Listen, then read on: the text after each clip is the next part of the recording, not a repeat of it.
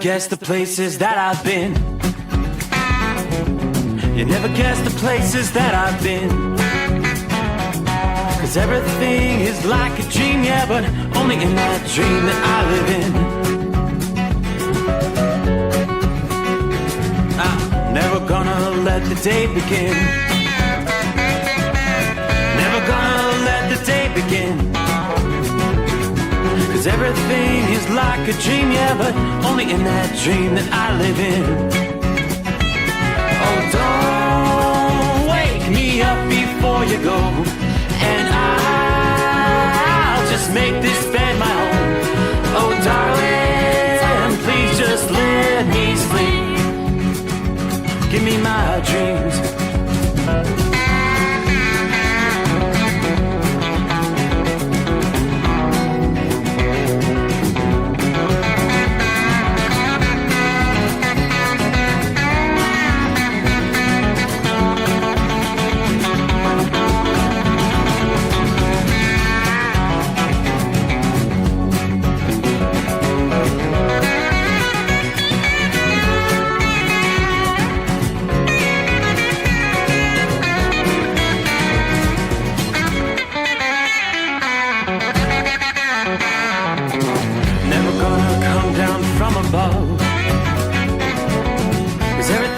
Better from above.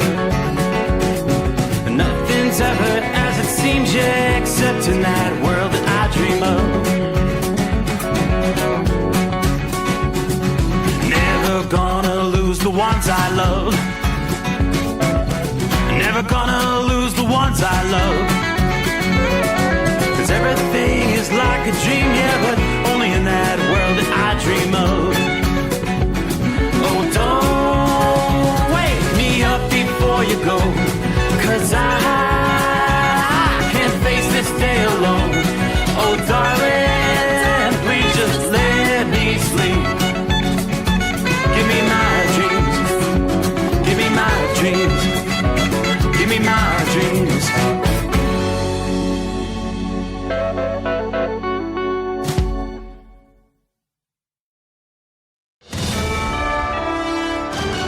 USA Radio News, I'm Anthony Lucero. The FBI says DNA from a glove found near Nancy Guthrie's Arizona home appears to match a glove worn by a man seen on surveillance video. A person of interest was detained and later released. The search for Guthrie is now entering its third week. Secretary of State Marco Rubio is reassuring European leaders that the U.S. remains committed to its alliances. We're not leaving NATO. We're not leaving. I mean, we may move a couple thousand troops from one country to another, but this has always been the case. This has always happened. While speaking in Slovakia, Rubio said the U.S. does not feel threatened by NATO strengthening its capabilities and emphasized that America wants Europe as a partner, not dependent on Washington. He traveled to Slovakia and Hungary following the Munich Security Conference for regional security talks. Senator Tom Tillis, a retiring Republican from North Carolina, criticized top Trump advisors on Face the Nation, saying Stephen Miller and Kristi Noem are not helping President Trump's legacy on immigration and border policy. These are people that don't look around corners and are not taking care of this president's legacy, and I intend to. And if I have to speak bluntly, that's what I'm going to do in my remaining time in the Senate. Tillis also defended his own record and urged Republicans to focus on pragmatic solutions as he wraps up his Senate career. Team USA fell short in women's alpine skiing Sunday in Cortina. Michaela Schifrin led the Americans with an 11th place finish in the giant slalom. Beautiful to be competing here and have so much support, so I love that. I really love that. Paula Moulton and Nina O'Brien placed 15th and 20th. Italy won the gold. Sweden and Norway took silver. Schifrin will return for Wednesday slalom. AAA reports the national average price for a gallon of gas is $2.92. Mono County, California is up to $5.68. Oklahoma County, Oklahoma, $1.86. From America's News Network, USA Radio News. Business owners, are you paying high phone bills for old school systems and lousy service? StrongTel cuts your phone bills in half and turns every phone you own into a feature-rich business system. Sean Roddy, CEO of Hennings Brothers Drilling, had this to say. We've been a StrongTel customer for over 10 years. It's great. It even includes an intercom with video to our equipment yard. I can watch live from anywhere with my smartphone. I'd recommend StrongTel to anyone. Never miss a customer call again with your StrongTel business system. StrongTel is a proud iTex partner and always welcomes your iTex dollars. You'll get award-winning StrongTel service, a business-class phone system, and cut your phone bill in half. Visit strongtel.com. That's StrongTel, StrongTel.com. StrongTel. She's a maniac, maniac on the floor. And she's dancing like she's never danced before. New research says that aerobic exercise may be the best kind for people with anxiety and depression. The findings were published in the British Journal of Sports Medicine earlier this week and show that aerobic exercise such as walking, running, cycling, and swimming were best at reducing mental health symptoms. Researchers also found that group-based supervised exercise had the strongest effects on depression by giving structure and social connection. For anxiety, shorter, lower-intensity workouts were most effective. I'm Rob Martier. Workers at a wastewater treatment plant in Jessamine County, Kentucky, rescued a deer that had fallen into a deep water tank. Employees lowered a ladder and helped the exhausted doe to climb out safely. Officials say the animal walked off on its own afterwards. They're reminding the public to be cautious around open facilities. Baby food sold nationwide is being recalled over a possible health risk. Initiative Foods issued a recall for its Tippy Toes brand apple pear banana fruit puree over elevated levels of patchoulin. According to the FDA, patchoulin is a naturally occurring substance produced by molds that may grow in various fruits. Long-term exposure could lead to immune suppression, nerve damage, headache, fever, and nausea. No illnesses or injuries so far have been reported. I'm Lisa Carton. And I'm Anthony Lucero, USA Radio News. iLocal.net is offering a free website analysis to improve the online presence of your business. Business owners across the U.S. turn to iLocal.net to improve their search engine rankings. Search engines are constantly changing their algorithms. You need the professionals who know how to use those changes to benefit your business. Don't hope for new customers. Get found and be chosen. Visit iLocal.net/go for your free website analysis. iLocal.net/go. Truck downtime costs you money. One hidden killer on Cummins ISX 15 engines is weak injector cups. When they leak, coolant gets into the cylinders and suddenly you're facing a big repair bill. Industrial Injection has the fix. Our Torque Lock Injector Cup Kit with a threaded Torque Lock design. These cups stay sealed for good. No more coolant leaks. No more surprise downtime. Keep your truck on the road. Ask your shop for Industrial Injection Torque Lock Injector Cups today. Like the men and women who power America, the people at Hot Shot Secret work hard and play harder. We're the fastest growing diesel and oil additive brand in the country. We solve problems. We protect engines. We save you money. And more importantly, time. Hot Shot Secret, powered by science. Another dark night on the interstate. Another 100 miles in the pouring rain. These are worth all the time I've spent away. Another dark night on the interstate.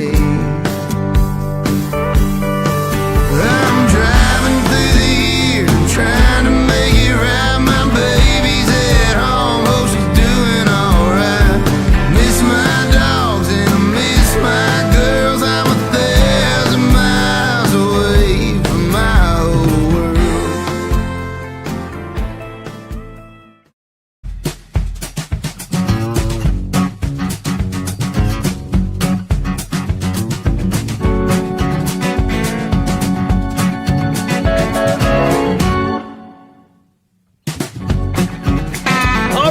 Doesn't seem possible, but indeed it is. We're wrapping up the weekend. Just like that. So here we get back in the saddle again. Do it all over. kick off a Monday. Getting started here. Trust you had a good weekend as we cross over the midnight hour in the Eastern time zone. We shall do the same from one coast to the next. As we roll into a Monday, the Steve Sommers Overnight Drive live from the Hot Shot Secret Studios. A little foggy outside the secret bunker tonight. According to the Weather Service, a lot of folks going to be rolling in fog tonight. I'm looking at dense fog advisories through much of Arkansas, southern Missouri. Say the southern third of Illinois, Indiana, mostly south of, say, Indianapolis. A good chunk of Kentucky, Ohio, West Virginia, on up into western Pennsylvania. Foggy, foggy.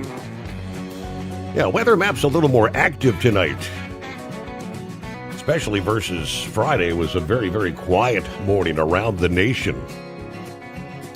So indeed, we had our big weekend storm. It was kind of a rainy night 24 hours ago. I think it was right about this time where, especially down into parts of Louisiana, getting hammered by severe thunderstorms.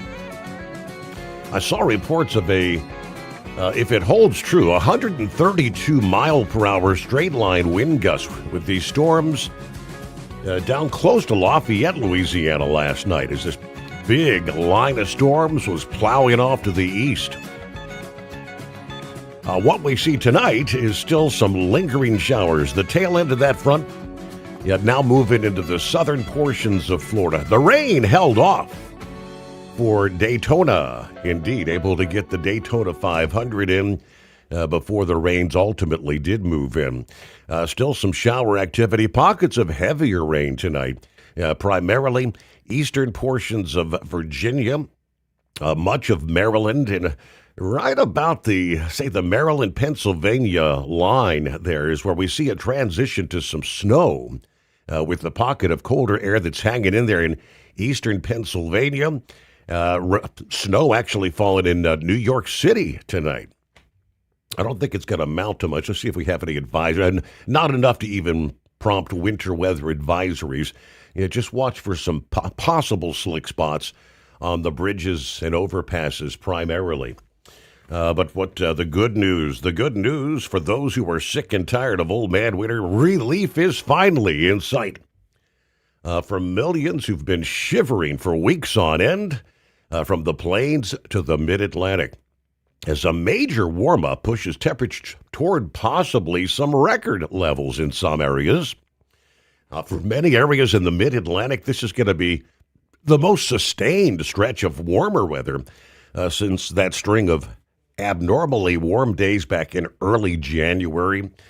Spring-like air is going to expand to the north and east across the middle of the country through the early portions of the new week here.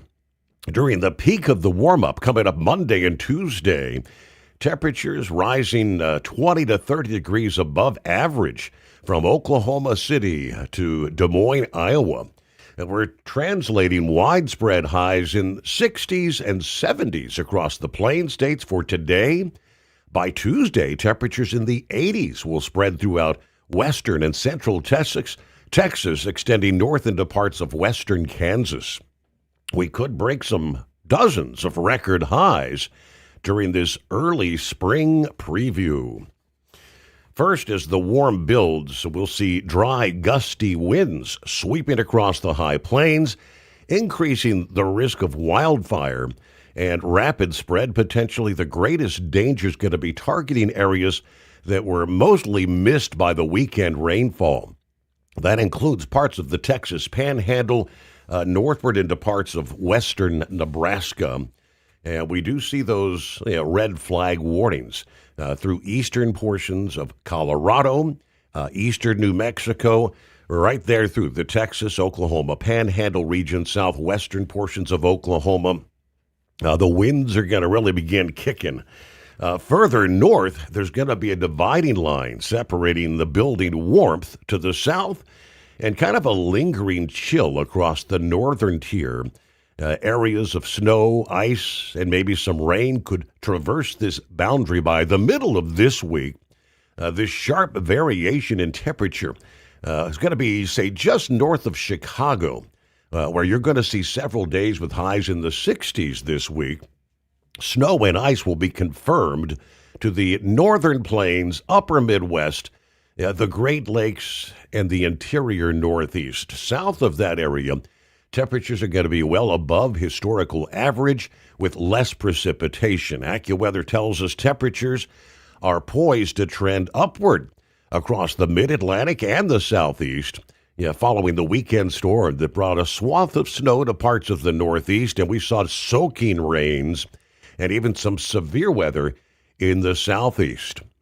But this surge of warmer air, bringing temperatures as high as near 60 degrees, places like Pittsburgh toward midweek.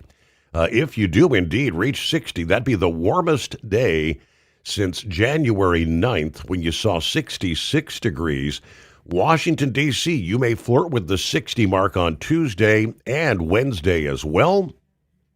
The warm air faces a little more resistance further to the north. That warm-up kind of blunted by the chilly air mass that's going to be stubborn, trying to hang in there across New England. While cities like D.C. are basking in warmer weather, Boston, you're going to struggle to get near 40 degrees. As that warm air impacted by more resistance, that fluctuating temperature could increase the risk of ice jams and ice flooding along many secondary rivers, streams in the Midwest and the Northeast.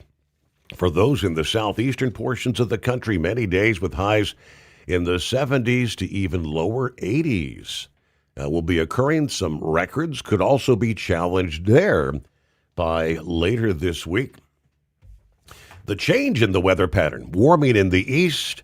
Old man winter has returned with a vengeance out west, where we see winter storm warnings, winter weather advisories, stretching through portions of Southern California, most of Nevada. Storm warnings, obviously, for the Sierra Nevada.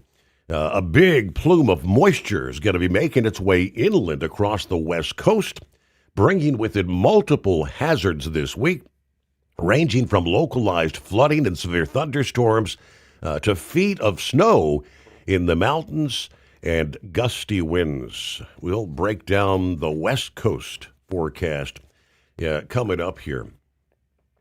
I did see there was a notice, I think Horse Feathers sent that my way. In some areas, they're actually ordering some evacuations as they anticipate heavy rains impacting some of the burn scar areas. And mudslides, mud flows, flooding are going to be a concern there in parts of the Los Angeles basin, they tell us. But out of the box, there's Pappy, ready to roll. Saddle up, nocturnal listeners. It's the midnight hour. And it was a crash, boom, bang at the finish line. 499.5 yardstick for the Daytona 500. Congratulations to Tyler Reddick, number 45 in the Toyota, crossing the checkered flag in one piece. That was one boring race, pretty much till the last 5 laps. All this, who's going to pit? When are they going to pit? I'm sure Brain Dead can fill us in with his expertise. There's more than one prognosticator out there, a.k.a. prostate examiner. Until then, start your engines, nocturnal listeners. Let's get the new week started. Indeed. Gary is on board, getting things underway here on a Monday. Hello, Michael. What's up, people? Marianne in the house. On down the line, Tank. Where are we at? Good morning, Steve, the overnight crew. Happy Monday. Hope everybody had a good weekend there. It's pretty short and sweet for us as well, but we're back in the saddle. 48 degrees in Stanton, Tennessee. Headed down to Memphis, so we'll get a set and head back out west. Everybody truck safe. Have a blessed Monday. Good afternoon. Larry, hammer down 34 degrees at the New York, New Jersey state line tonight. Headed for Hartford, Connecticut. Coffee cups full. It is time to ride. Here we go. Morning, Plowboy. Kansas City, Missouri. Man, it's Monday already. A little shout out to our new affiliate in Lubbock, Texas. Congratulations to the Texas Tech Red Raiders. Number 16 beating number 1 Arizona overtime in men's basketball. All right, I'll check in later as we get the new week started. Everybody stay safe and God bless. Hello, Josh, checking in from Knightstown, Indiana. The fog is thick here. All right in those fog advisory areas. Ice Cream Man is on board. Good morning. Hello from Bob in Michigan. There's the sharp-dressed man, a.k.a. Pat. Morning, Steve. Happy President's Day. That's right. It is an extended weekend, right? Yeah, so I guess what? No banks, no mail. I think the grandkids have a 3-day weekend. No school today. I almost forgot about that. Sorry I missed Dean Michael last week. I was having computer issues and I couldn't get on with you guys. I don't know if Dean told you. He and I are now kind of working together on Tax Help MD. Dean promoted me up to their national sales director, primarily due to my over 40 proven successful years of sales, marketing, and sales management experience, plus my matching big rig and love for trucking expertise. It's a perfect match. All right. He did not, I don't think he mentioned that. I know he had anticipated maybe hearing from you. You did come up in the conversation, though. All right, good to have you on board there, sharp-dressed man. Jerry checks in from Kokomo. Had some sunshine, beautiful day Sunday. Thank you to Hot Shot Secret for putting the Steve Sommers Overnight Drive on the air for all of us to enjoy. Tell them you love them every chance. Let's see, Captain Cliff checking in. Morning, Steve, in Romulus, Michigan tonight. Been a while since we heard from you there, Captain Cliff. Hope you're doing all right. I know you're doing your karaoke thing. I see your posts on Facebook there. Hello, Rockpick. Good morning, Steve. Truckers, third shift workers, and wise old night owls. Currently at the Rochester International Airport, overcast 29 degrees. Happy Monday, all you hardworking Americans. Stay safe out there. Very good. And we got a couple of other here we'll get to coming up, rolling into a Monday. It's 844-844-3388. Good to have you on board. Kicking off a greatest day of the week. Truck downtime costs you money. One hidden killer on Cummins ISX 15 engines is weak injector cups. When they leak, coolant gets into the cylinders and suddenly you're facing a big repair bill. Industrial Injection has the fix. Our Torque Lock Injector Cup Kit with a threaded Torque Lock design. These cups stay sealed for good. No more coolant leaks. No more surprise downtime. Keep your truck on the road. Ask your shop for Industrial Injection Torque Lock Injector Cups today. It's no secret, today's diesel isn't as good as it should be. Diesel lacks lubricity. That can lead to fuel system failure, costing thousands in repairs. But you can prevent those issues with Hot Shot Secret products. Clean injectors, boost cetane, increase fuel economy while adding 4 times more lubricity than the leading competitor. Claims proven by real-world use and confirmed by third-party ASTM testing. Available nationwide at truck stops, farm and automotive stores, and online at hotshotsecret.com. Hot Shot Secret. Powered by science. Your factory fuel filter is letting you down. AirDog heavy-duty diesel fuel systems don't just filter your fuel. The AirDog fully optimizes your truck's fuel system for peak efficiency. The factory-provided filter simply removes particulates and water from fuel. The AirDog system removes all contaminants, including entrained air, water, and particulates, and feeds the engine pump with optimal pressure. Check out airdogdiesel.com to learn how you can capture every bit of performance and efficiency from your fuel system. Did you miss an episode of the Steve Sommers Overnight Drive? Or just want to relive a little bit of the magic? Don't worry. You can download the Steve Sommers Overnight Drive wherever you get your podcasts. Don't miss a single second of the show that was recently named one of the best late night shows in America. Make sure you like and subscribe to the Steve Sommers Overnight Drive so you don't miss a single episode. The Steve Sommers Overnight Drive. Available wherever you get your podcasts or online at overnightdriveradio.com.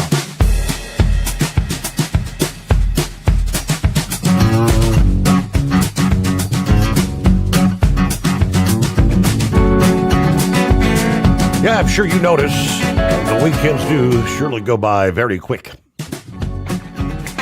And Valentine's Day weekend was no exception. Oh, by the way, I hope you all had a wonderful Valentine's Day. All right, let's take a look out west. Promised we'd break down what's going to be a very busy pattern. After weeks being dominated by weather that was pretty much dry, warmer than average, we've seen the transition to a stormier pattern, a clear change for the region. Water levels statewide are running about half their typical mid-February levels. Now, while the incoming storms may create some hazards, they will offer much-needed moisture for the region. It's going to be a wet week across California as a series of storms slams into the state. Multiple inches of rain will fall across much of the state. Several feet of snow for the Sierra Nevada. This week, forecasters say that 3 separate storms are set to track into the west. The rain associated with the first storm started moving ashore this past day, while the core of that storm's energy begins to shift inland here on Monday. A second storm diving south and east from the Pacific Northwest Monday night to Tuesday night. That brings in another wave of soaking rain. And then by late week, the third final storm expected on Thursday. That one expected to focus on the central coast and portions of southern California. Altogether, cumulative rainfall amounts 1 to 2 inches across Southern California and the Central Valley, 2 to 4 inches along the Central Coast and into Northern California. Some enhancement could push localized amounts in excess of 4 inches in the Sierra and the adjacent higher terrain. So on top of the deluge of moisture this week, forecasters also warning about the risk for some robust thunderstorms in northern portions of the Central Valley, as well as coastal areas of Southern California. As this first storm moves in today, thunderstorms are expected to develop across the LA basin. These storms could trigger flash flooding, especially in urban areas and near some of the burn scar areas. Gusty winds cannot rule out even an isolated tornado. Severe weather not expected to be widespread, but the risk zone includes densely populated areas from San Luis Obispo County through San Diego County. Any storm that intensifies could produce some damaging winds, a lot of lightning. So residents need to stay alert for rapidly changing conditions here on Monday. They note that there could be rumbles of thunder as the rain shifts across central California, with a separate risk of maybe spin-ups around the Sacramento Valley. Now, as the jet stream then takes a nosedive along the west coast, that brings in cooler conditions. That's going to follow any moisture that spreads into the higher terrain, and that's going to fall in the form of snow. And it may be in notable amounts. An abundance of cold air will bring in snow levels dropping down to about 4,000 feet by Wednesday. This week's pattern is going to bring travel impacts significant to some of the passes, including I-80 over Donner. Between now and Thursday, 3 to 4 feet of snow, with the heaviest period likely to be Monday night through Tuesday.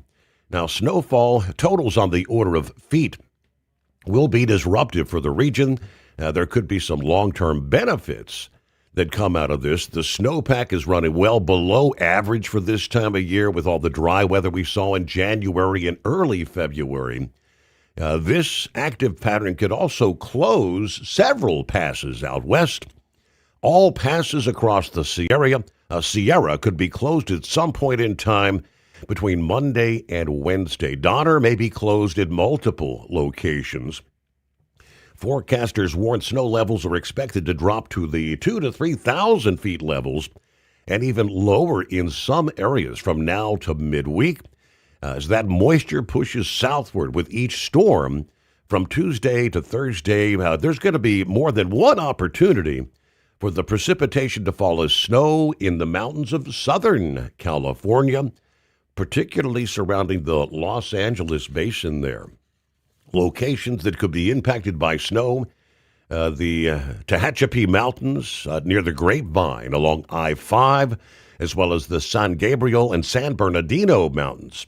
Events this week could be the first notable accumulated snow of the season for some of that region. Travel through the Grapevine. That corridor could potentially be slick if snow develop. Motorists headed into the San Gabriel and San Bernardino ranges will encounter winter driving conditions as well. Travelers' weather around the country. Hey, we got a lot to cover as we get a new week underway. Of course, see what's on your mind. Around the country, it's 844-844-3388.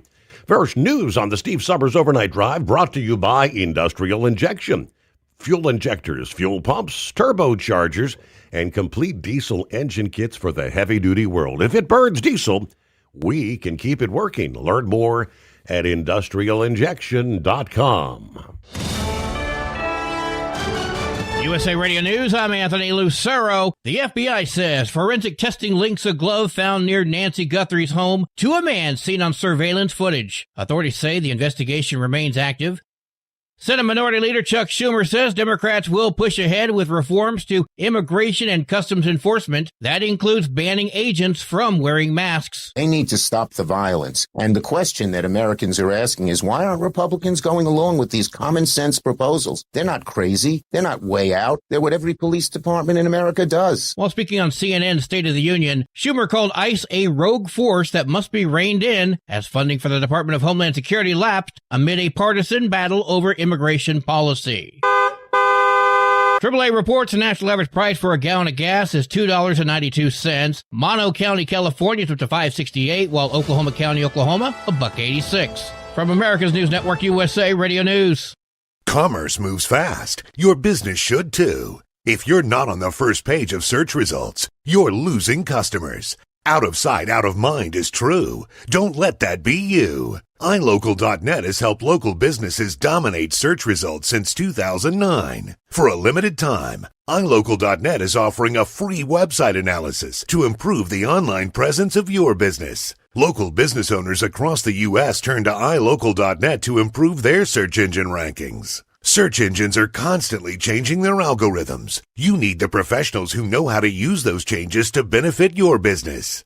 Don't hope for new customers. Get found and be chosen. Call 888-699-2407 for your free website analysis. Don't wait. Call 888-699-2407. That's 888-699-2407. For your free website analysis, call 888-699-2407. Truck downtime costs you money. One hidden killer on Cummins ISX 15 engines is weak injector cups. When they leak, coolant gets into the cylinders and suddenly you're facing a big repair bill. Industrial Injection has the fix. Our Torque Lock Injector Cup Kit with a threaded Torque Lock design. These cups stay sealed for good. No more coolant leaks. No more surprise downtime. Keep your truck on the road. Ask your shop for Industrial Injection Torque Lock Injector Cups today. Winter is here. When the temperature drops, so does your truck's performance. Avoid fuel gelling by using Hot Shot Secret's EDT Plus Winter Defense, a 7-in-1 fuel booster and anti-gel that improves cold weather performance. The 7-point cetane boost decreases DPF regens and increases fuel economy. Be confident that your engine is running smoothly and trouble-free, even in the coldest temperatures. Hot Shot Secret EDT Plus Winter Defense, available at Pilot Flying J, Amazon, O'Reilly Auto Parts, and HotShotSecret.com. Hot Shot Secret, powered by science. At TEL, we know what it takes to succeed as an owner-operator because we were founded by one. The big secret? Affordable new trucks. New equipment keeps you moving, improves cash flow, and delivers reliability. For over 20 years, we've helped drivers take the next step in their careers. Call TEL at 866-404-6289 and use promo code OVERNIGHT100. We look forward to meeting you. Your factory fuel filter is letting you down. AirDog heavy-duty diesel fuel systems don't just filter your fuel. The AirDog fully optimizes your truck's fuel system for peak efficiency. The factory-provided filter simply removes particulates and water from fuel. The AirDog system removes all contaminants, including entrained air, water, and particulates, and feeds the engine pump with optimal pressure. Check out airdogdiesel.com to learn how you can capture every bit of performance and efficiency from your fuel system. Truckers, meet the SpeedMax Pro Max, the tire built for serious hauls and serious peace of mind. With rugged construction and performance you can count on, Pro Max is made for the long road ahead. And here's the best part. It comes with an 8-year warranty. That's right, 8 years of confidence, mile after mile. Ask SpeedMax. Drive far. Drive strong. For more info, call 860-436-4100 or buy online at digitire.com.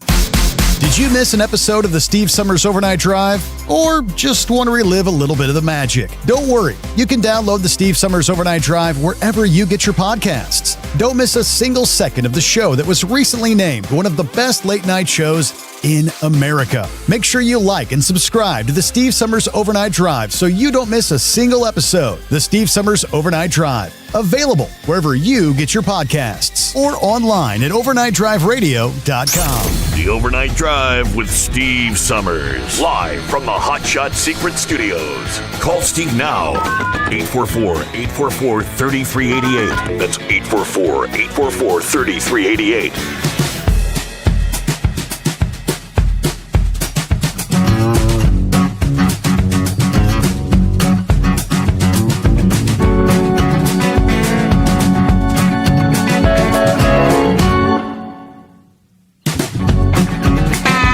Can we say hello to Jeffrey there, Southern Florida, checking in.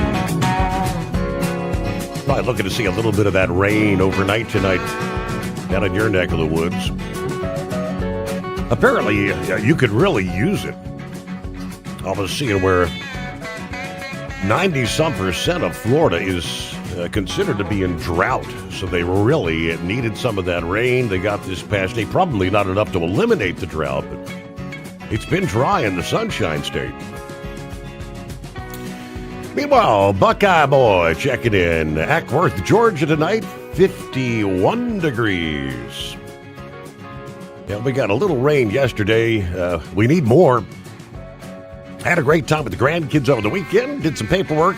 Doing some paperwork now. Listening to the king of nighttime airwaves. Thank you very much. All right, had some repairs on the trucks this past week.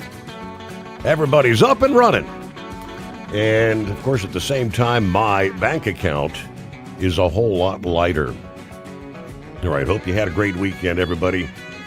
Be careful out there. Double trucker, 37 degrees, foggy in Lodi this morning. We'll tune in later on the way back to Western New York. They're on the home of free speech. Rumble. All right, thanks for checking in. Yeah, Michael says, has Minneapolis calmed down yet? Seems like this whole Guthrie thing has kind of taken over all the media coverage. Well, that would be correct. I'm not seeing hardly any coverage out of Minneapolis. But I think things really have calmed down. Holman last week said they're going to be pretty much exiting Minneapolis in the not-too-distant future. But all the jails were working with them, releasing those illegals in custody to ICE, which has made a big difference. It's a whole lot easier to go into a secured location like that, to apprehend, take them into custody for deportation, than it is trying to go door to door out there in the streets, as they had been having to do for so many weeks, and one at a time try to round up the criminals. But how about the Daytona 500? I'm not sure if we'll hear from Eagle this morning. He's probably having to get some rest at some point in time after what was probably a pretty long day there in Daytona. Looks like they had a good crowd.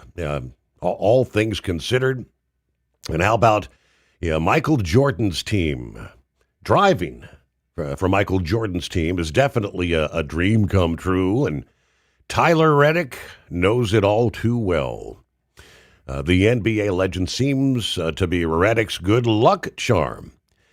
In the 2024 Cup Series race at Homestead, Miami, Reddick put together one of the most memorable performances to date.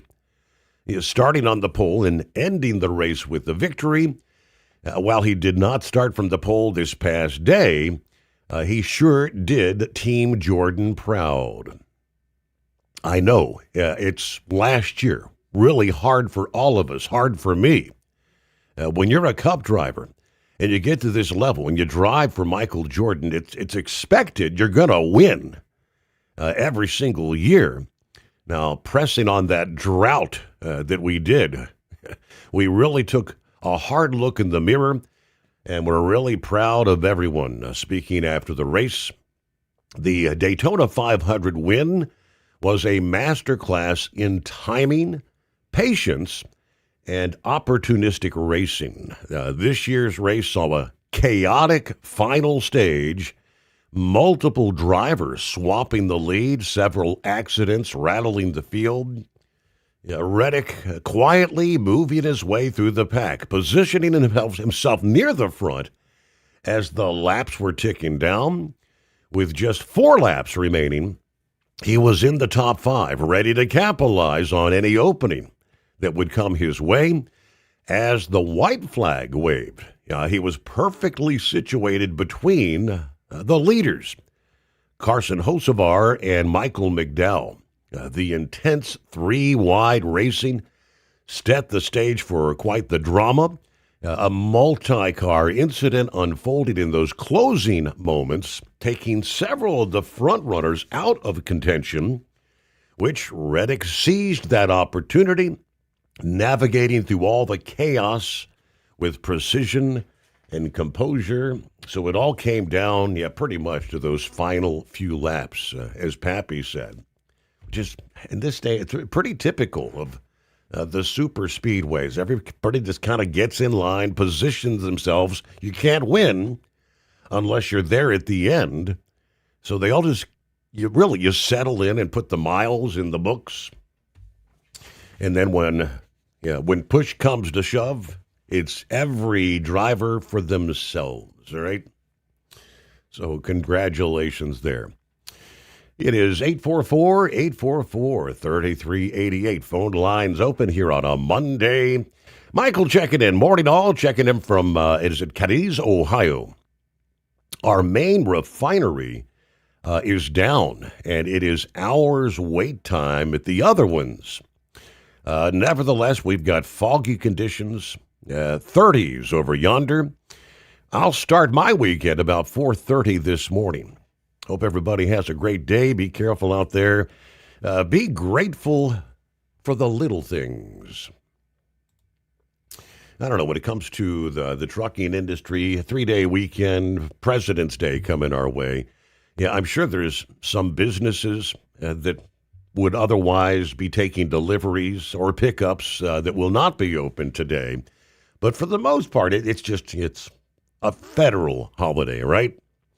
Officially referenced as Washington's birthday at the governmental level, celebrated on the 3rd Monday of February. It's often celebrated to honor all those who have served as presidents of the United States, and since 1879 has been the federal holiday honoring the founding father George Washington, who led the Continental Army to victory in the Revolutionary War, presided at the Constitutional Convention of 1787, served as the first U.S. president from 1789 to 1797. So it's an official state holiday in most states under various names. Depending on the specific law, the state holiday may officially celebrate Washington alone, Washington and Abraham Lincoln, or some other combination of presidents, such as a Washington and Thomas Jefferson, who was actually born in April. But George Washington, born February 22nd, 1732. His birthday was celebrated on this date from 1879 to 1970 to give federal employees a 3-day weekend.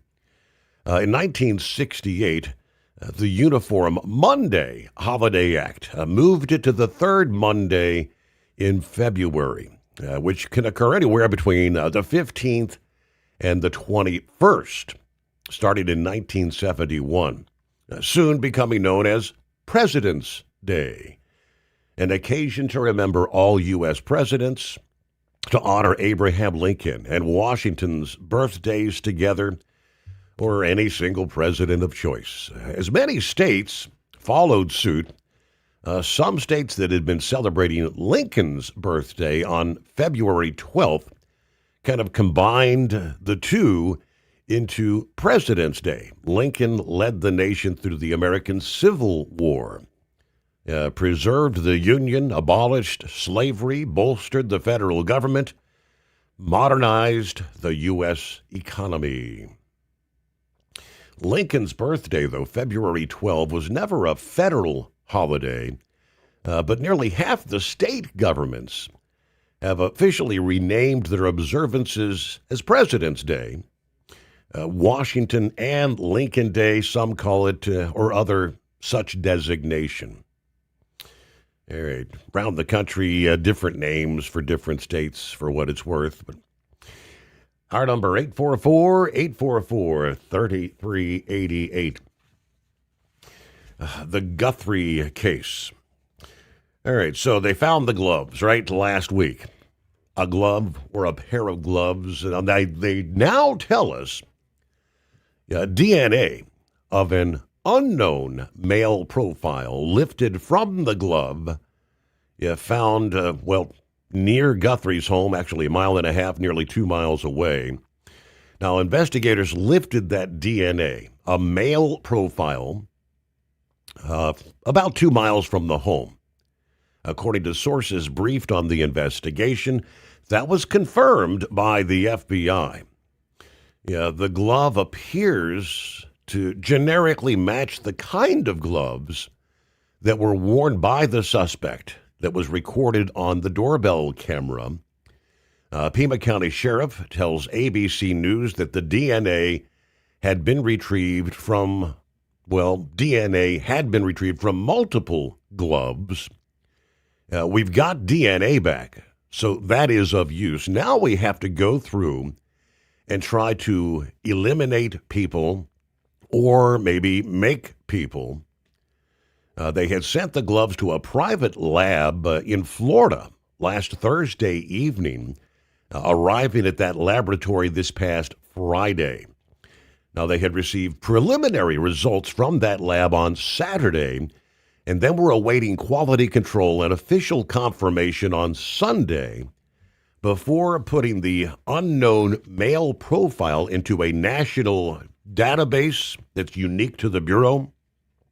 It's known as the Combined DNA Index System, CODIS for short. Now, that process typically takes 24 hours from when the Bureau receives the DNA.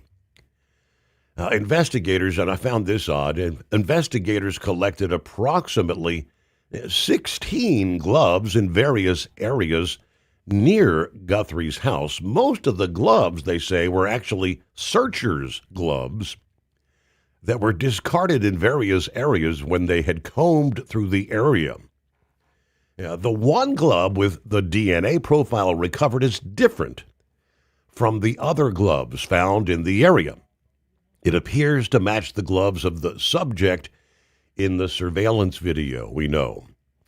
We're now entering week number 3 of her disappearance.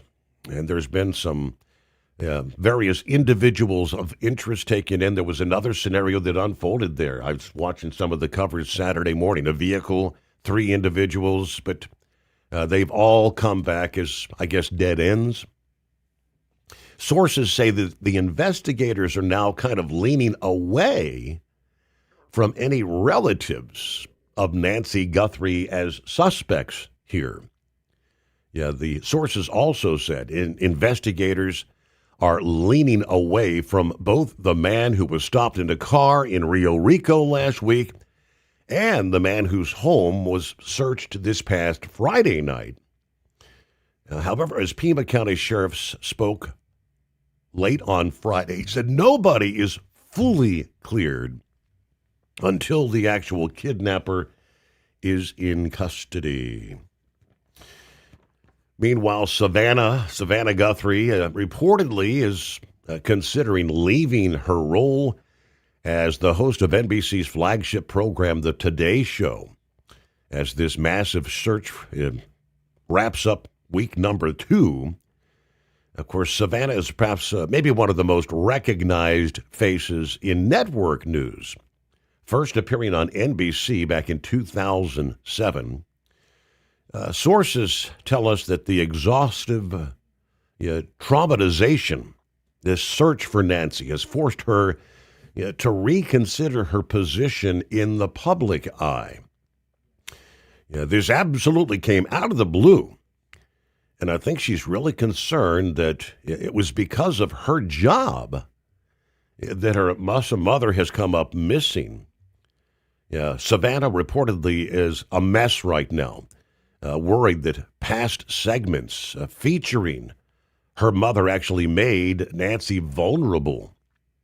Of course, the narrative remains law enforcement believing she was snatched from her home in the middle of the night. Obviously, the age, the health status have complicated the search. All right, so what else do we know here? There was a kind of a break that came earlier last week. We know when they had found the gloves, and then, of course, they were able to pull that previously lost surveillance footage. Not much else has changed. There were some false hope of an arrest that came Friday night when they detained multiple individuals at 2 separate locations in Tucson. SWAT teams actually raided a home near Nancy's property, and then the driver of a Range Rover was detained nearby. Authorities later said that the operation did not lead to any arrest.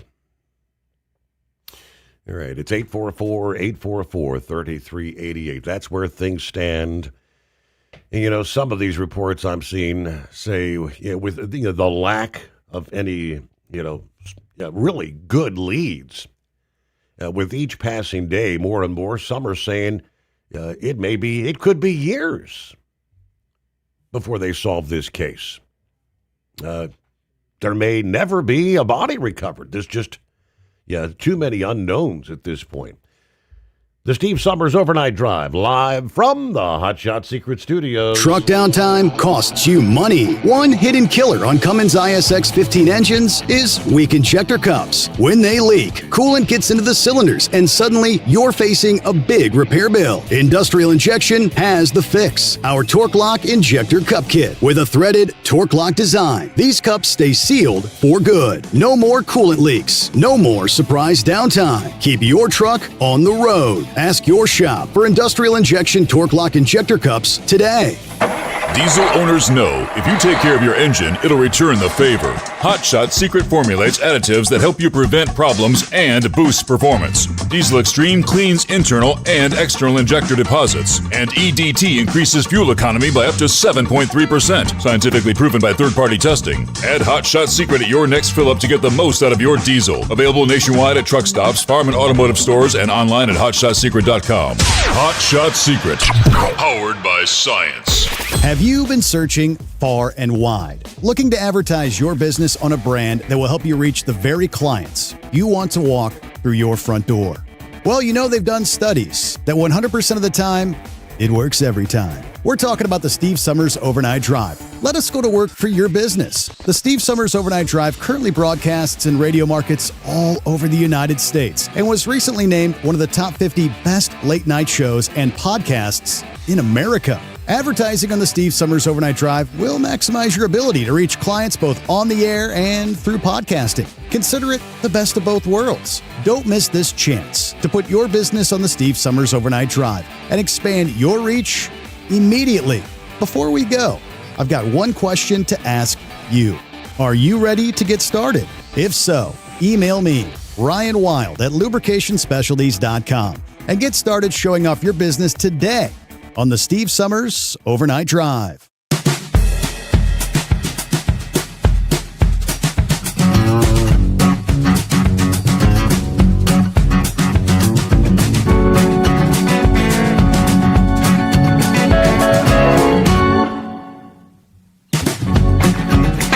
All right, coming up here, we'll get to some of our industry updates.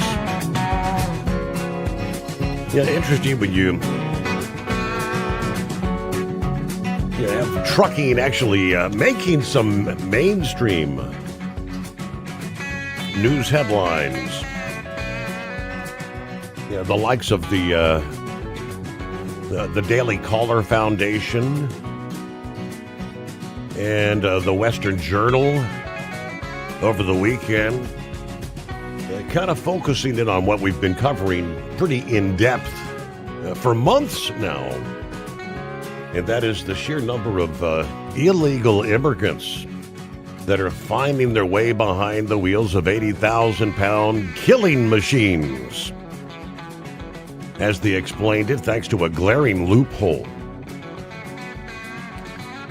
But that's only the latest symptom of a trucking industry gutted by loose training, rock-bottom wages, and what has been, according to some, federal neglect.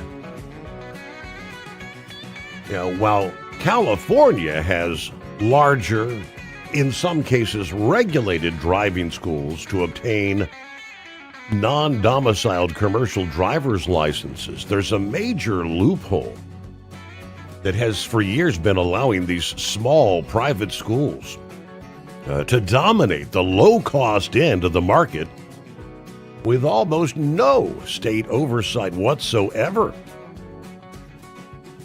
Explaining under California law, private trucking programs charging, say, $2,500 or less in tuition are actually exempt from the licensing and regulation by the Bureau of Private Post-Secondary Education. This is pretty much a big-time gray area where nearly 200 such schools can issue credentials with little, very little, if any, accountability whatsoever.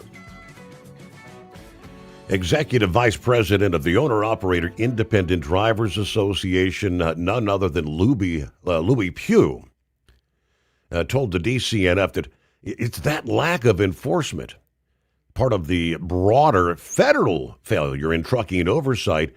He argued that even the basic federal entry driver training requirements themselves are poorly enforced, which has allowed many inadequate programs to persist and produce unprepared drivers, rather foreign or domestic, that indeed pose true risks out there on the highways.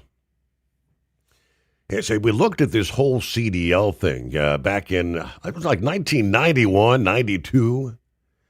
Yeah, they're supposed to make this all universal. Everybody had the same license, passed the same training, same thing.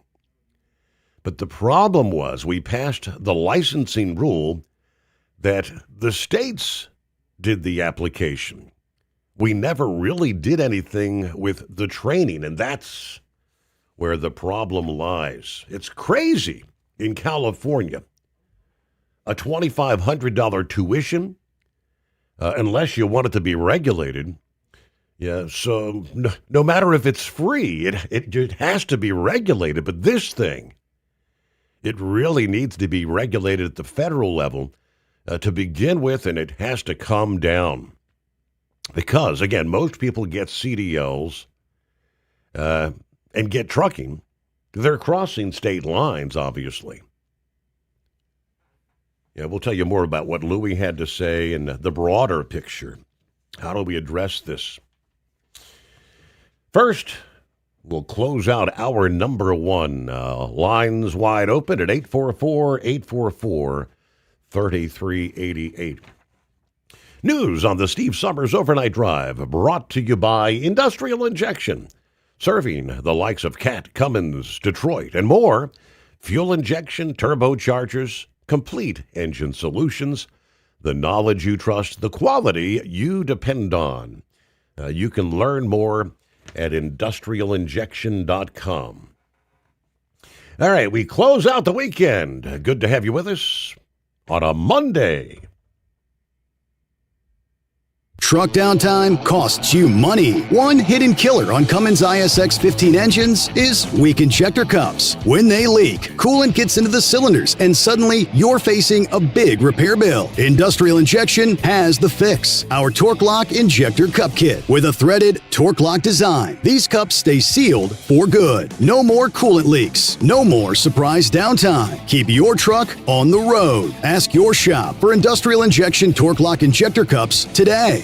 At TEL, we know what it takes to succeed as an owner-operator because we were founded by one. The big secret? Affordable new trucks. New equipment keeps you moving, improves cash flow, and delivers reliability. For over 20 years, we've helped drivers take the next step in their careers. Call TEL at 866-404-6289 and use promo code OVERNIGHT100. We look forward to meeting you.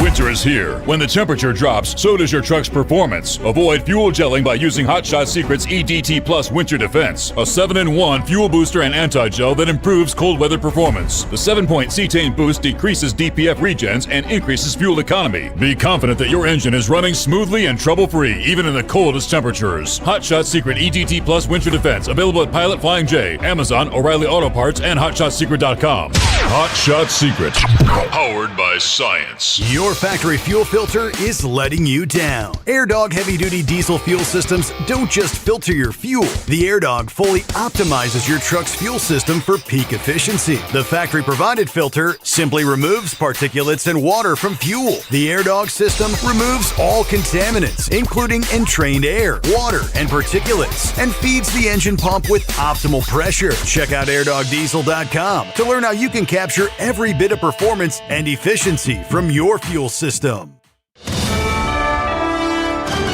USA Radio News, I'm Anthony Lucero. Investigators say DNA recovered from a glove near Nancy Guthrie's home is consistent with a glove worn by a suspect who was captured on video. Authorities stress no arrests have yet been made. The FBI continues canvassing the area as the disappearance stretches into week number 3.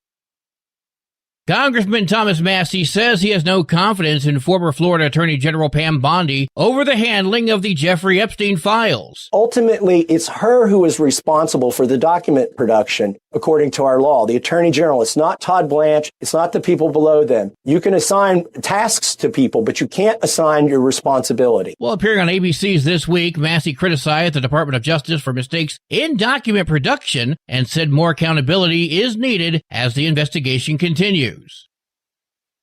House Minority Leader Hakeem Jeffries says dramatic changes are needed at the Department of Homeland Security before Congress passes a new funding bill pushing for reforms to immigration and customs enforcement after public outcry over controversial enforcement actions. He appeared on CBS's Face the Nation. We know, and the American people clearly know, that ICE is totally out of control and they need to be reined in because the American people deserve immigration enforcement that is fair, that is just, and that is humane. Democrats are seeking requirements such as body cameras, warrant rules, and limits on masks for agents, while Republicans argue those changes are impractical as a partial DHS funding lapse looms.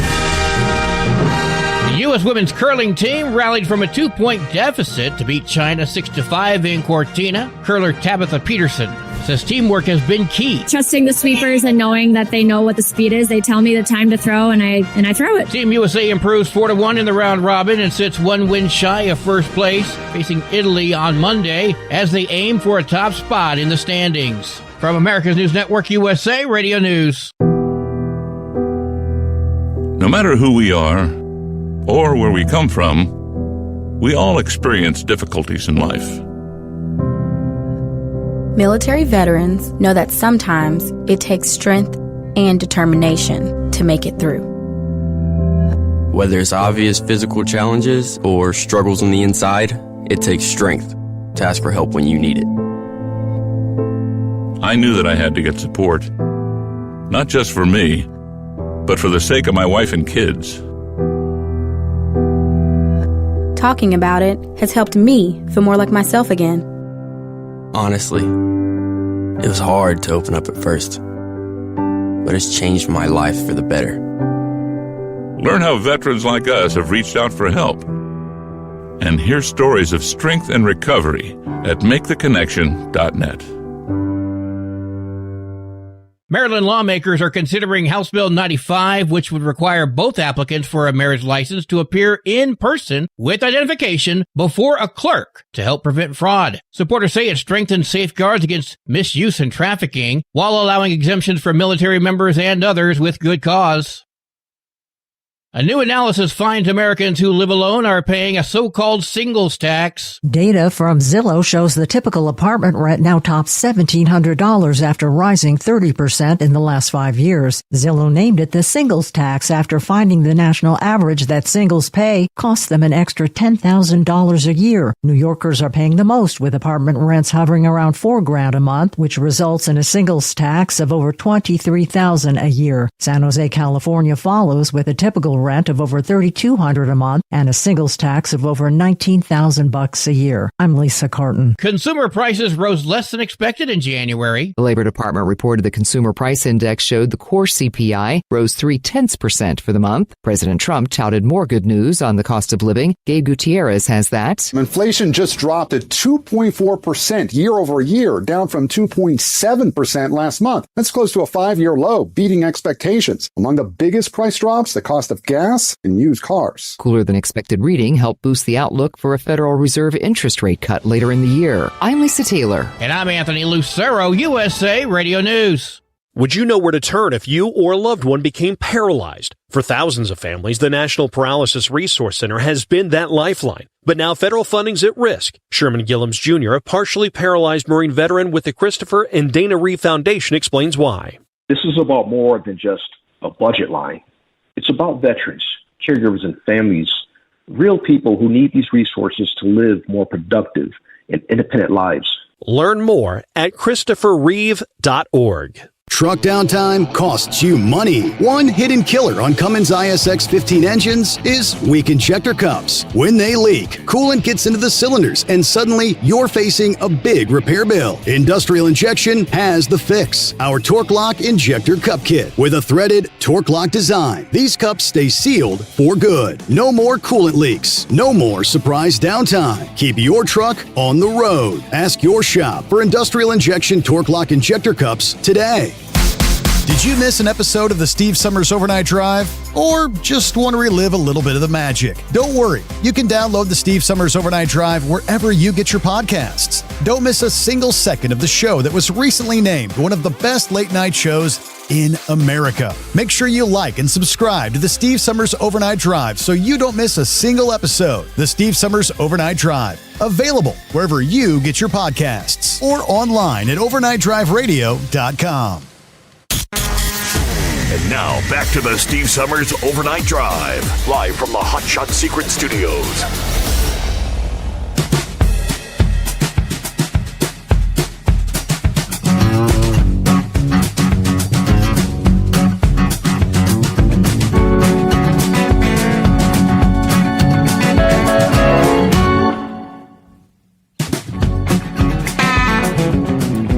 Yes, indeed. From time zone to time zone. And we close out the weekend. That's it. So we got us a Monday. The greatest day of the week. But for some, of course, most college campuses vary around the country. Some up, some running, some not. Most of the elementary, middle, high schools shuttered around the country. 3-day weekend. And I see Santa Claus checking in here. Top of the morning, 42 degrees, rainy here in Grass Valley, California, up in the Sierra Nevada mountains. Here, Santa Claus. Thanks for the update. From the west coast to the east, Drummer Girl checks in from northeast Philly tonight. 34 degrees. It's still snowing. Had about an inch on the ground by 9 o'clock this past evening. The roads were mostly wet. All right, that's good. So right there around the freezing mark, any sort of treatment doing its job on the roads and whatnot there.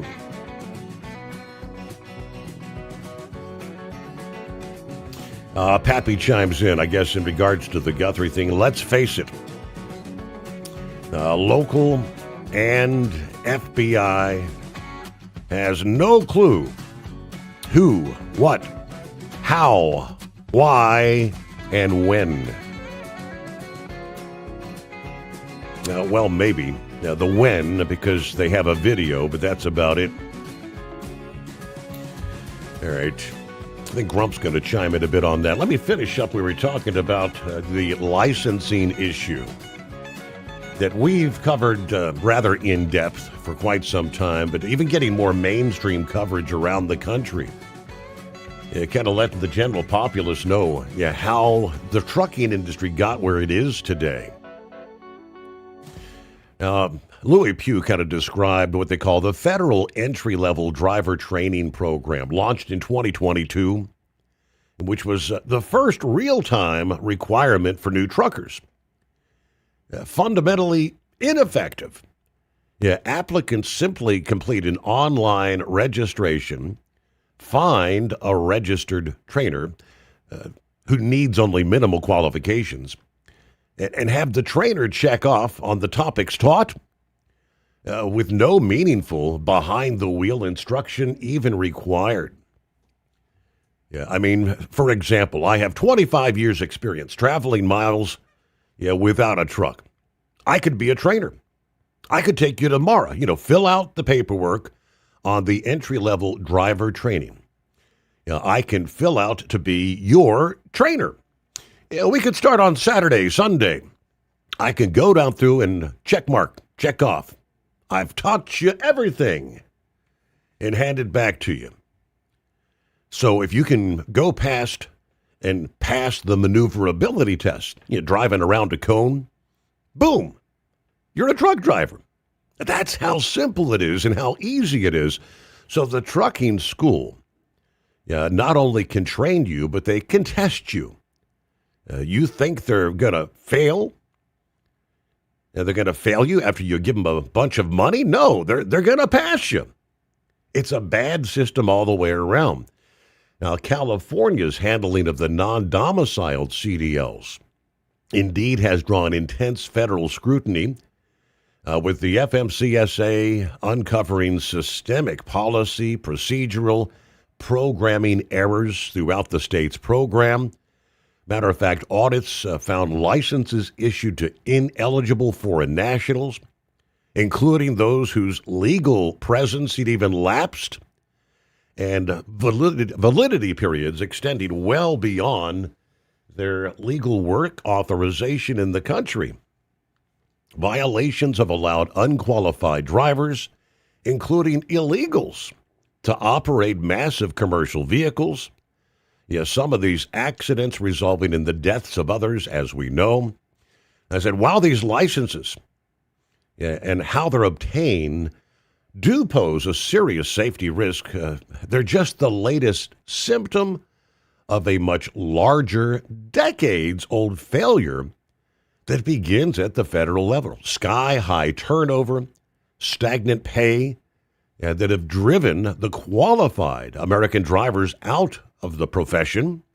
It all stems from the bigger problem about we're not training people, we're not preparing them for a career or a positive thing. We're treating them like a disposable commodity with drivers. That's all because we've preached for years and years about this so-called shortage that there's never been, It is a turnover problem.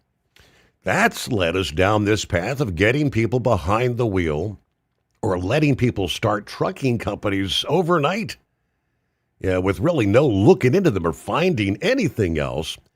All that being said, that's led us to where we are. It's the reason we have all these people. Yeah, we've taken a career that used to be a very well-paying middle-class job, and we've just ran it to the bottom on a race to the bottom to where nobody in this country even wants to do it. Major carriers routinely experiencing turnover rates exceeding 90% annually. This reflects deliberate business choices, not a labor shortage. Drivers are treated as interchangeable parts, pushed to maximize miles under the rigid hours of service, paid by the mile rather than by the hour, meaning that unpaid detention time at shippers and receivers eats into their earnings, encourage more risky behavior, trying to make up for lost income. I mean, can you imagine where you work? If you turned over 90% of your staff, your workers every year, how ineffective would you be? But trucking, that's the business model they've found because it puts profits over people. It puts profits over safety. That's why we're seeing all these accidents. Emphasizing that real wages for truck drivers have not kept pace with inflation since the 1970s, turning what was once a solid middle-class career into one that few Americans are willing to pursue. The constant push to keep the labor cost low has created a vicious cycle. Poor pay, poor conditions drive the turnover, which incentivizes bringing in less experienced drivers, including the non-domiciled CDL program that is right now under scrutiny. While the Trump administration's emergency restrictions on these non-domiciled CDLs, the sanctions against California, the new English proficiency requirement, have begun to address some of the most immediate safety concerns, industry advocates say deeper structural changes are still needed. OOIDA has pressed federal officials to strengthen the entry-level driver training requirements and improve oversight on the training providers. Back this past October, a letter to Congress and the Department of Transportation calling for mandatory behind-the-wheel training hours, urging the FMCSA to more quickly remove these non-compliant, inadequate programs from their training provider registry, particularly those that are tied to drivers involved in preventable fatal crashes. Now, he went on to describe the Transportation Secretary Sean Duffy's action on non-domiciled CDLs. That's an important step toward safer highways and more professional trucking industry as a whole. Now, whether these measures combined with potential future changes in upcoming highway reauthorization bills will resolve this long-standing problem of high turnover, stagnant wages, inconsistent training standards, that's still an open question for the regulators, the carriers, and the drivers out there. Yes, indeed. How did we get here? It was not an overnight thing, was it? Well, we got us a Monday, greatest day of the week. What's going on, Grump? Oh, just not much. Just cruising down the road here, listening to you there, and I guarantee you 10 years from now they'll be talking about the same thing, the driver turnover rates and you know, the same crap they've been talking about. They're until they pull their head out of their butts and say this piecework pay crap and start paying guys for exactly what they do out here instead of what carriers want them to do. And when I say that, they want them to sit on their butts at a shipper or receiver for hours on end and just twiddle their thumbs. You know, give us 2 hours and we'll start paying you something. You know, just sit there for 2 hours. You know, the incentive to me would be to tell the receivers or the shippers that our guys is going on the clock as soon as they get there, and it's going to come out off of you. That's going to come on the rate.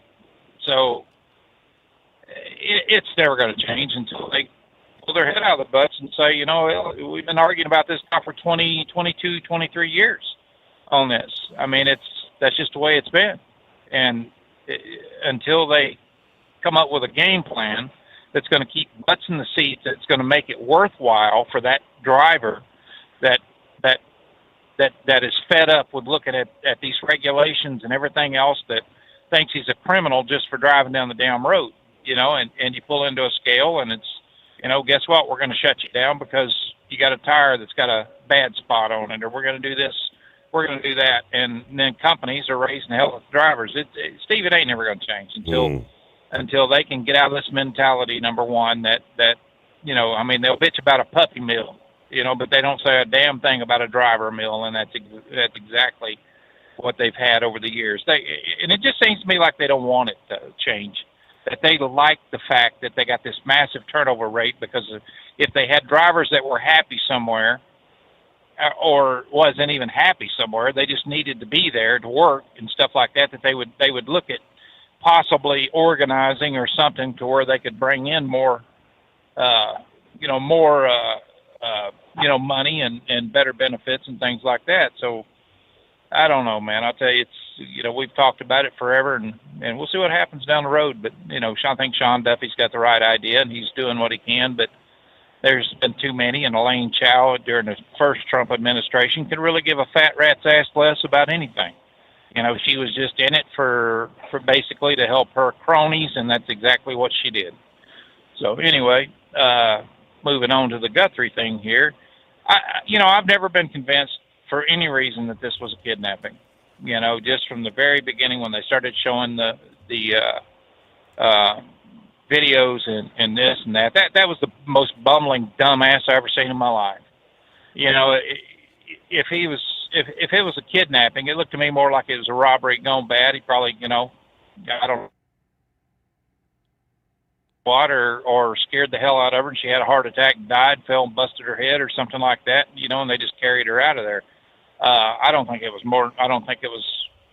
just looking at it, I don't think it was just one person there. I would say that there was probably others. And, being that close to the border and so many damn illegals that's crossed that border, it could have been, one of them, some of them. That's one reason why they're not getting a hit on the DNA. But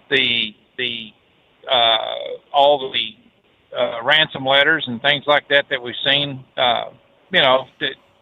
could they be opportunists? Just looking to profit off something, Bitcoin of all things. Okay, let me get 1/3 of a Bitcoin or 1/50th of a Bitcoin, deposited today, and I'll tell you some information. Then I'll give me the rest later. There's just too damn much going on here. Now they got that helicopter up there flying around looking for the Bluetooth, trying to key in on the Bluetooth for the pacemaker. Well, if the heart stopped, there ain't gonna be no damn Bluetooth because the pacemaker stopped.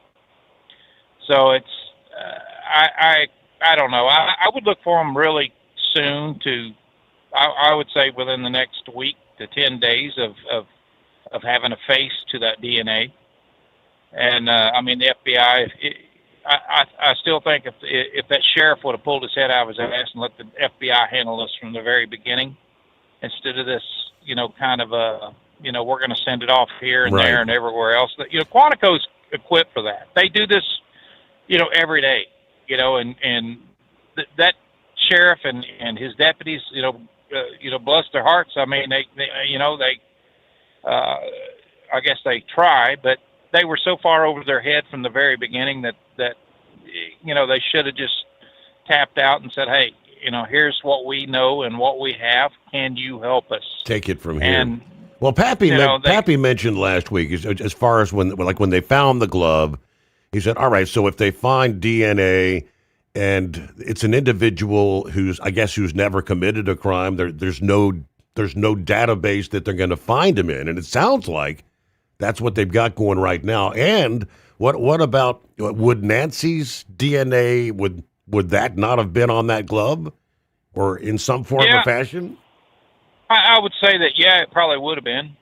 And the thing about that DNA is they may not hit on him, but if there's a relative or somebody like that that's been in prison or been in the system that has, had a DNA swab taken from them, it will hit on that.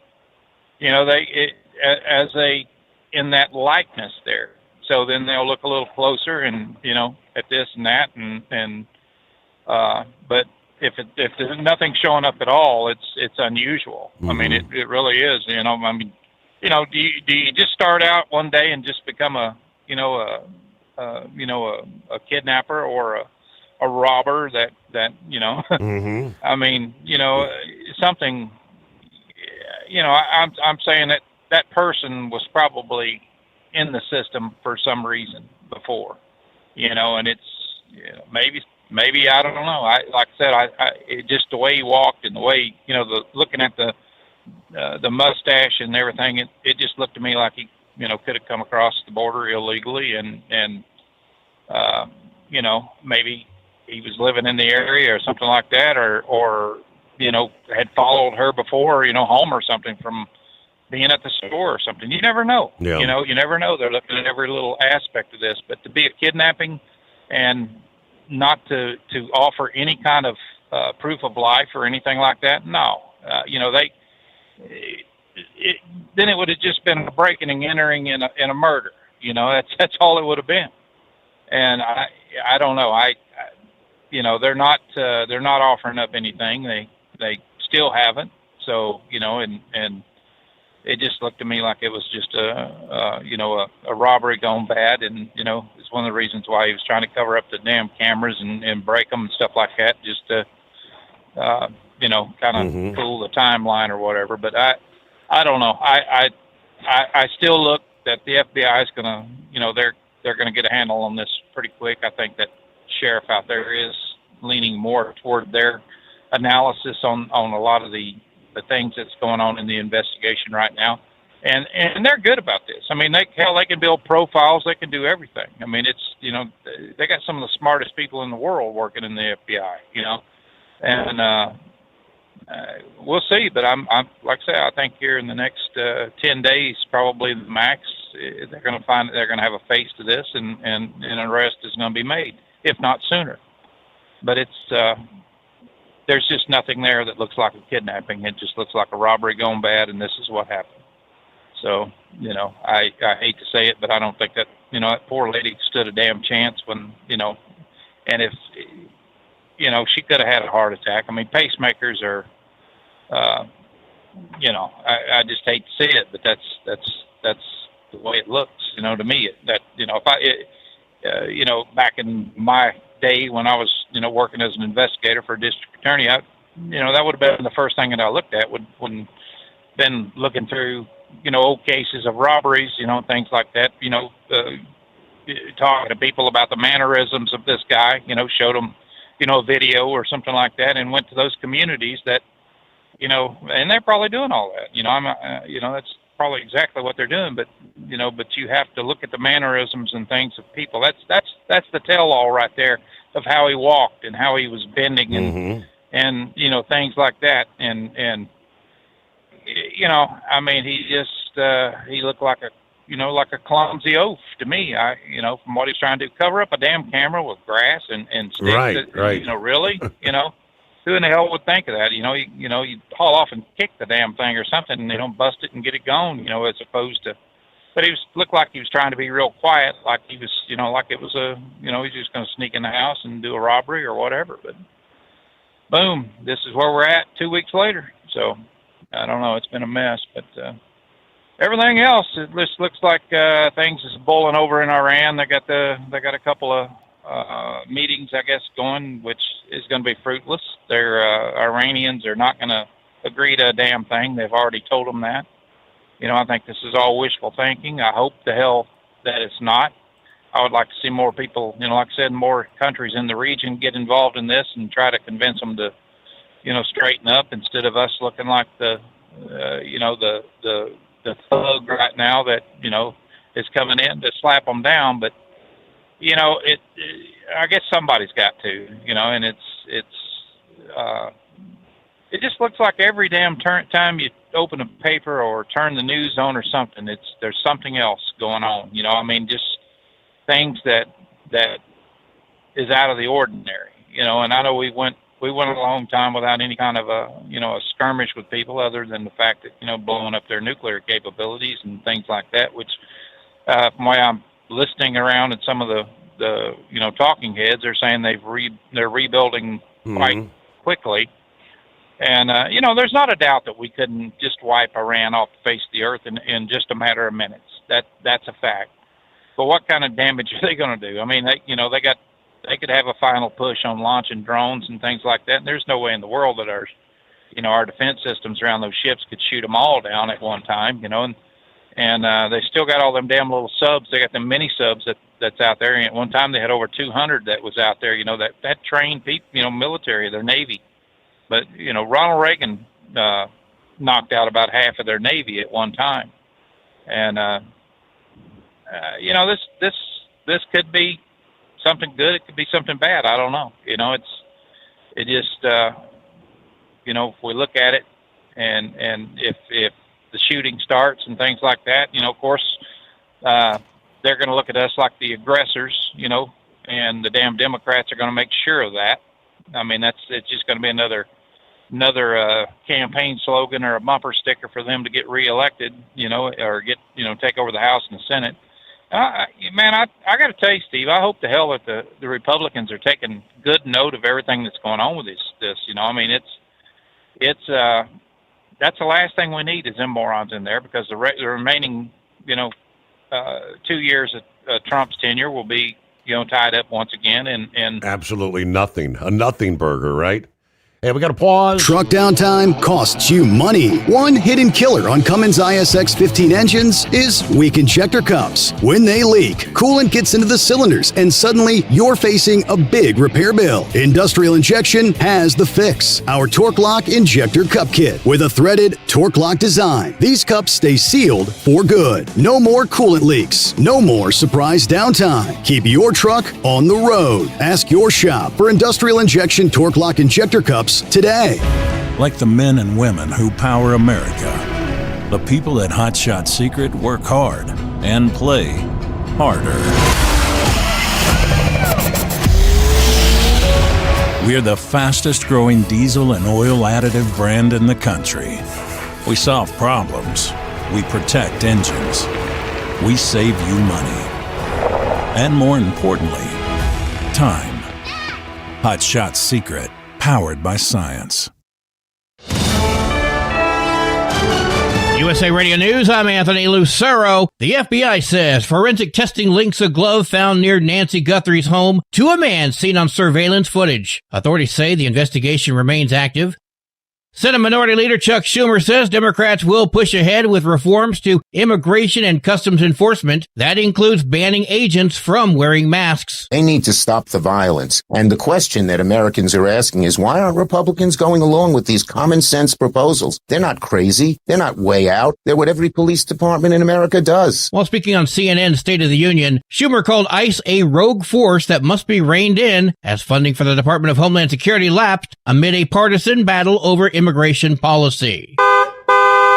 AAA reports the national average price for a gallon of gas is $2.92. Mono County, California, is up to $5.68, while Oklahoma County, Oklahoma, $1.86. From America's News Network, USA Radio News. Maybe this is you too. There's enormous frustration right now with healthcare costs. It is amazing. Healthcare costs for families in the last 20 years have almost tripled. And it just keeps getting worse. All this to say, this is why MediShare is so in demand right now. People are looking for alternatives. And MediShare is proven you can save thousands of dollars a year and actually like it more. Over 1 million Americans are now part of healthcare sharing, and MediShare is the gold standard. It's trusted. It works. It's been helping people save money and have peace of mind now for 30 plus years. It's not some big impersonal thing either. It's a community of people like you helping each other. So yeah, if you're frustrated too, here's your chance to make a refreshing change. You'll notice the difference as soon as you call. They're easy to talk to. You can get a price within 2 minutes. Here is the number. Call 855-SHARE-40. That's 855-SHARE-40. 855-SHARE-40. Truck downtime costs you money. One hidden killer on Cummins ISX 15 engines is weak injector cups. When they leak, coolant gets into the cylinders and suddenly you're facing a big repair bill. Industrial Injection has the fix. Our Torque Lock Injector Cup Kit with a threaded Torque Lock design. These cups stay sealed for good. No more coolant leaks. No more surprise downtime. Keep your truck on the road. Ask your shop for Industrial Injection Torque Lock Injector Cups today. Have you been searching far and wide, looking to advertise your business on a brand that will help you reach the very clients you want to walk through your front door? Well, you know they've done studies that 100% of the time, it works every time. We're talking about the Steve Sommers Overnight Drive. Let us go to work for your business. The Steve Sommers Overnight Drive currently broadcasts in radio markets all over the United States and was recently named one of the top 50 best late night shows and podcasts in America. Advertising on the Steve Sommers Overnight Drive will maximize your ability to reach clients both on the air and through podcasting. Consider it the best of both worlds. Don't miss this chance to put your business on the Steve Sommers Overnight Drive and expand your reach immediately. Before we go, I've got one question to ask you. Are you ready to get started? If so, email me, Ryan Wild at lubricationspecialties.com, and get started showing off your business today on the Steve Sommers Overnight Drive. Your factory fuel filter is letting you down. AirDog heavy-duty diesel fuel systems don't just filter your fuel. The AirDog fully optimizes your truck's fuel system for peak efficiency. The factory-provided filter simply removes particulates and water from fuel. The AirDog system removes all contaminants, including entrained air, water, and particulates, and feeds the engine pump with optimal pressure. Check out airdogdiesel.com to learn how you can capture every bit of performance and efficiency from your fuel system. You're listening to the Overnight Drive with Steve Sommers.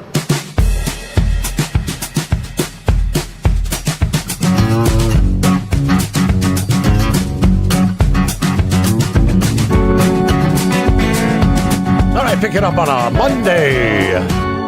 Get the new week underway.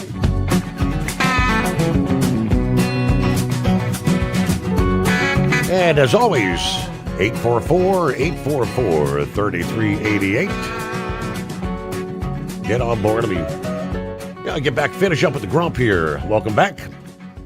Yeah. Jumping back on this Guthrie thing here a little bit here. I was talking about back, the day when I worked as an investigator, for the sheriff's department, but I was assigned to a district attorney there. But one of the things that, when stuff like breaking and enterings or robberies or something like that hit my desk, and we were taking a look at them, the first thing that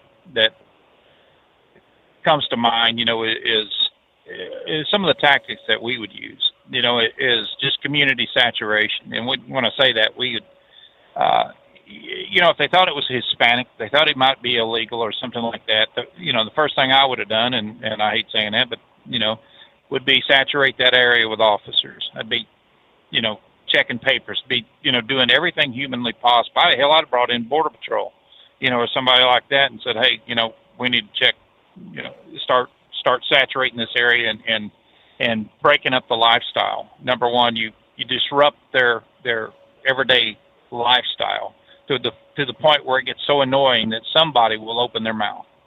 Somebody will say, yeah, I heard it was this guy, or I think, you need to check over here. You need to check this person.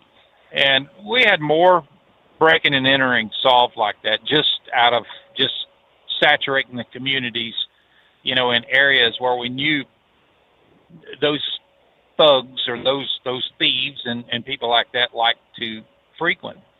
And I don't know that they're not doing this, but that, it's always worked. I mean, it's always been something. And the FBI, at one time, they taught some of this, and even when I went through the academy back 30-something years ago for the police academy, we learned different investigative techniques that helps you, gain the upper ground when you're trying to solve a case. And right there front and foremost was always the, community saturation. I mean, where you just literally, you just disrupt those people, that type of person, that is around, you follow them, you talk to people. You know, I mean, if there's prostitution in the area, you start harassing them. You know, to the point where it just, you know, you're taking money out of people's pockets because of the, you know, the drugs and the thievery and all the rest of the crap, where it's disrupting their lives enough where that person that committed that crime, it's no longer, he's not that important anymore. You know, you know, it'll be an anonymous tip, hit the police department, say, look, you know, I think it was this person, you know, can, you know, blah, blah, blah, you know, just how about getting out of our damn area so we can get back to work? And that's, you know, as bad as it is, I mean, it's always been something that worked, and it's been you know, a pretty good investigative technique. It always worked for us. Like I said, you know, it's just, you'd be surprised how many people that just, you know, how many criminals want to stay criminal and will turn on somebody else just so you'll leave them alone. Right. And it's, you know, I'd like to see something like, you know, I haven't heard them doing anything like that, but, you know, it just seems to me like it, you know, that would be the first step, would be just saturate, not just, you know, driving around looking at stuff, but just harass the hell, you know, as police officers, just harass the hell out of every criminal you can find, just start dragging their asses in, you know, or something, and say, you know something, you know, I expect a phone call at the end of the day, or I'm going to be back tomorrow. You know, that kind of thing. So I don't know, but that's just my view on it. But anyway, I've been working hard, and, you know, just things kind of picking up out here a little bit, and I don't know. I really haven't seen a dent in the non-domiciled drivers, and you know, like we said the other day, it was you know, talked about that. I don't think they're completely shutting these fools down. I think they're, you know, shutting them down for a little bit and pulling. And as soon as they get off the scale, they're back behind the damn wheel, doing their thing.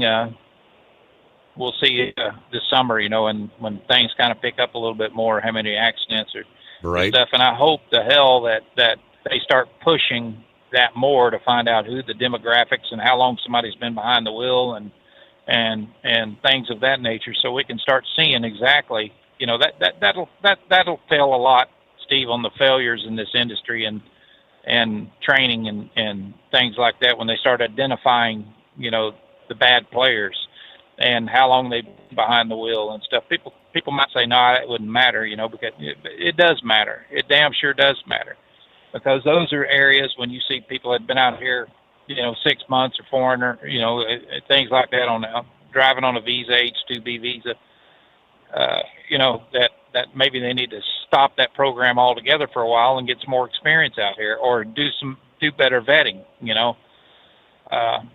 We'll see, you know, how it pans out this summer. But anyway, that's about all I got tonight, buddy. All right, good to hear from you. Get the new week underway. Thank you much, Grump.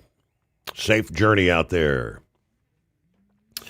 Another topic, totally separate topic of discussion, is voter identification. President over the weekend says the Democrats refuse to vote for voter ID or citizenship.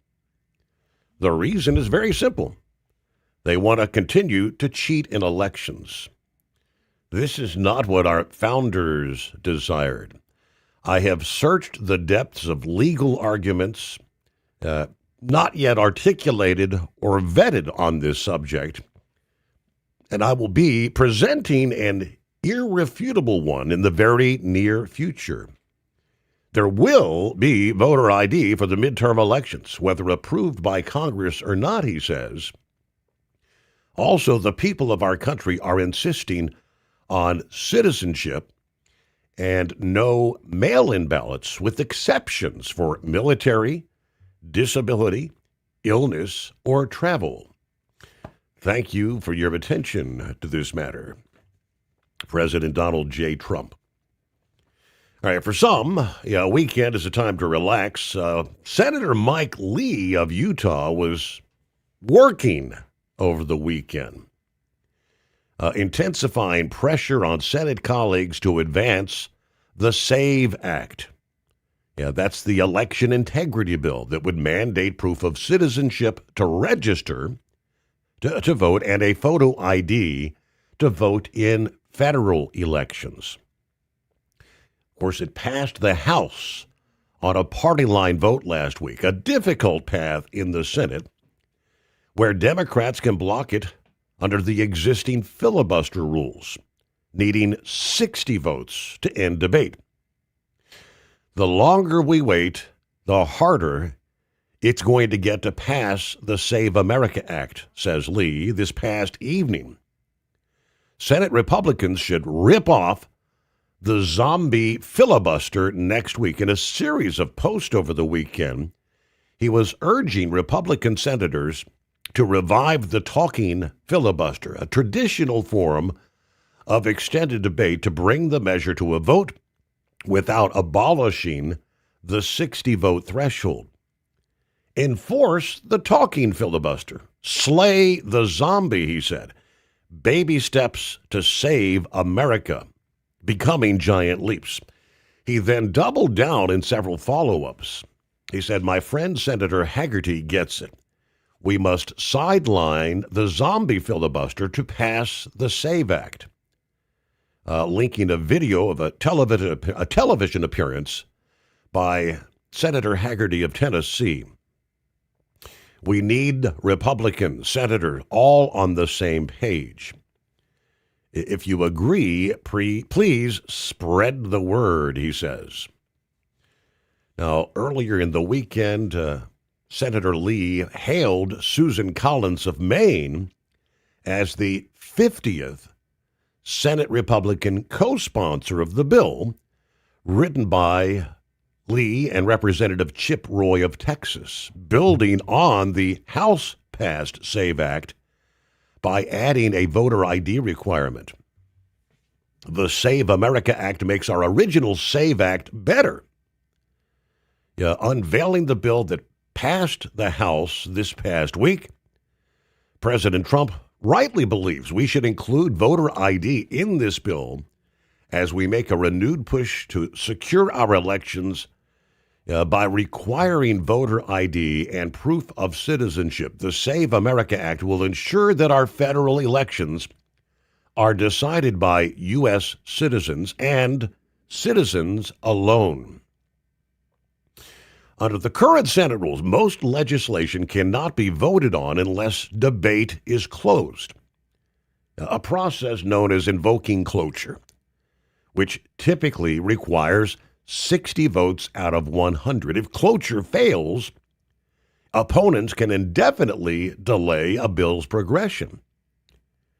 The talking filibuster is a historical version of the filibuster in which senators must physically hold the floor and speak continuously to maintain an objection to a bill. That's how debate was traditionally conducted before the procedural changes in the 20th century reduced it to a largely silent obstruction tactic. Now, Senator Lee and fellow conservatives argue the modern filibuster functions as what he calls a zombie filibuster, a tool that lets senators block legislation without actively debating on the floor, effectively giving a minority of 41 senators veto power over most major bills. Where do your senators stand on setting aside the zombie filibuster to pass the Save America Act, he asked this past evening? Reviving the talking filibuster would force opponents to actively obstruct if they want to delay a bill, potentially wearing down resistance and allowing a vote with a simple majority once debate concludes, he says. By calling for enforcement of older Senate debate rules, requiring active participation to sustain an objection, Lee said Republicans could effectively slay the zombie, bringing the Save America Act to a floor vote without actually scrapping the filibuster entirely. 844-844-3388. Back into the Steve Sommers Overnight Drive. Truck downtime costs you money. One hidden killer on Cummins ISX 15 engines is weak injector cups. When they leak, coolant gets into the cylinders and suddenly you're facing a big repair bill. Industrial Injection has the fix. Our Torque Lock Injector Cup Kit with a threaded Torque Lock design. These cups stay sealed for good. No more coolant leaks. No more surprise downtime. Keep your truck on the road. Ask your shop for Industrial Injection Torque Lock Injector Cups today. It's no secret, today's diesel isn't as good as it should be. Diesel lacks lubricity. That can lead to fuel system failure, costing thousands in repairs. But you can prevent those issues with Hot Shot Secret products. Clean injectors boost cetane, increase fuel economy while adding 4 times more lubricity than the leading competitor. Claims proven by real-world use and confirmed by third-party ASTM testing. Available nationwide at truck stops, farm and automotive stores, and online at hotshotsecret.com. Hot Shot Secret. Powered by science. Your factory fuel filter is letting you down. AirDog heavy-duty diesel fuel systems don't just filter your fuel. The AirDog fully optimizes your truck's fuel system for peak efficiency. The factory-provided filter simply removes particulates and water from fuel. The AirDog system removes all contaminants, including entrained air, water, and particulates, and feeds the engine pump with optimal pressure. Check out airdogdiesel.com to learn how you can capture every bit of performance and efficiency from your fuel system.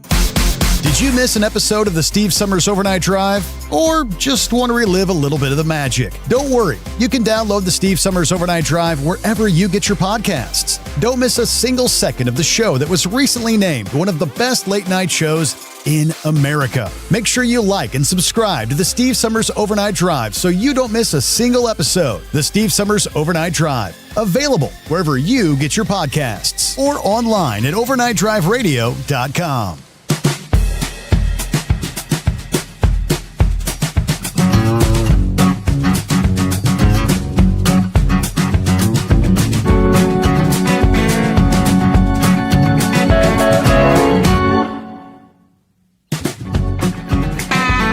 Rolling into the greatest day of the week.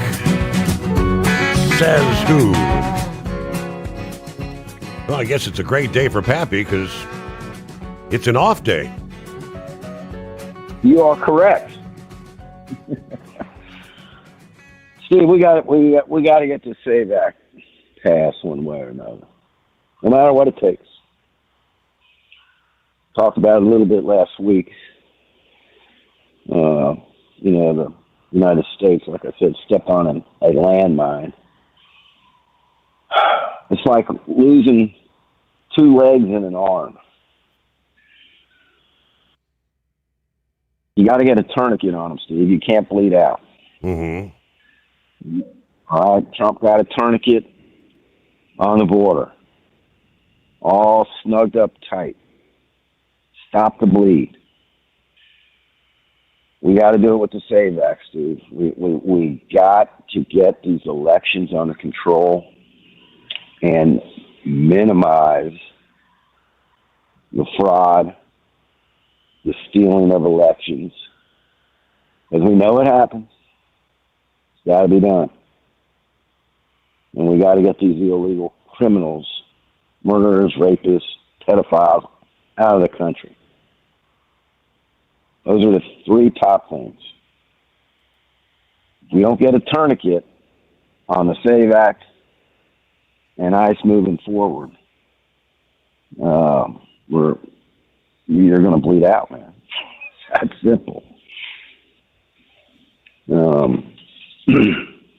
I know Holman said he's withdrawing slowly out of Minnesota, which I agree with. I think the Feds made some mistakes by announcing, right, what their intentions are. And what does that do, Steve? That you're bringing out a bullhorn and telling all the Antarctics, Antifa, all the whacked out left, where you're going to be, and they can rally the troops and respond to that location from all around the country. So they need to be a little bit smarter. If you're going to announce it, say you're going to Pittsburgh, Pennsylvania, right? Get on there. We're going into Pittsburgh. and then show up somewhere else on the other side of the country. And then when do a quick hit and get, right? When they figure out you're over in Arizona, they're pack up and start to head to Arizona. Chasing their tail. And you're already out of, yeah. Don't let them circle the wagons, man.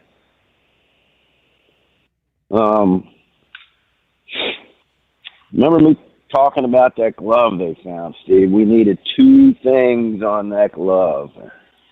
And they're not coming out and saying that Nancy's DNA is on there. That doesn't mean it isn't. We don't know what they're telling us. But if Nancy's DNA is not on that glove, right? But they have somebody else's DNA, trust me, that's a good hit, right? But how do you prove it to be into the crime, so to speak?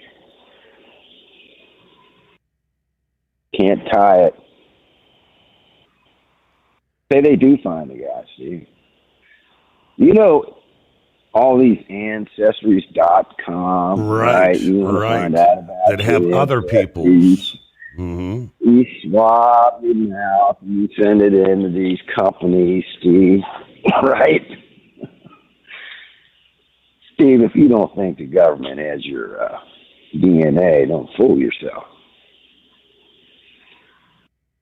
So I kind of wanted to mention that last week when I talked about, if you haven't been a convicted felon and all your DNA is put in the NCIC, National Crime Information Center system. There's other ways that they can get DNA. But if hers isn't on there, yeah, I was driving down the road, man. I threw some gloves out the window. Working in the yard the other day, and they were laying on the seat, and how do you? Right. One good thing is, right, if they do find the suspect, and either they know 100% sure he done it, or they don't know. If they know for 100% sure, they're going to arrest him and charge him. They're going to have the probable cause and evidence to do so. Now, if they don't, like they know it's this guy. This has happened before. You know it's this person, but you just don't have enough to arrest him. Right? Steve, like Grump was saying, this dude is an amateur, man. We said that as soon as we saw the video. Right? These FBI agents, get a hold of this dude, get him in a room and put the spotlight on him, he's going to crack. Even if he lawyers up, that's fine. Get him a lawyer, right? And keep at it, and you'll crack him. And if he's got any soul left in his body, Steve, we have seen this where people want to tell because it's bothering their conscience, right? If you have any soul, I'm not talking about the real demons out there that have no soul, but if this is a person that has any soul left in his body, he's going to tell because he wants to be able to sleep at night again. Talking about saturation in the area. Grump, man. You're giving away our tactics, brother. Let me tell you what, I'm just joking. Let me tell you what we did several years ago. This is more on a lower scale than what Grump was talking about, but we had a couple trailer parks in our area, and every summer, as soon as the weather got warm, Steve, they would be out acting like fools. The whole neighborhood out there arguing, fighting, can't get along with each other, dispatched to a group of 15 people fighting with baseball bats, this kind of thing. It was to the point where you're like, here we go again. So what did we do? We parked outside that trailer park, Steve. Any car pulling in or out of that trailer park that had a license plate violation, right?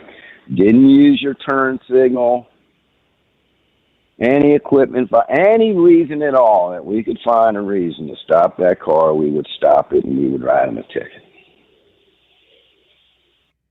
And they would be like, why are you messing with us, man? You're trying to wear them down? Hey, we got to pause there as we close out another hour. Here on a Monday, news on the Steve Sommers Overnight Drive, brought to you by Industrial Injection. Since 1985, diesel owners have counted on us for fuel injection, turbochargers, and engine solutions. From light-duty pickups to the heavy-duty equipment, industrialinjection.com. Truck downtime costs you money. One hidden killer on Cummins ISX 15 engines is weak injector cups. When they leak, coolant gets into the cylinders and suddenly you're facing a big repair bill. Industrial Injection has the fix. Our Torque Lock Injector Cup Kit with a threaded Torque Lock design. These cups stay sealed for good. No more coolant leaks. No more surprise downtime. Keep your truck on the road. Ask your shop for Industrial Injection Torque Lock Injector Cups today. At TEL, we know what it takes to succeed as an owner-operator because we were founded by one. The big secret? Affordable new trucks. New equipment keeps you moving, improves cash flow, and delivers reliability. For over 20 years, we've helped drivers take the next step in their careers. Call TEL at 866-404-6289 and use promo code OVERNIGHT100. We look forward to meeting you. Winter is here. When the temperature drops, so does your truck's performance. Avoid fuel gelling by using Hot Shot Secret's EDT Plus Winter Defense, a 7-in-1 fuel booster and anti-gel that improves cold weather performance. The 7-point cetane boost decreases DPF regens and increases fuel economy. Be confident that your engine is running smoothly and trouble-free, even in the coldest temperatures. Hot Shot Secret EDT Plus Winter Defense, available at Pilot Flying J, Amazon, O'Reilly Auto Parts, and HotShotSecret.com. Hot Shot Secret, powered by science. Your factory fuel filter is letting you down. AirDog heavy-duty diesel fuel systems don't just filter your fuel. The AirDog fully optimizes your truck's fuel system for peak efficiency. The factory-provided filter simply removes particulates and water from fuel. The AirDog system removes all contaminants, including entrained air, water, and particulates, and feeds the engine pump with optimal pressure. Check out airdogdiesel.com to learn how you can capture every bit of performance and efficiency from your fuel system. USA Radio News, I'm Anthony Lucero. The FBI says DNA from a glove found near Nancy Guthrie's Arizona home appears to match a glove worn by a man seen on surveillance video. A person of interest was detained and later released. The search for Guthrie is now entering its third week. Secretary of State Marco Rubio is reassuring European leaders that the U.S. remains committed to its alliances. We're not leaving NATO. We're not leaving. I mean, we may move a couple thousand troops from one country to another, but this has always been the case. This has always happened. While speaking in Slovakia, Rubio said the U.S. does not feel threatened by NATO strengthening its capabilities and emphasized that America wants Europe as a partner, not dependent on Washington. He traveled to Slovakia and Hungary following the Munich Security Conference for regional security talks. Senator Tom Tillis, a retiring Republican from North Carolina, criticized top Trump advisors on Face the Nation, saying Stephen Miller and Kristi Noem are not helping President Trump's legacy on immigration and border policy. These are people that don't look around corners and are not taking care of this president's legacy, and I intend to. And if I have to speak bluntly, that's what I'm going to do in my remaining time in the Senate. Tillis also defended his own record and urged Republicans to focus on pragmatic solutions as he wraps up his Senate career. Team USA fell short in women's alpine skiing Sunday in Cortina. Michaela Schifrin led the Americans with an 11th place finish in the giant slalom. Beautiful to be competing here and have so much support, so I love that. I really love that. Paula Moulton and Nina O'Brien placed 15th and 20th. Italy won the gold. Sweden and Norway took silver. Schifrin will return for Wednesday slalom. AAA reports the national average price for a gallon of gas is $2.92. Mono County, California is up to $5.68. Oklahoma County, Oklahoma, $1.86. From America's News Network, USA Radio News. Business owners, are you paying high phone bills for old school systems and lousy service? StrongTel cuts your phone bills in half and turns every phone you own into a feature-rich business system. Sean Roddy, CEO of Hennings Brothers Drilling, had this to say. We've been a StrongTel customer for over 10 years. It's great, and even includes an intercom with video to our equipment yard. I can watch live from anywhere with my smartphone. I'd recommend StrongTel to anyone. Never miss a customer call again with your StrongTel business system. StrongTel is a proud iTex partner and always welcomes your iTex dollars. You'll get award-winning StrongTel service, a business-class phone system, and cut your phone bill in half. Visit strongtel.com. That's StrongTel, StrongTel.com. It's StrongTel.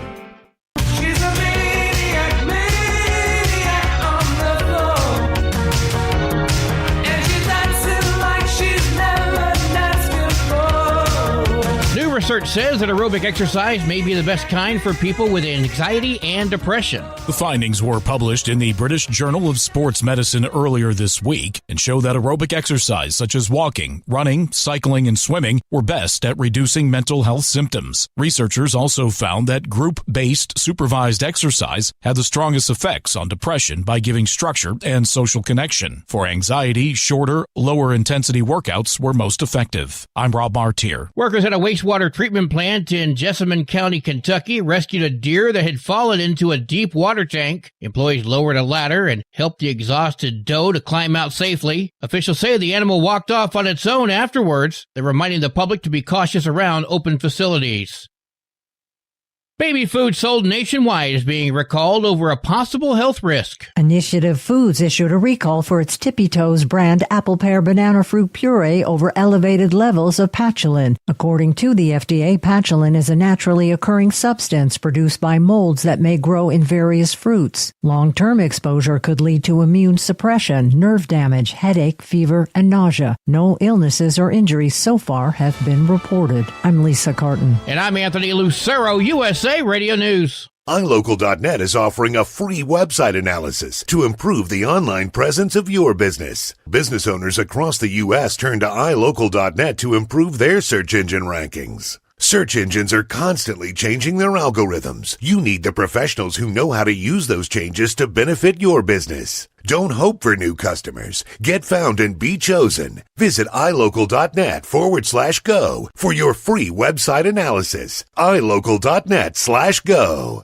Truck downtime costs you money. One hidden killer on Cummins ISX 15 engines is weak injector cups. When they leak, coolant gets into the cylinders and suddenly you're facing a big repair bill. Industrial Injection has the fix. Our Torque Lock Injector Cup Kit with a threaded Torque Lock design. These cups stay sealed for good. No more coolant leaks. No more surprise downtime. Keep your truck on the road. Ask your shop for Industrial Injection Torque Lock Injector Cups today. At TEL, we know what it takes to succeed as an owner-operator because we were founded by one. The big secret? Affordable new trucks. New equipment keeps you moving, improves cash flow, and delivers reliability. For over 20 years, we've helped drivers take the next step in their careers. Call TEL at 866-404-6289 and use promo code OVERNIGHT100. We look forward to meeting you.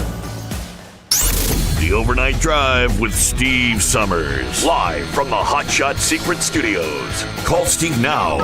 844-844-3388. That's 844-844-3388. There you go. For our friends in the Mountain Time Zone, welcome into a Monday, President's Day. So for some, an extended weekend, right?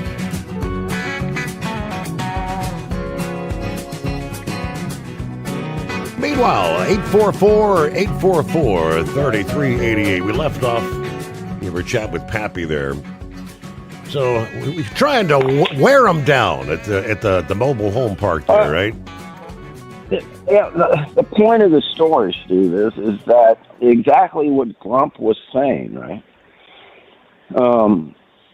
You stop everybody coming and going. You write them a ticket, and so the friends that are coming over to visit, that are involved in these melees, right, aren't going to come because they don't want to get stopped. They don't want to get tickets. If their license is suspended, they're going to get their vehicle towed. Well, one guy, man, why you messing with that? Man, you towing my car, man. Well, dude, you put 5 stitches in this dude's head a couple days ago, man. And then all the good people, right, in the trailer parks, usually older, the good people, older ones, that these people are causing a disturbance in the place where these good people live. Steve, as soon as they step out on the street again,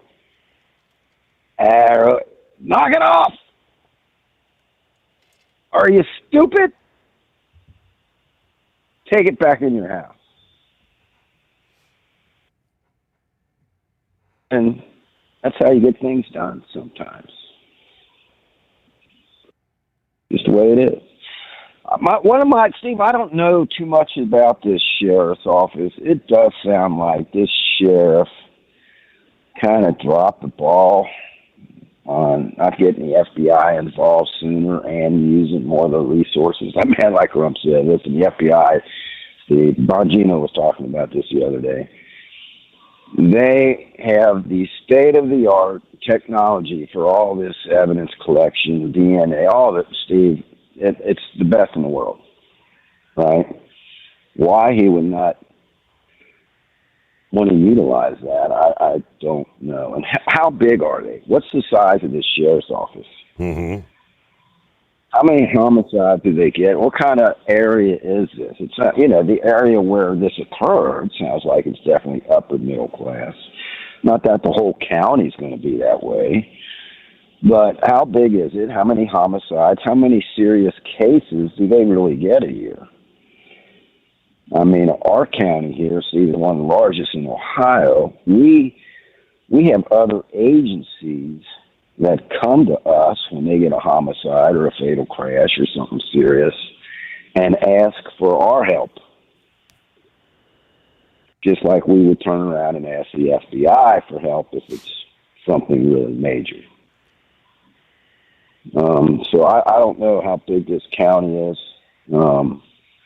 what their severe crime rate is like, how experienced are they really, I mean, if you just live in a small county where you just don't get crime like that, you know what I mean? Well, you're investigators with the experience, right?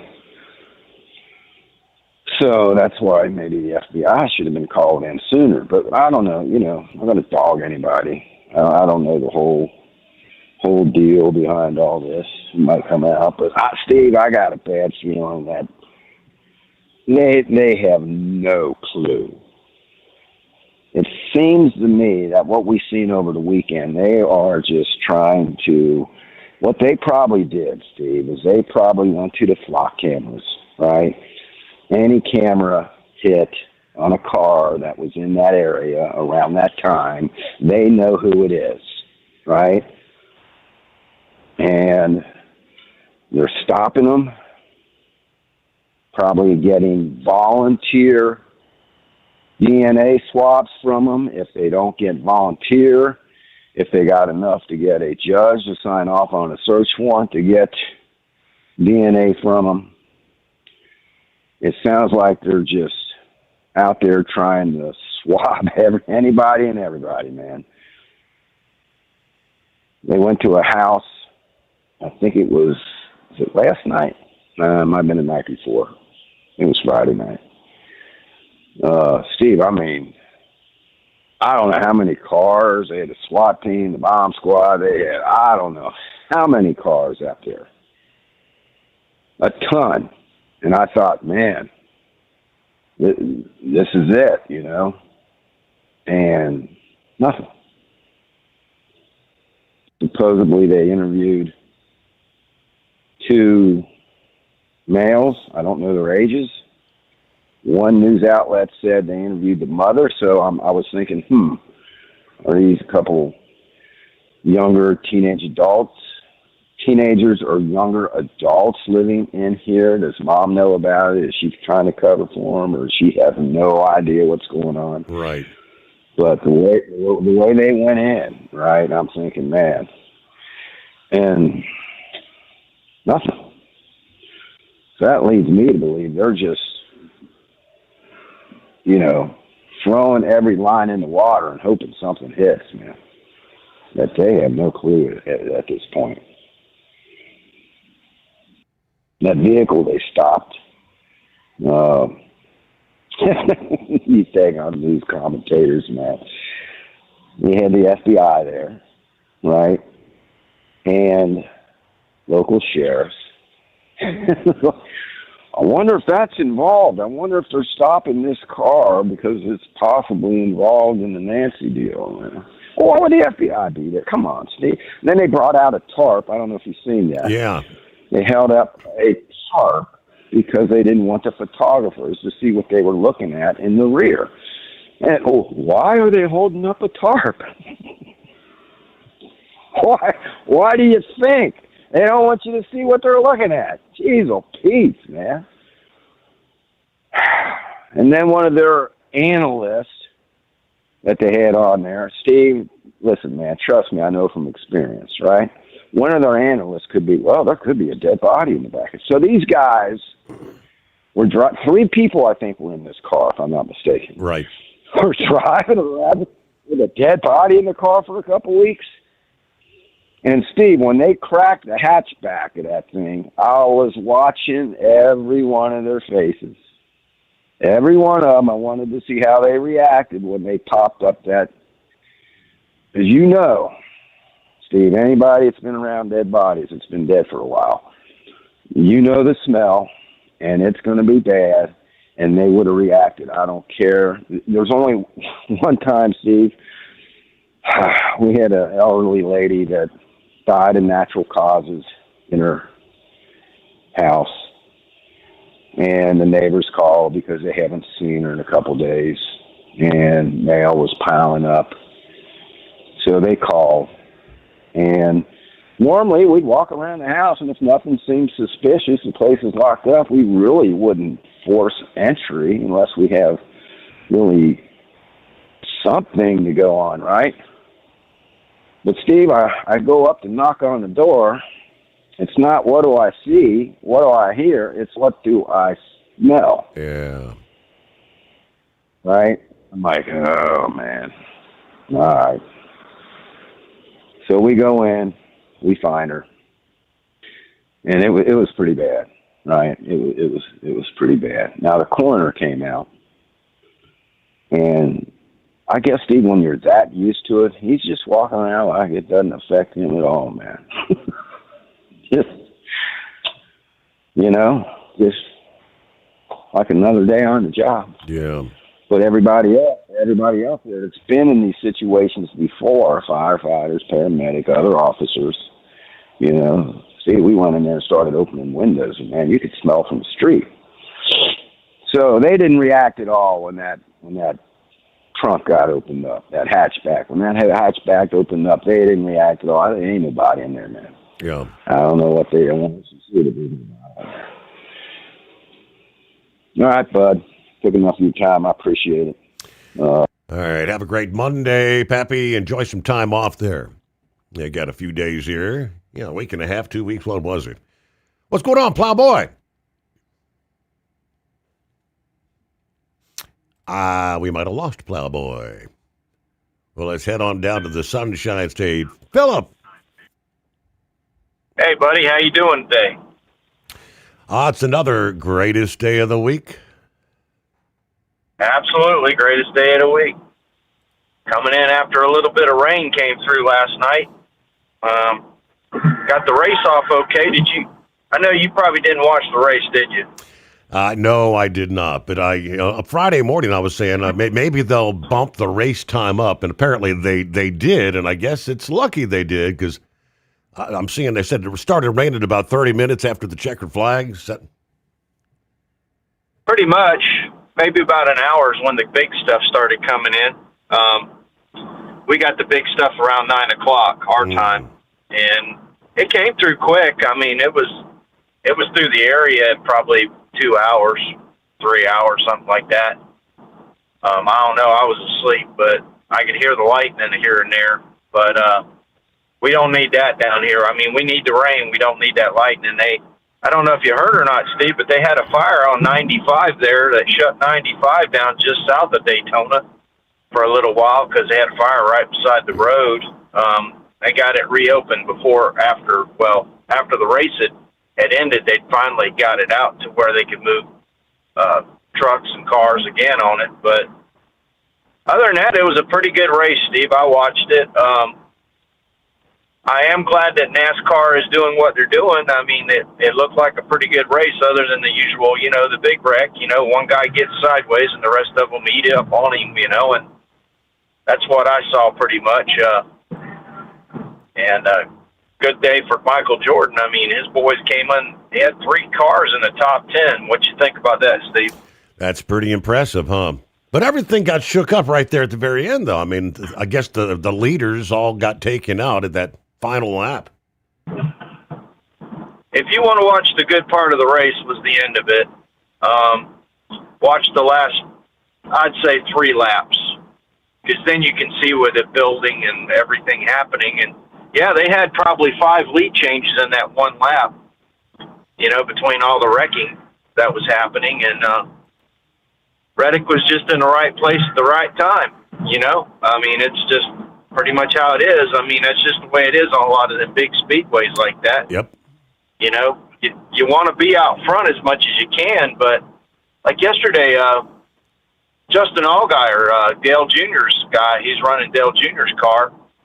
He was up there. He was doing really good, and him and Kyle got along. I mean, he's saying that he caused it, and I don't know. I kind of feel Kyle, or not Kyle, but Denny Hamlin might have been in that one, a little bit at fault too. But they were really aggressive with the pushing, and a lot of the wrecks yesterday were caused by offset. So when they're pushing, you got to have the car leveled up with the other car to do the draft and the push. They were offset just a little bit, and when they did that, push one side or the other, you're going to have a wreck. And that's what happened yesterday. I mean, it was just a lot of guys. I don't know if they weren't used to it, or they were just being aggressive, or they weren't paying attention to what they were doing, but that's what I seen yesterday. I seen a lot of guys that just weren't paying attention to what they were supposed to be doing, and the rate of closure. I mean, most of those guys out there that were running yesterday, they know how far the rate of closure is, and I was really surprised that they didn't manage that better in the race. I kept seeing they'd come up on somebody like super fast, instead of coming into it aggressively, just come up into it smooth. They wouldn't have the problems that they had. So, I don't know. What do you think about super speedway racing, buddy? I'd like them to get rid of the restrictor plates, kind of go back to let the fastest car go. I kind of beg to differ on that. Not so much about restrictor plates. They can control it with other means other than restrictor plates. That part of the argument I agree with. As far as letting them go full bore, I don't know if I'd do that or not, because you'll take the equipment past what it can do. And some guys will run it to that point. I mean, yesterday we saw that where people, those wrecks are proof of it. You're running 185 and you're running it to the limit, and one guy gets into your right corner and that's it. You have to have a little bit of restraint to hold back, to keep things level, because human beings will take it to the limit. I mean, you can see that yesterday. I mean, it was to the limit. But you got to understand that the equipment can only take so much. And I know they test it so much that they know what it can do, but you start going 215, 230 in a corner with those cars and what they've got now, you're going to have stuff coming apart. And I kind of understand the argument with the restrictor plate on certain sides, but just letting the guys go out there and run full bore, that's kind of it. But I wish they would bring more of the element in of guys bringing the power out. Now, I'm not saying cheating is winning, but you know, this matching everybody's car up thing has got to the hill, and you know, you got a little bit more build in the element, and the driver is the biggest part. You know, you got to have a driver that's going to have, you know, the fortitude to do it. But I don't know. But that was interesting what you were talking about earlier about DNA. You know, truck drivers have a DNA if they've got a hazmat, Steve. You know that? And that DNA is when you go to get your background check for your hazmat, what do you have to submit? You have to submit your fingerprints. I think that's an element that a lot of people don't understand with DNA. It's not so much about your physical DNA that you got in your body, but your DNA is your makeup. It's also in your fingerprints. So you think about it, when you go down and get that hazmat, you've got to get your fingerprints taken. Has anybody thought about that, Steve? I don't know that they have or not. I know that Pappy mentioned all those, the databases like the Ancestry.com and all that. I mean, there's millions of people that have DNA in those files. Yeah, every time you go down and you get your hazmat, you have to be background checked every time. And one thing they do is they do your fingerprints. Now, when I went from driving a truck to driving a monorail, what I'm doing now, Disney pulled my fingerprints and they came through instantly with the TSA, to the point where the TSA, and by the way, drivers, don't think they aren't watching you, but when they pulled my fingerprints for my job at Disney, now I'm just going to work in a theme park, they called Disney and said, who's checking my fingerprints? They were, the TSA actually called Disney and said, hey, why are you checking this guy's fingerprints? You know, and they had to tell them. And they talked to me as well on the phone. So don't think that the government isn't watching you, because they are watching you, especially when you go for job interviews or you use anything like that, they're watching you. And as far as forensics goes electronically, they're watching you too. So don't think that they aren't watching you with your Facebook. They aren't watching you with all the TikTok and all this other stuff. And you got to be careful nowadays, Steve. It's a lot different world than it was when guys were driving back in the 70s and the 80s and the 90s. You know? What do you think, buddy? 100%. Yes, indeed, Philip. I mean, you gotta be careful with your license number, because your driver's license number, if you're a professional driver, and I'm talking professional driver out there, I know that's a term that a lot of guys are like, oh boy, here we go. But when you're a professional driver, you're supposed to act right, right? So whether you're driving your car, or whether you're driving your big truck, or whether you're driving a school bus, or you're driving anything that requires a CDL, I don't care if it's a B, an A, or whatever, you're supposed to act right. Really, you're supposed to act right when you're driving, period, in anything, whether you're driving a four-wheeler or a truck. But a lot of people don't realize that and don't think you're the bigger guy. When you come up on a car and you want to try to push him out of the way, don't play that mess. Back off and go around. You know, be safe about it. You know, when it means being the bigger guy, that means you take the hit. So that's all I got, buddy. I appreciate you having me, and y'all have a good, safe day. There you go. Yep, don't be a part of the road rage statistics. I think I had somewhere in the mix, I believe I printed that out here from CDL Life over the weekend. Little road rage incident that occurred over the weekend that involved a shooting, as a matter of fact, it's becoming all too common. All righty, let me see here. Cattle farmers touched a little bit on this last week. In rural Virginia, dozens of young cows belonging to Chris Stem. He's living his childhood dream, being a farmer. But apparently, reality is starting to bite, despite soaring beef prices, as we know. As the U.S. cattle population hit a 75-year low, farmers like Stem are feeling the squeeze from steeper business costs. Budget-conscious consumers, as well as the president's trade policies. The cost of doing business is almost outpricing our ability to continue to raise cattle. From cutting the hay to feeding the cattle to maintaining the equipment, maintaining staff, feed, everything has gone up, he says.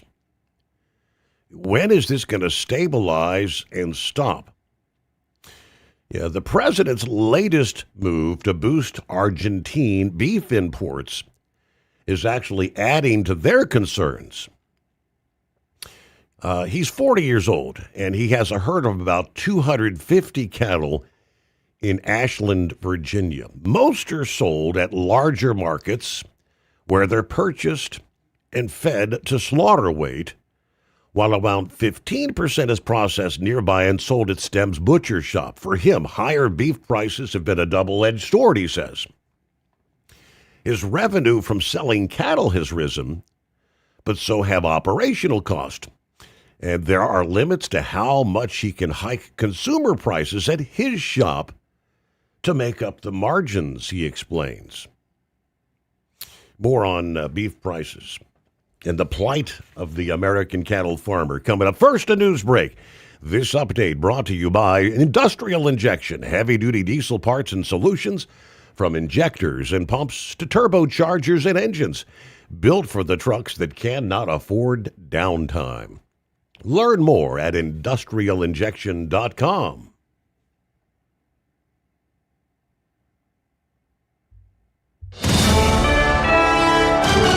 USA Radio News, I'm Anthony Lucero. The FBI says forensic testing links a glove found near Nancy Guthrie's home to a man seen on surveillance footage. Authorities say the investigation remains active.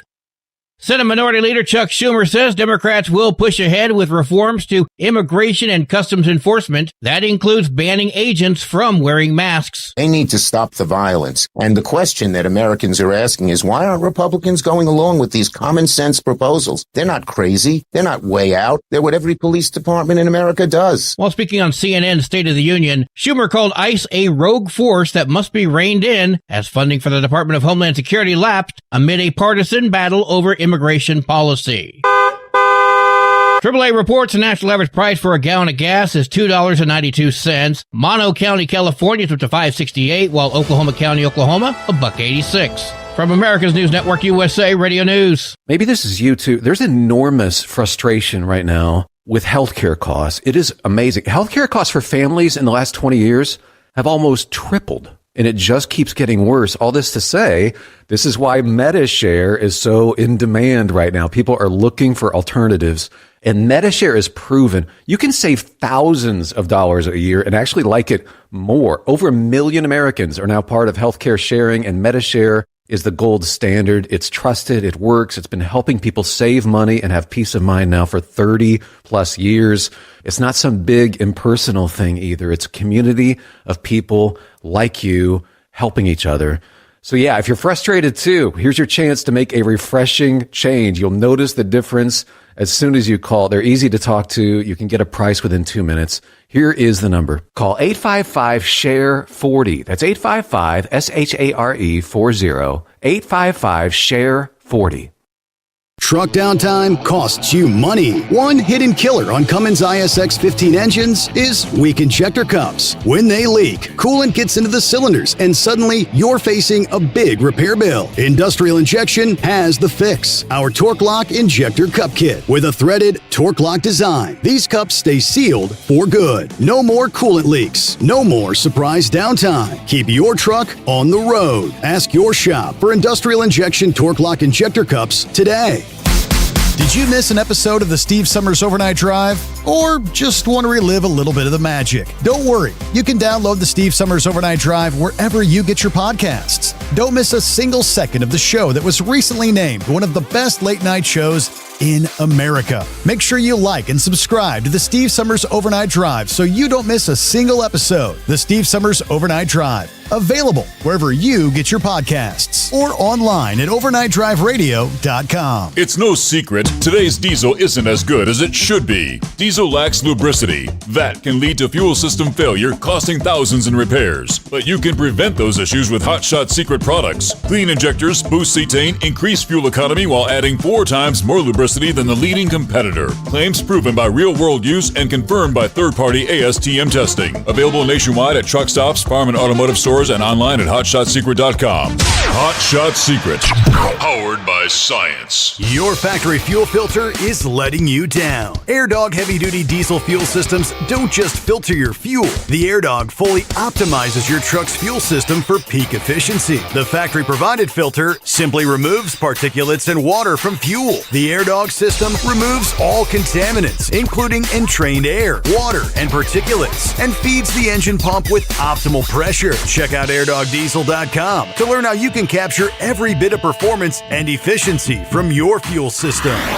Truckers, meet the SpeedMax Pro Max, the tire built for serious hauls and serious peace of mind. With rugged construction and performance you can count on, Pro Max is made for the long road ahead. And here's the best part. It comes with an 8-year warranty. That's right, 8 years of confidence, mile after mile. Ask SpeedMax. Drive far. Drive strong. For more info, call 860-436-4100 or buy online at digitire.com. At TEL, we know what it takes to succeed as an owner-operator because we were founded by one. The big secret? Affordable new trucks. New equipment keeps you moving, improves cash flow, and delivers reliability. For over 20 years, we've helped drivers take the next step in their careers. Call TEL at 866-404-6289 and use promo code OVERNIGHT100. We look forward to meeting you. Keep the bugs off your glass and the smokies off your ass. This is the Overnight Drive with Steve Summers.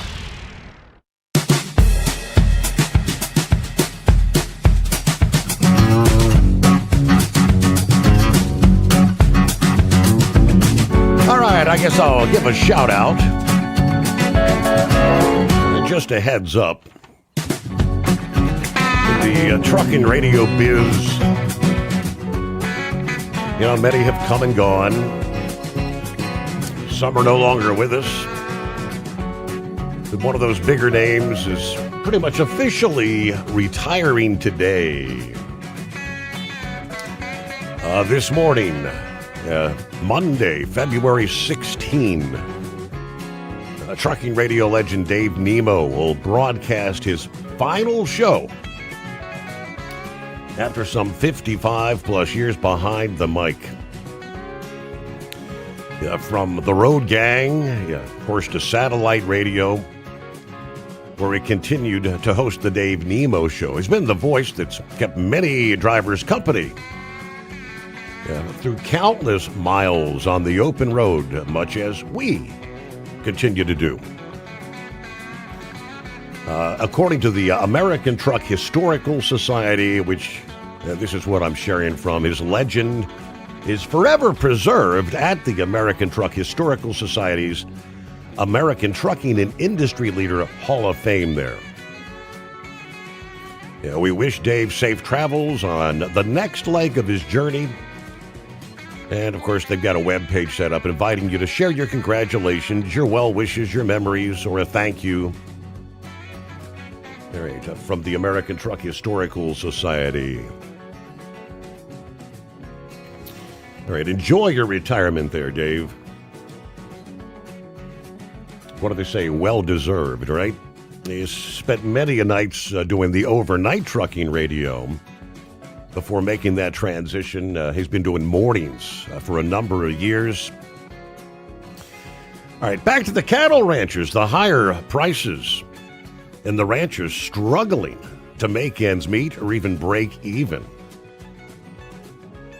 Of course, people are only going to spend so much on a cut of beef, he says, especially when you've got imported meats that you can buy for 50 or 60% less at some of the larger stores.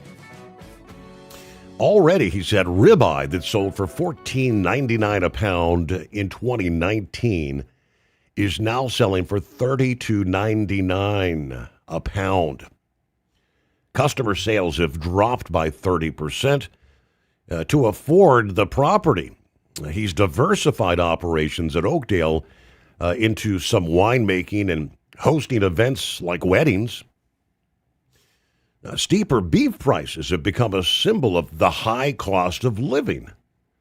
Here in the world's biggest economy, obviously a lot of voter frustration. Last fall, the president demanded ranchers to slash their prices. He has since exempted Brazilian beef from sharp tariffs and moved this month to expand imports of trimmings from Argentina to maybe bring down ground beef prices. But officials predict costs are going to keep going the wrong direction. Beef and veal prices were up 15% year on year in January. Ground beef prices, which hit a new high in December, continue climbing as well. Yeah, costs are going to stay elevated as consumer demand remains robust. While it takes years to rebuild the American herds depleted by drought and import restrictions over a parasite, America's farmers and ranchers fear the president's policies are actually going to undercut their production and profits. Yeah, we do need to feed the people of the United States, but we're opening a door that's going to, I think, significantly harm the farmers. I'm a supporter of the Republican administration. He says, I'm not a supporter of the unknowns that we get right now. The Ranchers Cattlemen Action League Legal Fund, United Stock Growers of America, warning recently our industry is in a state of crisis and we need protection against price-depressing imports. Iowa farmer Lance Lillenbridge said that cattle producers have been living off of very skinny margins for many years now. People are getting tired of working so hard for nothing. Yeah, cattle prices are exactly where they should be, he says. But obviously, households feeling the pinch. At a butcher shop in Washington, they said they started noticing higher meat prices about 6 months ago. He's cut back on snacks when grocery shopping to save up for better quality meats. Customers pulling back. Yeah, just like Stem said, he's lost 30% over just the past year. Sales dropping by 15%. Some of the customers are moving away from the prime cuts to the secondary cuts, or they're buying other meat altogether. I mean, the beef industry's big business, billions and billions of dollars. Yet most of us are just making pennies, he says. It is 844-844-3388. All right, so I do believe he was on location this past day. How was Daytona? Yeah, I'm still here. I'm still here at Daytona right now. Yeah, I won't be leaving until tomorrow morning. I've got a hotel room. Want to get my money's worth after the race. Yeah, I heard you tell somebody earlier you didn't see the race. You didn't get to see it today, but the main thing is the weather held off.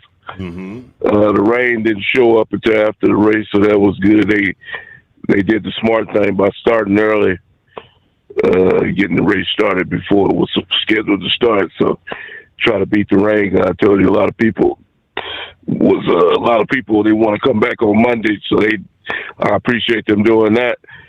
Yeah, it was first of all, it was a decent race. I've seen better. But first of all, I want to, even though I'm not a Toyota fan, But I've been a fan of, this guy when he played basketball back in the 90s. Michael Jordan, I didn't even know he was interested in car racing when he was playing basketball, but after his career, he got involved in car racing, just like Joe Gibbs, former Washington Redskins coach. Coaching, he got his own race team. But yeah, Michael Jordan, I really thought that Bubba Wallace, he should have really won the race today. He had the best car. He was up front all day long, and he made a bad pit stop and got caught in traffic. He couldn't get back to the front. But his teammate Tyler Reddick won the race, but he basically got the same equipment. But Bubba definitely should have had that race. He should have won the race because he was, like I say, he was up front all day long.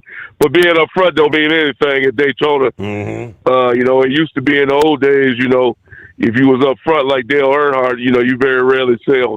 You back in the 90s, you very rarely saw Dale Earnhardt get spun out while he was leading the pack. But it's not like that now.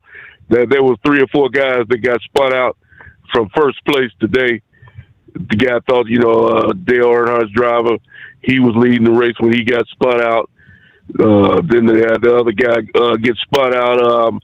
Chase Elliott, I thought for sure he had the race won on the last lap, and next thing you know, he in the wall. And there was several other people that had some. Kyle Busch was involved in accidents from leading.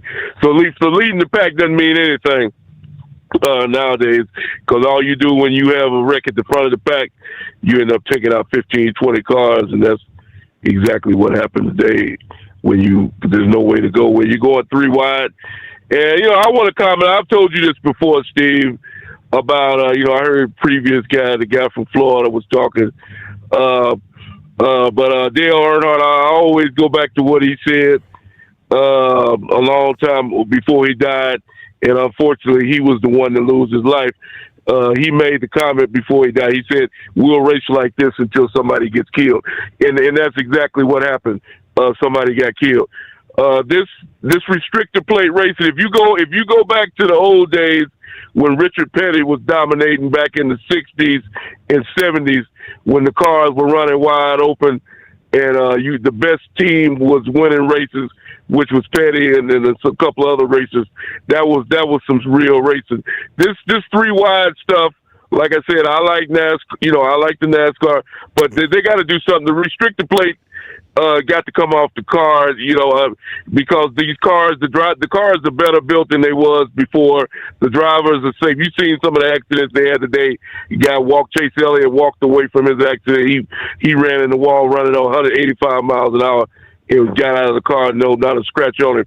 I think that they should open these cars up and let them go and let them see what they can do. If it's 215, if it's 220, whatever, let them. I'd rather see that type of racing in the best motor and the best car wins, rather than to see guys go around the track for 200 laps, door to door, 3 wide, and one guy make a mistake and take out the whole field. That's not racing. And Dale Earnhardt said that a long time ago.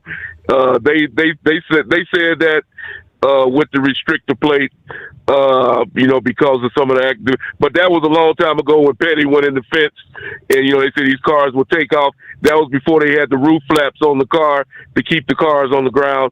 Yeah, cars can go up in the air, but they can build catch fences higher, and they also can put better roof fenders on these cars to keep them from going up in the air. They need to let these cars go up, get the restrictor plate off the car, and let these cars run.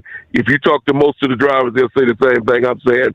Running 185 miles an hour for 200 laps door to door, that's not racing. It's just that simple. And you just have to be in. Tyler Reddick, he won the race, but he damn sure didn't have the best car all day long. So, NASCAR, they got what they wanted. They got the cookie cutter, and they're going to continue to lose fans because of that. I talked to a lot of fans today, and they walked away from the event not very happy at all what they saw.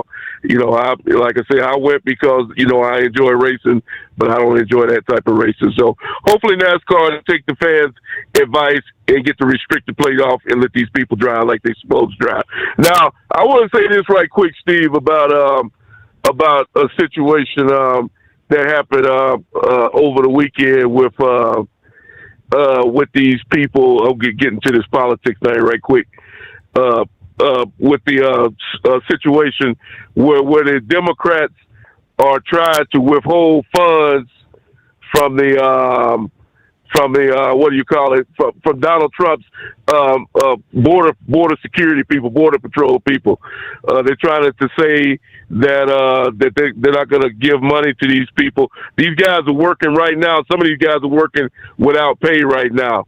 And it makes absolutely no sense. These people are defending the United States. And I'll say this once again, Steve, and like I say, whether people like Donald Trump or whether you like him or whether you don't like him, I'm willing to bet every dollar I got in my pocket. I'm willing to say there's 100% chance with all the terrorists that Joe Biden led in the United States of America in those 4 years, if Donald Trump wasn't doing what he was doing and getting these people out behind bars and getting these people on the run, we would have had a terrorist attack in the United States of America by now. And what the Democrats are doing, they ought to be ashamed of themselves for trying to defend the people that are lawfully in this country wrong when they came in the wrong way. They continue to say these people have done nothing wrong. But the minute that I'm going to explain this for even the dumbest person can understand it. When you cross the border from the United States of America, when you cross into this country illegally without the proper paperwork, you have committed a crime, whether you think so or not. That is the crime you have committed for those people who continue to say these people have done nothing wrong. You have broken the law, which says that you are not allowed to enter the U.S. without the proper paperwork. It's just that simple. And for the Democrats to continue to defend these people, it's an embarrassment, and it's a shame that these guys can even call themselves congressmen. They ought to be ashamed to accept the paycheck. I'm pissed off because they use my tax money to pay these people. And you can bet your last dollar, Steve, I'm not a Democrat, and I don't have nothing to do with Democrats, and I don't like my money going to these losers. So like I said before, whether you like Donald Trump or not, people, you better be glad that Donald Trump is doing what he's doing, because I promise you, if Trump wasn't doing what he's doing, we would have had another 9/11 by now. And I thank you for taking my call. All right, glad they were able to get that race in there. Eagle, all said and done, actually turned out to be a beautiful window of opportunity. And then the rains came in. And then heavy rains, thunder, lightning. Had they not started that race a little bit early, that would have been they probably would have ended up having to call the race because it would have went well past the halfway mark. So the field would have frozen at some point in time there. All right, get a quick timeout. How about a Monday? The greatest day of the week. The Steve Sommers Overnight Drive. Truck downtime costs you money. One hidden killer on Cummins ISX 15 engines is weak injector cups. When they leak, coolant gets into the cylinders, and suddenly you're facing a big repair bill. Industrial Injection has the fix. Our Torque Lock Injector Cup Kit with a threaded Torque Lock design. These cups stay sealed for good. No more coolant leaks. No more surprise downtime. Keep your truck on the road. Ask your shop for Industrial Injection Torque Lock Injector Cups today. Have you been searching far and wide, looking to advertise your business on a brand that will help you reach the very clients you want to walk through your front door? Well, they've done studies that 100% of the time, it works every time. We're talking about the Steve Sommers Overnight Drive. Let us go to work for your business. The Steve Sommers Overnight Drive currently broadcasts in radio markets all over the United States and was recently named one of the top 50 best late night shows and podcasts in America. Advertising on the Steve Sommers Overnight Drive will maximize your ability to reach clients both on the air and through podcasting. Consider it the best of both worlds. Don't miss this chance to put your business on the Steve Sommers Overnight Drive and expand your reach immediately. Before we go, I've got one question to ask you. Are you ready to get started? If so, email me, Ryan Wild at lubricationspecialties.com, and get started showing off your business today. on the Steve Summers Overnight Drive. Your factory fuel filter is letting you down. AirDog heavy-duty diesel fuel systems don't just filter your fuel. The AirDog fully optimizes your truck's fuel system for peak efficiency. The factory-provided filter simply removes particulates and water from fuel. The AirDog system removes all contaminants, including entrained air, water, and particulates, and feeds the engine pump with optimal pressure. Check out airdogdiesel.com to learn how you can capture every bit of performance and efficiency from your fuel system.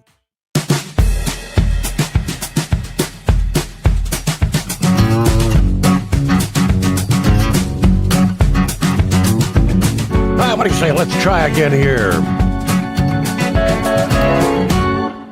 Take two for the Plowboy. Is that any better, Steve? What, did you have the phone on mute or something? I guess. I don't know what the hell I did. What's going on? No, not too much. Not too much, sir. But no, I got to agree with Grump. I'm not seeing any changes up here at Ford. Really, I'm not. I'm getting just as many non-speakers as we had before. I think they just need to tighten it up. Hopefully to goodness I see some changes, but I'm not as of right now, sir. But, and that last story you were talking about, the farmer and the cattle and all that, price of land, replacement cost, oh yeah. Cattle is at an astronomical price. But if you're looking to replace them, it's not easy. It's going to cost you an arm and a leg to keep in the business. And if you're going to grow your herd, it's really going to cost you because, I mean, some of these prices, and hell, I was reading here an article here just the other day. Can't really tell you how big of the figures are, but the cattle thieves are starting to stick their weary head back out, so they're not afraid. Hell, that's a get-rich-quick market right there. Mm-hmm. But I mean, it's unbelievable, and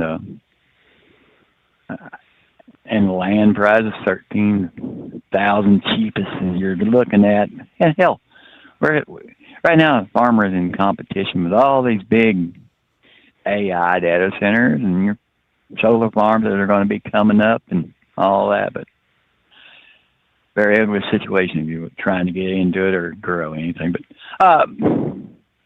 I got one I seen also. I hope it never comes to fruition.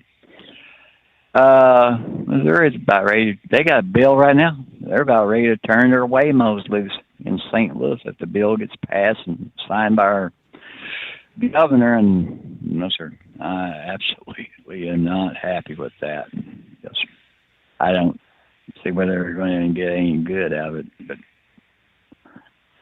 And everybody in Missouri, call them, let their phone ring, and ring it again if they don't answer.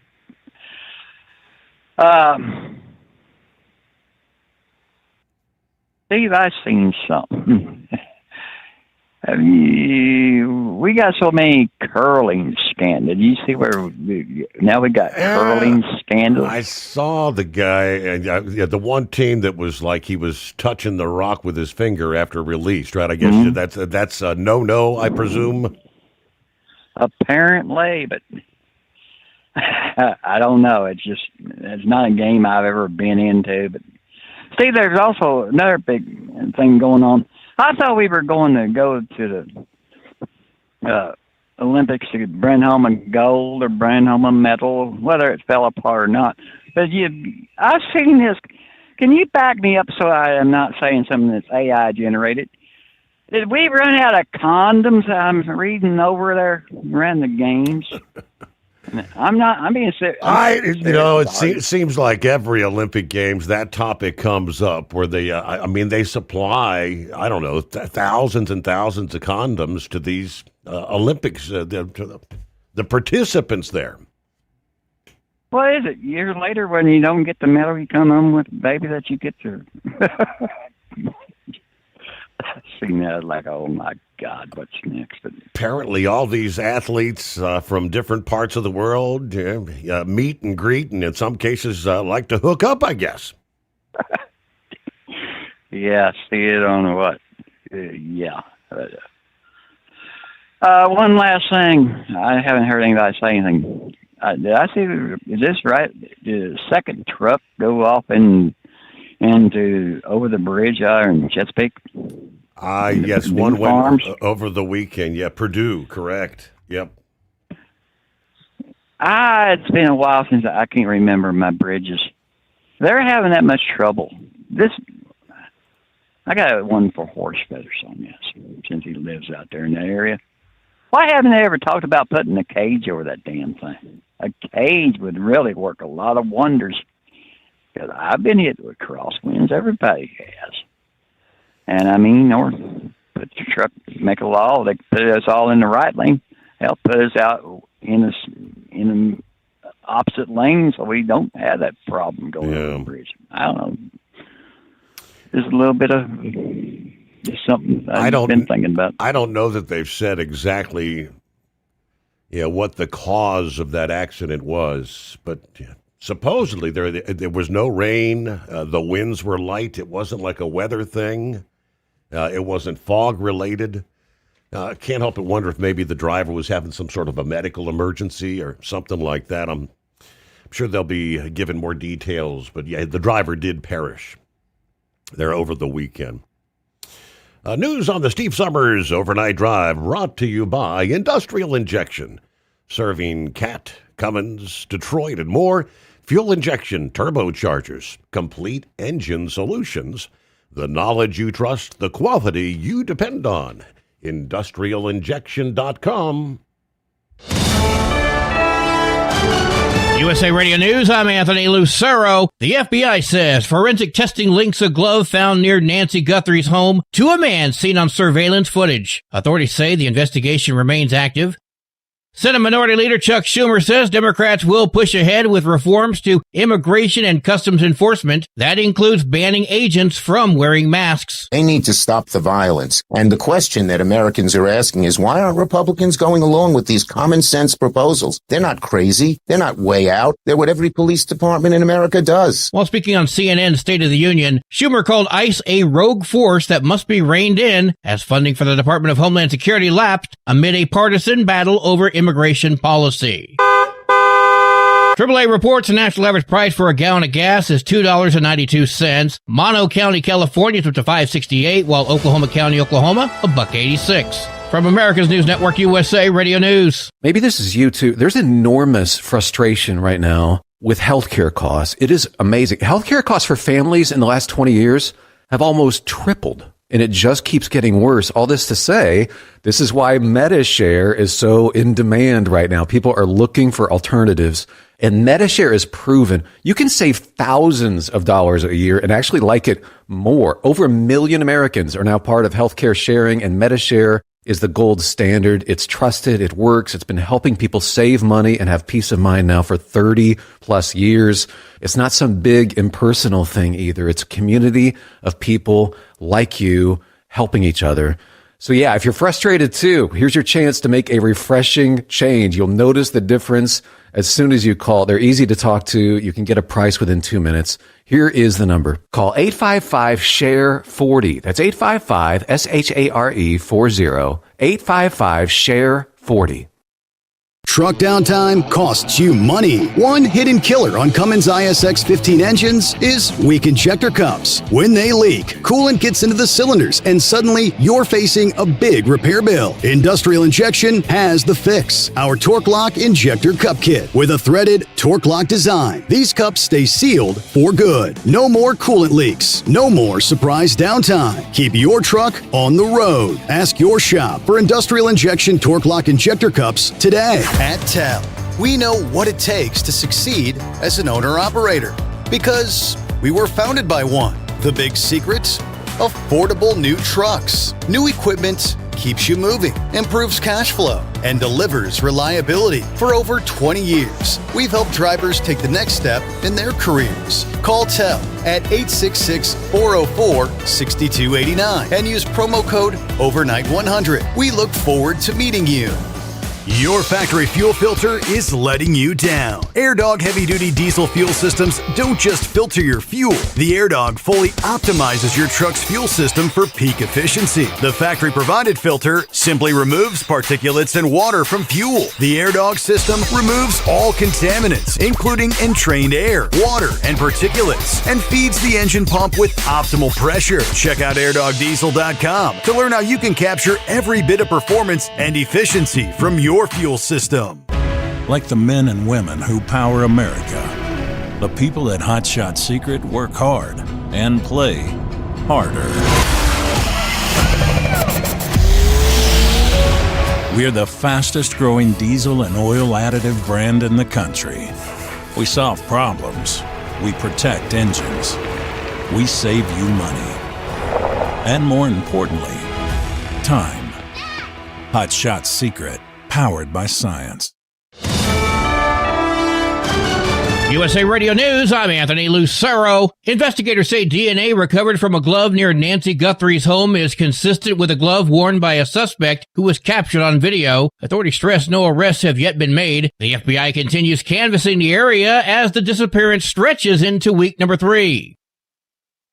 Congressman Thomas Massie says he has no confidence in former Florida Attorney General Pam Bondi over the handling of the Jeffrey Epstein files. Ultimately, it's her who is responsible for the document production, according to our law. The Attorney General, it's not Todd Blanche, it's not the people below them. You can assign tasks to people, but you can't assign your responsibility. Well, appearing on ABC's This Week, Massie criticized the Department of Justice for mistakes in document production and said more accountability is needed as the investigation continues. House Minority Leader Hakeem Jeffrey says dramatic changes are needed at the Department of Homeland Security before Congress passes a new funding bill pushing for reforms to immigration and customs enforcement after public outcry over controversial enforcement actions. He appeared on CBS's Face the Nation. We know, and the American people clearly know, that ICE is totally out of control and they need to be reined in because the American people deserve immigration enforcement that is fair, that is just, and that is humane. Democrats are seeking requirements such as body cameras, warrant rules, and limits on masks for agents, while Republicans argue those changes are impractical as a partial DHS funding lapse looms. The U.S. women's curling team rallied from a 2-point deficit to beat China 6-5 in Cortina. Curler Tabitha Peterson says teamwork has been key. Trusting the sweepers and knowing that they know what the speed is. They tell me the time to throw, and I throw it. Team USA improves 4-1 in the round robin and sits 1 win shy of first place, facing Italy on Monday as they aim for a top spot in the standings. From America's News Network USA Radio News. No matter who we are or where we come from, we all experience difficulties in life. Military veterans know that sometimes it takes strength and determination to make it through. Whether it's obvious physical challenges or struggles on the inside, it takes strength to ask for help when you need it. I knew that I had to get support, not just for me, but for the sake of my wife and kids. Talking about it has helped me feel more like myself again. Honestly, it was hard to open up at first, but it's changed my life for the better. Learn how veterans like us have reached out for help. And hear stories of strength and recovery at maketheconnection.net. Truck downtime costs you money. One hidden killer on Cummins ISX 15 engines is weak injector cups. When they leak, coolant gets into the cylinders and suddenly you're facing a big repair bill. Industrial Injection has the fix. Our Torque Lock Injector Cup Kit with a threaded Torque Lock design. These cups stay sealed for good. No more coolant leaks. No more surprise downtime. Keep your truck on the road. Ask your shop for Industrial Injection Torque Lock Injector Cups today. Like the men and women who power America, the people at Hot Shot Secret work hard and play harder. We're the fastest growing diesel and oil additive brand in the country. We solve problems. We protect engines. We save you money. And more importantly, time. Hot Shot Secret. powered by science. The Overnight Drive with Steve Summers. Live from the Hot Shot Secret Studios. Call Steve now. 844-844-3388. That's 844-844-3388. All right, so indeed, we cross over the midnight hour there on the West Coast. Welcome to a brand new week. Got us a Monday. President's Day, of course. Bidu's on board. Hello, Bidu. Checking in. Good morning, Steve and the overnight crew. James checks in from Woodstock, Georgia. Says we're looking forward to a nice, warm week here. Yeah, I could be talking some, potentially some record highs for mid-February. Especially for the second half of the week there in parts of the southeast. Meanwhile, Santa Claus checking in on the West Coast. Heads up, he said Caltrans is set up now. They're checking all trucks for maximum chains before allowing you to proceed.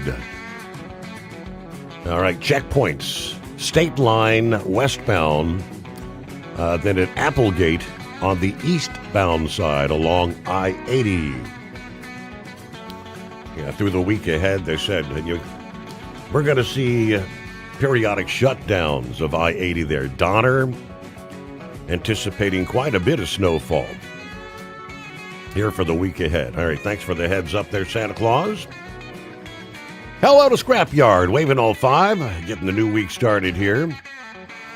See if we get back to the phones. And Ed, is it Red or Ed? Who we got? Oh, it's Red, R-E-D. Hello, Red. Yeah, how you been? Well, I'm doing all right. Did you have a good Valentine's Day? Oh, it was wonderful. There you go. Yeah, we had a nice, relaxing day. We stayed home, Mm-hmm. Yeah. Regarding Mrs. Guthrie's pacemaker, why they're looking for it. Yeah. It doesn't shut off when you die. You have to use a magnet on it. I don't know if you remember whenever you were in the hospital, there's a big red metal cart. They call it a crash cart. It has all the supplies on it for any type of crisis. Well, we used to have a magnet on there, too. If somebody didn't make it, we'd shut off their pacemaker with a magnet. Huh. So I guess it's still ticking, even if she expired, and maybe that's why they can locate it, what he said with Bluetooth, Grump said. Apparently, yeah, I wasn't familiar that they had that going on. I guess they're trying to ping it or something to see if they can find her. Yeah, so that's probably why. And you know what I always wanted to ask you, did you ever win the Marconi Award? That would be negative. No, ma'am. No. No. How's that work? Do you have to get nominated? Honestly, I'm not real sure how it works. I mean, several of my cohorts in crime over the year have won Marconis, and I don't know. Yeah. Yeah, that one guy, he's actually got 2 Marconis under his belt. Billy. Yeah, Billy. That's correct. Yeah. We listen to him, too, yeah.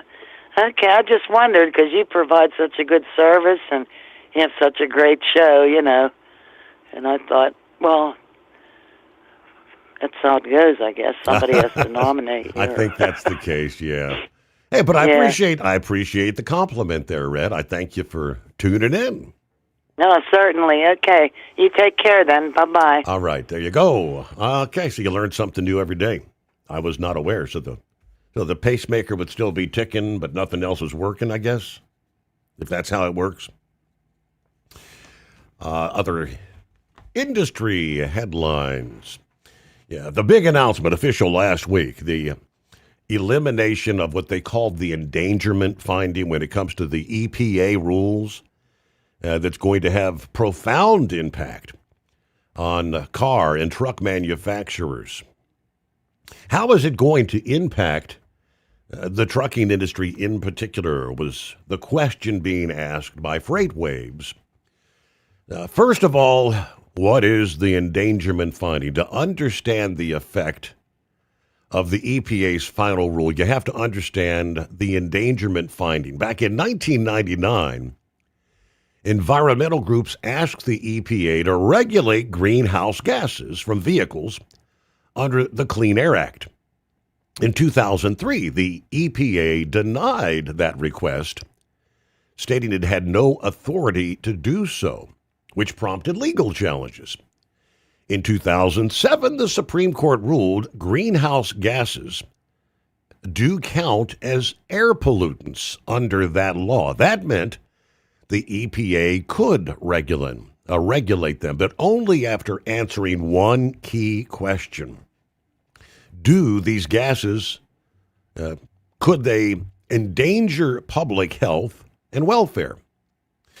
The EPA's answer to that question was the endangerment finding. Finalized in December of 2009, it became the legal trigger for later vehicle greenhouse gas rules. The finding was challenged in court, but a federal appeals court upheld it in 2012, and it stuck. So now what does withdrawing that finding do? The EPA's final rule invalidates some big-ticket vehicle emission rules, but not all of them. Challenges are sure to come, they tell us. Perhaps the biggest rule on the chopping block is the greenhouse gas emission standards for heavy-duty vehicles known as Phase 3, which would apply to model year 2027 to 2032. That rule was the one that would have effectively required 25% of all sleeper cab tractors to be zero direct emissions by 2032. It is not clear how withdrawing the endangerment finding will affect truck manufacturers' designs as we move forward. Model year 2027 vehicles will likely come out in the second half of this year. Those rules and their passenger vehicle counterparts have been blamed for sharp increases in new vehicle prices, as we know. Since the 1990s, the consumer price index for new vehicles hovered around 145. After 2021, the index skyrocketed to nearly 180. Now, according to the EPA, eliminating the endangerment finding will save the taxpayers, me and you, more than $1.3 trillion in regulatory compliance costs. Motorists will save $2,400 on average per vehicle. The EPA also claims the new rule will lower the cost of living on all products by making trucks cheaper. Now, what the final rule does not do, it is worth noting. The endangerment finding paved the way for regulations on greenhouse gas emissions. Vehicle emission regulations that do not deal with greenhouse gases are not affected by the finding. That includes rules that require diesel exhaust fluid and diesel particulate filters. Those regulations deal with particulate matter, not greenhouse gases. They actually predate the endangerment finding. Although withdrawing the endangerment finding will have no effect on diesel exhaust fluid, the EPA has already made some moves addressing that issue. Earlier this month, the EPA demanded information about DEF failures from manufacturers. That kind of sets the stage to roll back rules from model year 2027 and newer trucks. That follows the guidance from last year that relaxed the DEF D-rate schedules. In January, the Department of Justice said they will no longer seek criminal charges in DEF and DFP tampering cases, as we know.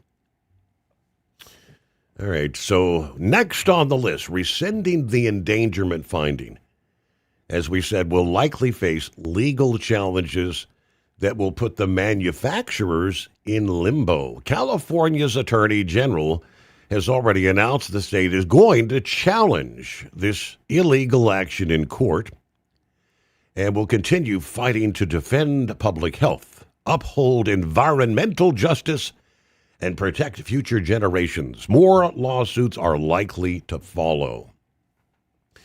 The endangerment finding has survived legal challenges, including in the D.C. Circuit Court. That decision partially relied on what they call the Chevron doctrine. However, the Supreme Court struck down the Chevron doctrine back in 24, leaving the issue open for relitigation. So any sort of a courtroom battle will likely be lengthy, and that's going to put the manufacturers between a rock and a hard place. On the one hand, manufacturers are eager to produce vehicles that are divorced from these current regulations. You know, the Alliance for Automotive Innovation, representing some of the largest automakers, criticized current rules. I've said it before. Automotive emission regulations finalized in the previous administration were extremely challenging for the automakers to achieve, given the current marketplace demand for electric vehicles. The industry in America remains focused on preserving vehicle choice for the consumer, keeping the industry competitive, and staying on a long-term path of emission reductions and cleaner vehicles. On the other hand, there is no guarantee the EPA's withdrawal of the endangerment finding will survive the legal challenges. Given that designing and engineering new vehicles requires several years of planning ahead, the manufacturers would actually be taking a big gamble right now by designing future trucks that will not comply with Phase 3 rules. To lose that bet could cost billions of dollars. So there's a lot at stake, and there's a lot in limbo here when it comes to what kind of design will the new cars and trucks be going after. Vic joins us on a Monday. Yeah, good morning, Steve. Real quick, you were talking about the beef thing. That's what Earl Butts used to always call the politics of agriculture. And I think a lot of people need the regulatory structure might need a course in that, because they talk about raising the price of soybeans for grain farmers. You can do that, but when you do that, you're going to raise the cost of feed for the animal industry. And on and on it goes. You increase the cost of fertilizer, that increase cost for both of them. So there are so many variables there, and it's the indecision that these ranchers are having to go through, because that cattle cycle, it doesn't change, from the time that the calf is dropped to the time that you get a steer or whatever going to the packing plant. And that's the other part of it. A lot of the packing plants are closing, and that increased distance, shipping distance, that increases the shrink on the cattle, and on it goes. So I'm not exactly sure what it's going to take to solve this, other than time. And of course, the one thing that would help, but I think they're about to get the upper hand on the screw worm. But we'll just have to wait and see how that goes. Mm-hmm. But what I started to say is, what I called in about was, you were talking about these chameleon carriers. Whenever I started out on my sojourn almost 3 decades ago now, and nobody was interested, because they were training all these people to become truck drivers. And a lot of young kids that I knew would go off and become a truck driver, and they'd come back within a year mad as hell and didn't want anything to do with trucks or anything else, which struck me as odd. And then when I got into the system, when I went to truck driving school, I started from the bottom and did the whole thing. And I went to a truck driving school that was started by Cummins Engines, and then they had sold out. But basically at that time, they were getting a lot of people on this Job Partnership Training Act, and they were, training them to be truck drivers.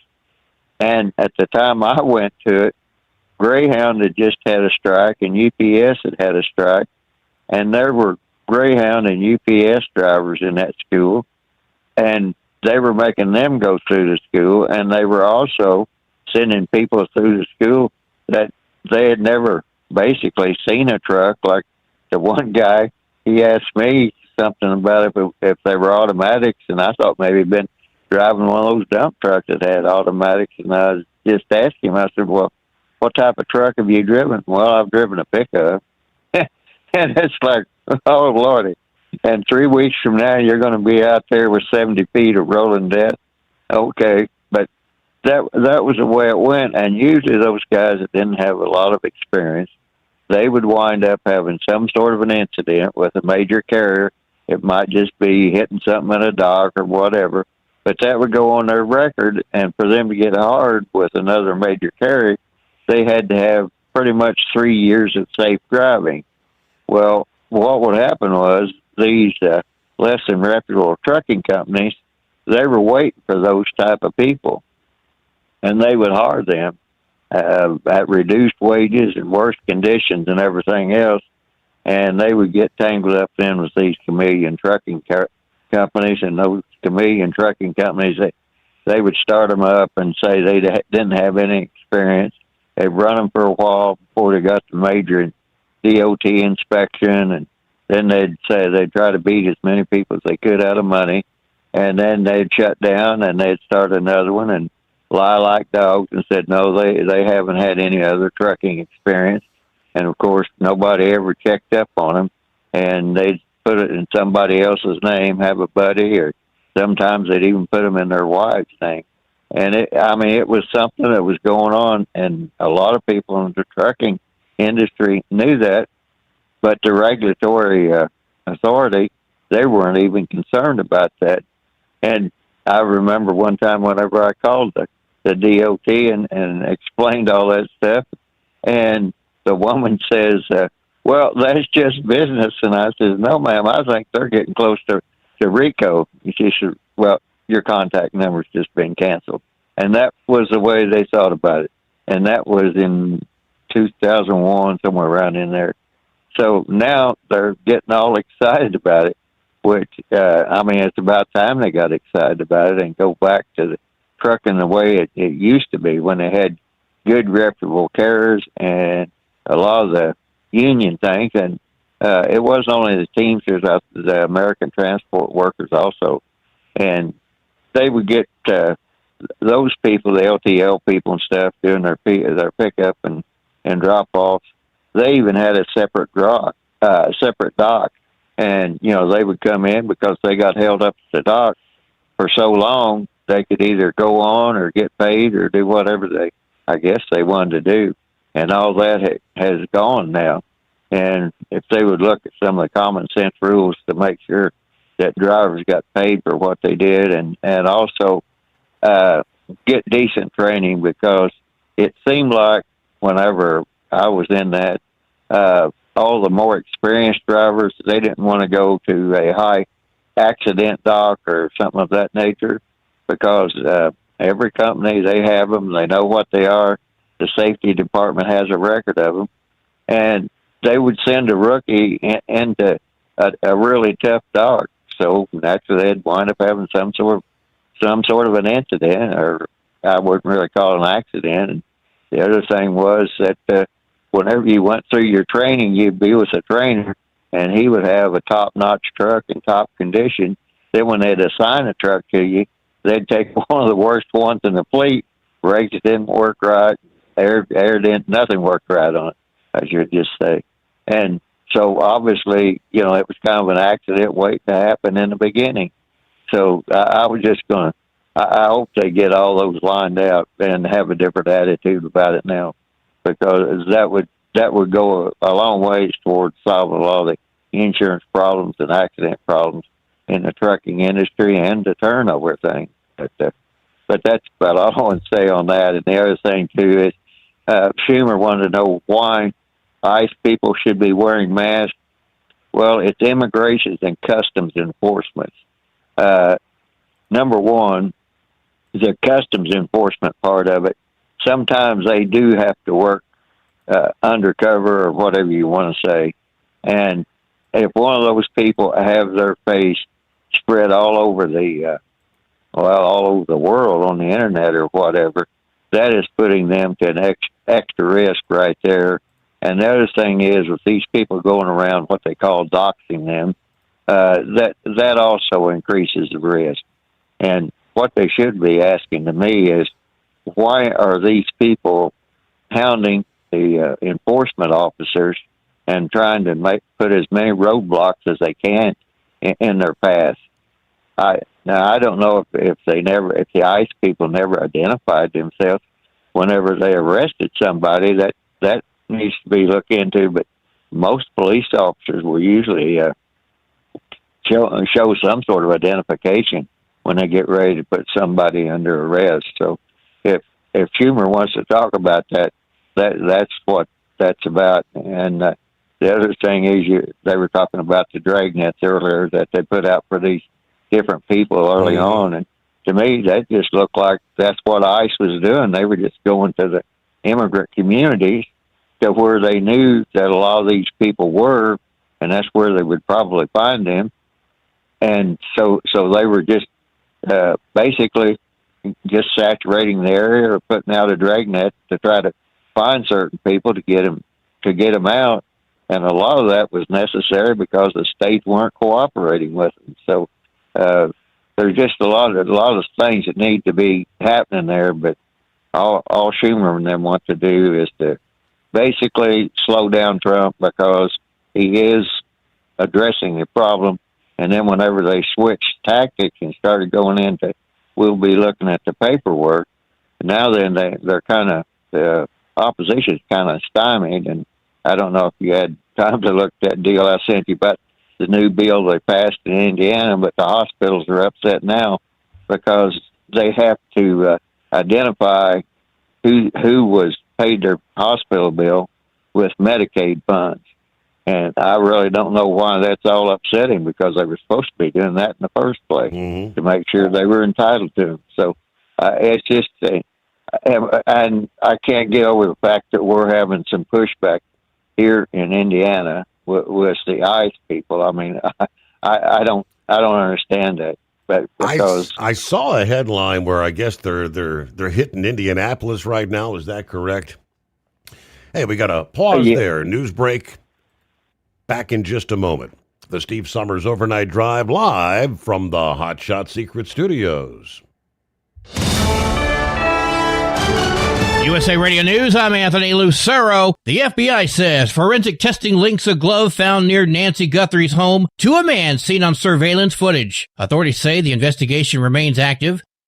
Senate Minority Leader Chuck Schumer says Democrats will push ahead with reforms to immigration and customs enforcement. That includes banning agents from wearing masks. They need to stop the violence. And the question that Americans are asking is, why aren't Republicans going along with these common sense proposals? They're not crazy. They're not way out. They're what every police department in America does. While speaking on CNN's State of the Union, Schumer called ICE a rogue force that must be reined in as funding for the Department of Homeland Security lapsed amid a partisan battle over immigration policy.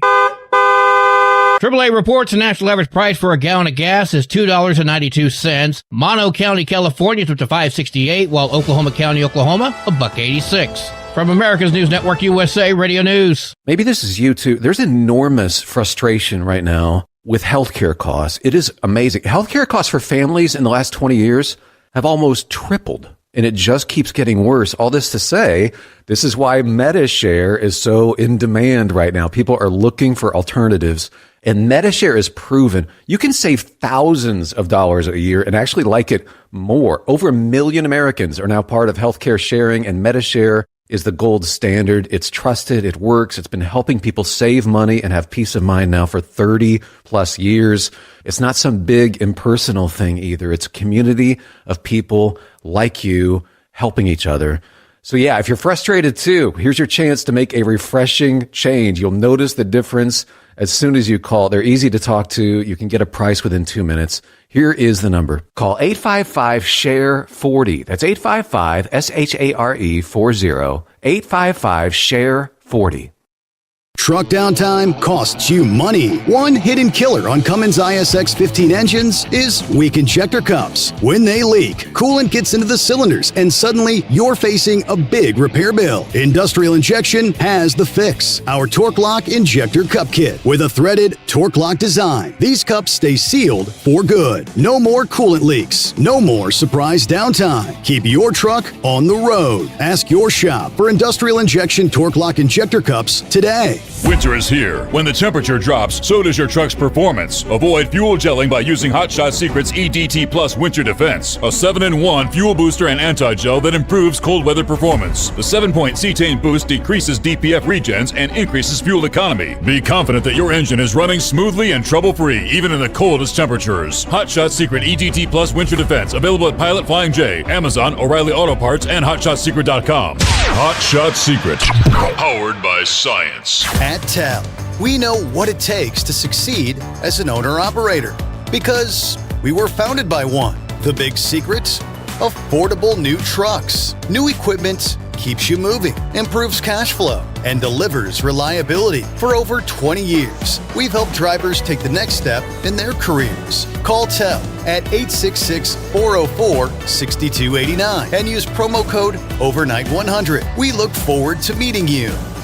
Your factory fuel filter is letting you down. AirDog heavy-duty diesel fuel systems don't just filter your fuel. The AirDog fully optimizes your truck's fuel system for peak efficiency. The factory-provided filter simply removes particulates and water from fuel. The AirDog system removes all contaminants, including entrained air, water, and particulates, and feeds the engine pump with optimal pressure. Check out airdogdiesel.com to learn how you can capture every bit of performance and efficiency from your fuel system.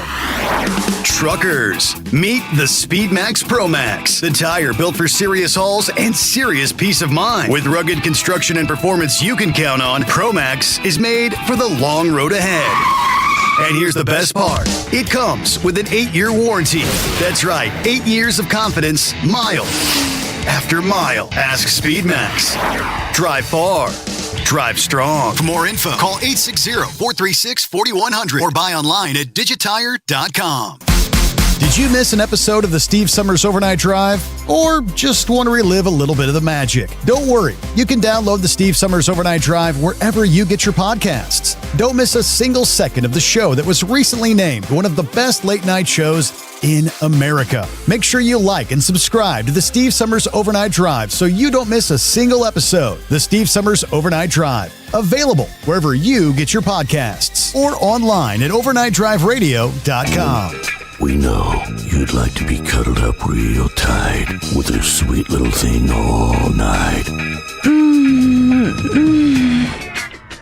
But instead, you've got Steve Summers. It's the Overnight Drive.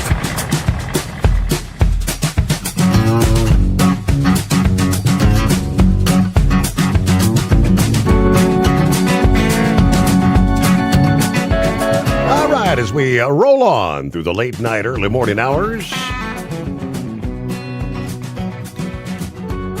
as we get a new day underway, brand new week coming our way. A Plowboy brought that up earlier. You know, it was Valentine's Day weekend, right? And yes, it was not some sort of a artificial intelligence generated story. It's true. Athletes at the Olympic Games seem to have embraced Valentine's Day with their trademark Olympic intensity, racing through the free condom supply, leaving the dispensers empty before the big day. Some 10,000 distributed across the city, and a mountain accommodation site by organizers continue a long-standing Olympic practice aimed at promoting safe relationships among the mostly young people. Of course, the young healthy, energetic competitors living in close quarters. By Saturday, the stock had run out. But they've got a week of games yet to go. So, okay. Clearly, this shows Valentine's Day is in full swing at the Village.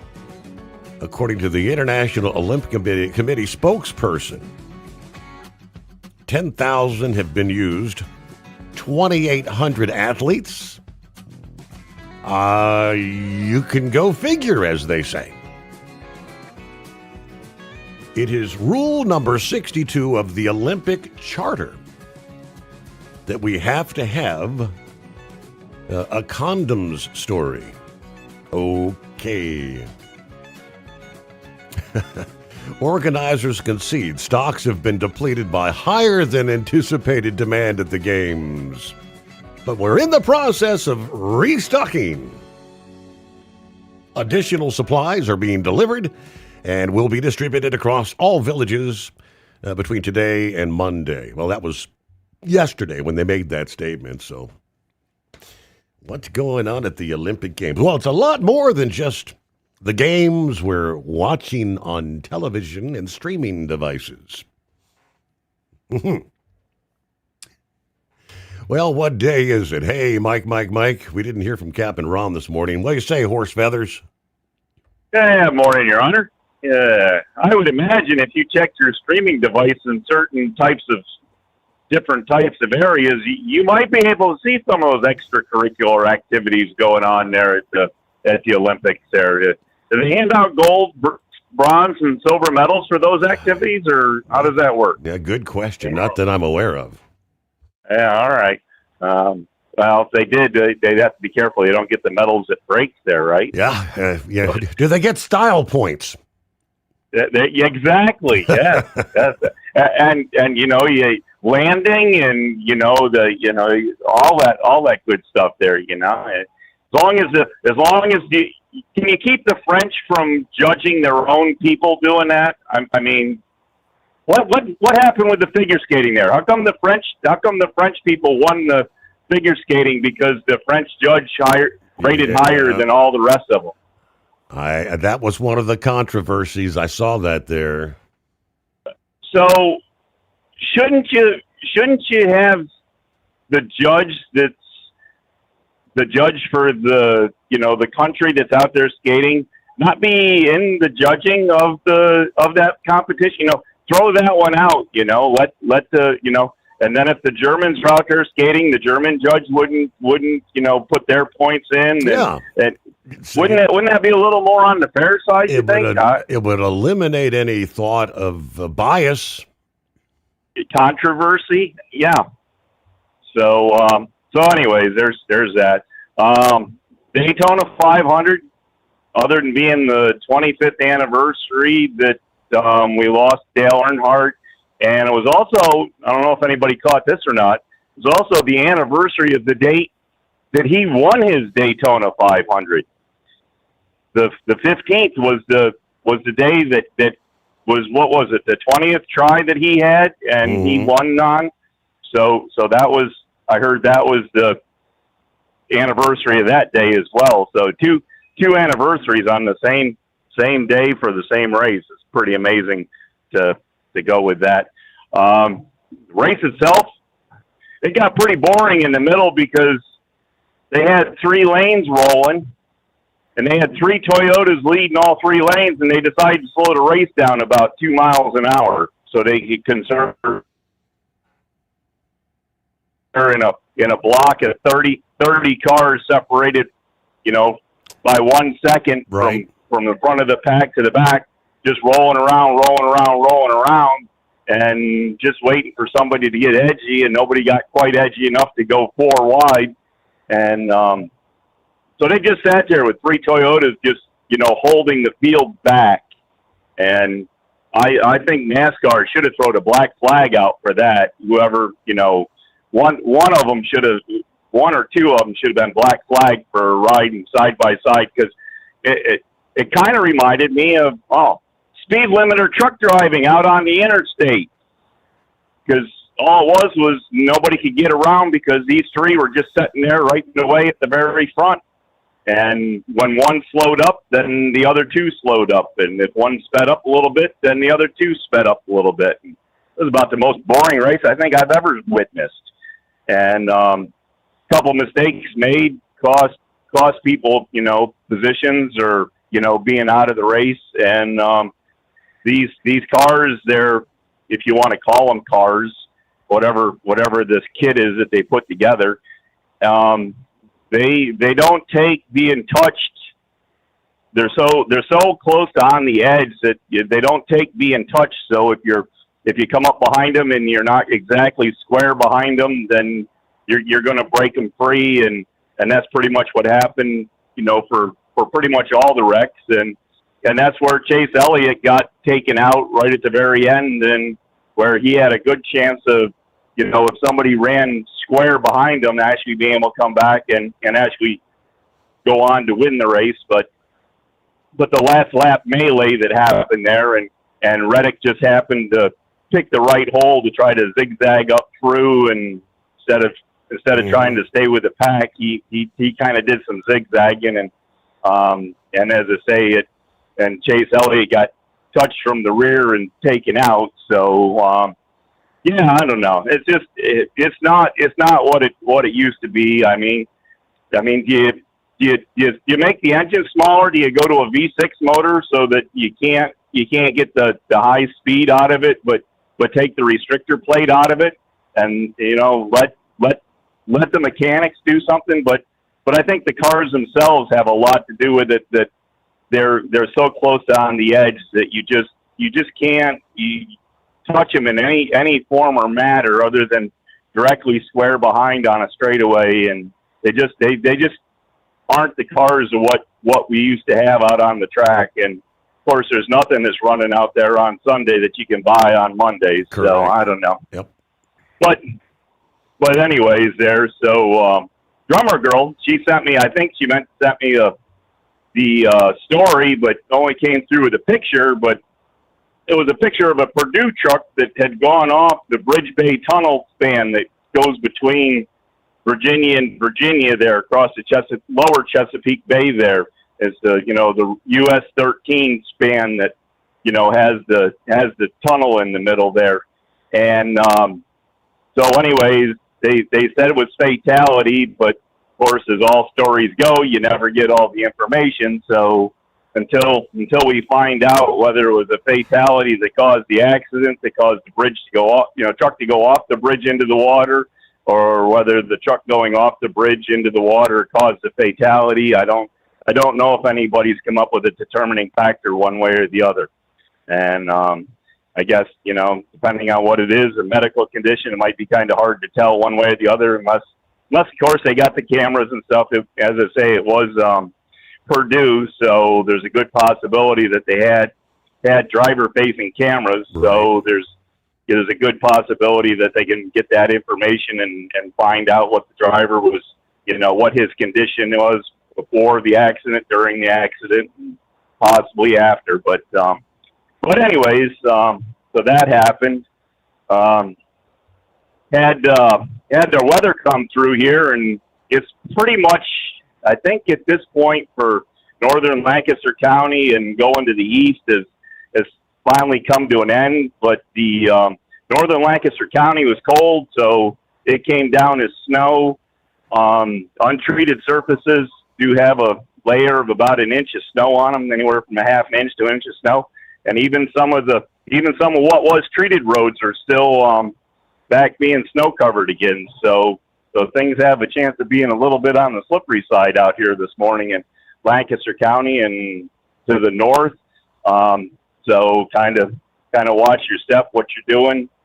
As I say, a little bit further to the east, we're picking up more snow. So I think the cold got down and kind of affected and made the rain change over to snow earlier. And as it continued on, we got heavier snowfall here. Now, I don't know. What else did we have going on? There were a couple things I sent you. I don't know if you got to any of them out of your show prep at all or not, but I guess I guess other than that, I guess that's about what we had for you this morning there. I don't know. Holiday today, right?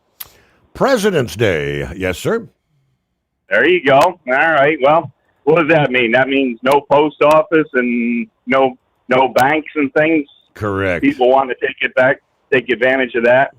So, but other than that, there, I guess as I say, that's probably about what we got going for you there. So, we come up with anything else brilliant there, and a little bit later on, or anything we come up with out here, we'll give you a jingle back there, maybe through the loneliest hour. That's coming pretty quick, though. That's just around the corner, is it? Yes. All right. Let me see. Pappy brought up the. Yeah, was it Pappy or somebody brought up the Middle East? Matters not. But what's the latest developments? Last week, there were some rumors and rumblings of possibly another carrier group being sent to the region. That apparently is official. The world's largest aircraft carrier has been ordered to sail from the Caribbean back to the Middle East as the president considers possible military action surrounding Iran. President Trump repeatedly has said the U.S. will accept an agreement only if it prevents Iran from having nuclear weapons. Has been using diplomatic pressure backed by military force to push for that outcome. Via Truth Social, the president posted a picture of an aircraft carrier to accentuate the claim. The move by the USS Gerald R. Ford, according to multiple reports citing unnamed government officials, will now put 2 carriers and the accompanying warships in the region. In case we don't make a deal, we'll need it, he told reporters as he left the White House Friday afternoon. If we need it, we have it ready. A very big force. The Abraham Lincoln aircraft carrier and 3 guided missile destroyers arrived in the Middle East more than 2 weeks ago. Now, the U.S. has 11 aircraft carriers, and their schedules are usually set well in advance. This marks a quick turnaround for the USS Ford, which is the newest carrier, which the president sent to the Mediterranean, from the Mediterranean to the Caribbean back in October. Yeah, the big buildup over Nicolas Maduro there. Spokesperson for the USS Southern Command, which is responsible for American military presence in the Caribbean, said Friday, while force posture evolves, our operational capability does not. Southcom forces remain fully ready to project power, defend themselves, and protect U.S. interest in the region. Of course, the president then warned on Thursday that Iran failed to reach a deal with the administration would be very traumatic. They had indirect talks in Oman last week. Now, I said, I guess over the next month, something like that, speaking to reporters about a timeline for striking a deal. It should happen quickly, he says. They should agree very quickly. So no longer a speculation about that group. The other headline from Newsmax over the weekend, the U.S. military is preparing, they say, for the possibility of sustained, weeks-long operations against Iran if the president orders. That would mean that could become a far more serious conflict than previously seen between the two. The disclosure by the officials speaking anonymously due to the sensitive nature raises the stakes for the diplomacy that's underway between the two. U.S. officials said Friday the Pentagon sending an additional aircraft carrier, adding thousands more troops, along with fighter aircraft, guided missile destroyers, and other firepower capable of waging attacks and defending against them. Now, President Trump spoke to U.S. troops on Friday at a base in North Carolina, said it's been difficult to make a deal with Iran. Sometimes you have to have fear. That's the only thing that really will get the situation taken care of. Asked for comment on the preparations for a potentially sustained operation. Press spokesperson Ann Kelly said President Trump has all options on the table. He listens to a variety of perspectives on any given issue. He makes the final decision based on what is best for our country and national security. No comment from the Pentagon, but latest developments there in the Middle East. The Steve Sommers Overnight Drive. Truck downtime costs you money. One hidden killer on Cummins ISX 15 engines is weak injector cups. When they leak, coolant gets into the cylinders and suddenly you're facing a big repair bill. Industrial Injection has the fix. Our Torque Lock Injector Cup Kit with a threaded Torque Lock design. These cups stay sealed for good. No more coolant leaks. No more surprise downtime. Keep your truck on the road. Ask your shop for Industrial Injection Torque Lock Injector Cups today. At TEL, we know what it takes to succeed as an owner-operator because we were founded by one. The big secret? Affordable new trucks. New equipment keeps you moving, improves cash flow, and delivers reliability. For over 20 years, we've helped drivers take the next step in their careers. Call TEL at 866-404-6289 and use promo code OVERNIGHT100. We look forward to meeting you. Winter is here. When the temperature drops, so does your truck's performance. Avoid fuel gelling by using Hot Shot Secret's EDT Plus Winter Defense, a 7-in-1 fuel booster and anti-gel that improves cold weather performance. The 7-point cetane boost decreases DPF regens and increases fuel economy. Be confident that your engine is running smoothly and trouble-free, even in the coldest temperatures. Hot Shot Secret EDT Plus Winter Defense, available at Pilot Flying J, Amazon, O'Reilly Auto Parts, and HotShotSecret.com. Hot Shot Secret, powered by science. Your factory fuel filter is letting you down. AirDog heavy-duty diesel fuel systems don't just filter your fuel. The AirDog fully optimizes your truck's fuel system for peak efficiency. The factory-provided filter simply removes particulates and water from fuel. The AirDog system removes all contaminants, including entrained air, water, and particulates, and feeds the engine pump with optimal pressure. Check out airdogdiesel.com to learn how you can capture every bit of performance and efficiency from your fuel system.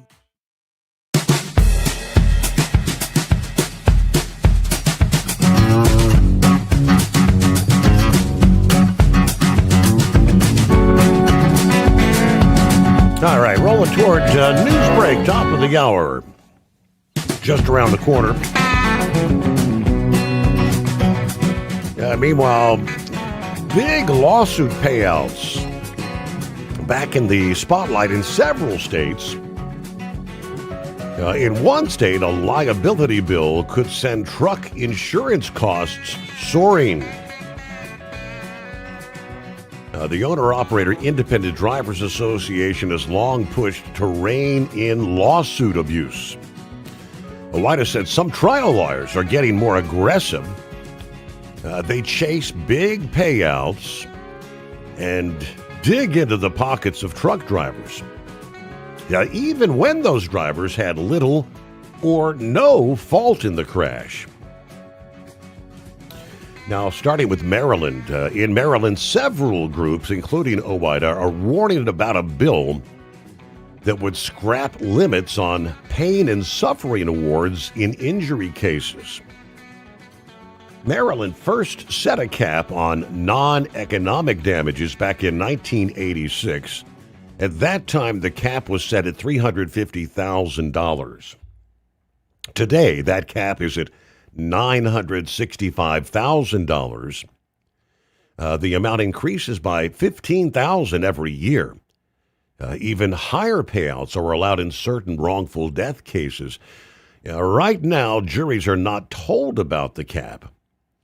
If they award more than the limit, a judge cuts it back. But a bill scheduled for a February 18 hearing, I guess Wednesday of this week, before the House Judiciary Committee would remove the cap. The Maryland Alliance for Fair Liberty Laws says this is a bad idea, arguing that pain and suffering are subjective hard to measure. Maryland already has one of the highest caps in the country. They say removing this limit could lead to more lawsuits and larger jackpot verdicts. If passed, House Bill 476 could raise commercial truck insurance premiums by up to 30%. Personal auto insurance premiums could jump by as much as 19%. Supporters of the bill say the courts, not lawmakers, should decide how much money somebody deserves. Senate version of the bill is also set for a hearing on the 18th. The Maryland Alliance for Fair Liability Laws has actually provided a forum for residents to make their voices heard with lawmakers in the state there. Meanwhile, New York lawmakers are taking a different path. A liability bill backed by Senator Monica Martinez would limit what certain drivers can collect after a crash. The cap would apply if the person suing were driving without insurance or driving under the influence. A driver convicted of a felony during which the accident occurred would also have damages limited, they say. In those cases, they would only recover property damage, medical bills, and lost wages directly tied to the crash. No extra damages. S 8905 makes it clear limits still apply even if the person suing helped to cause the crash. Of course, New York drivers already have some of the highest insurance rates in the nation. 844-844-3388. News on the Steve Sommers Overnight Drive brought to you by Industrial Injection, heavy-duty diesel parts and solutions from injectors and pumps to turbochargers and engines built for the trucks that cannot afford downtime.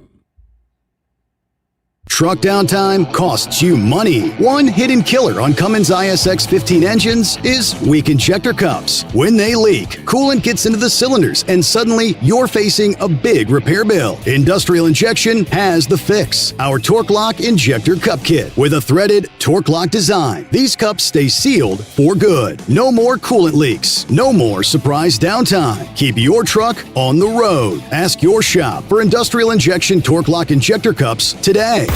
Have you been searching far and wide, looking to advertise your business on a brand that will help you reach the very clients you want to walk through your front door?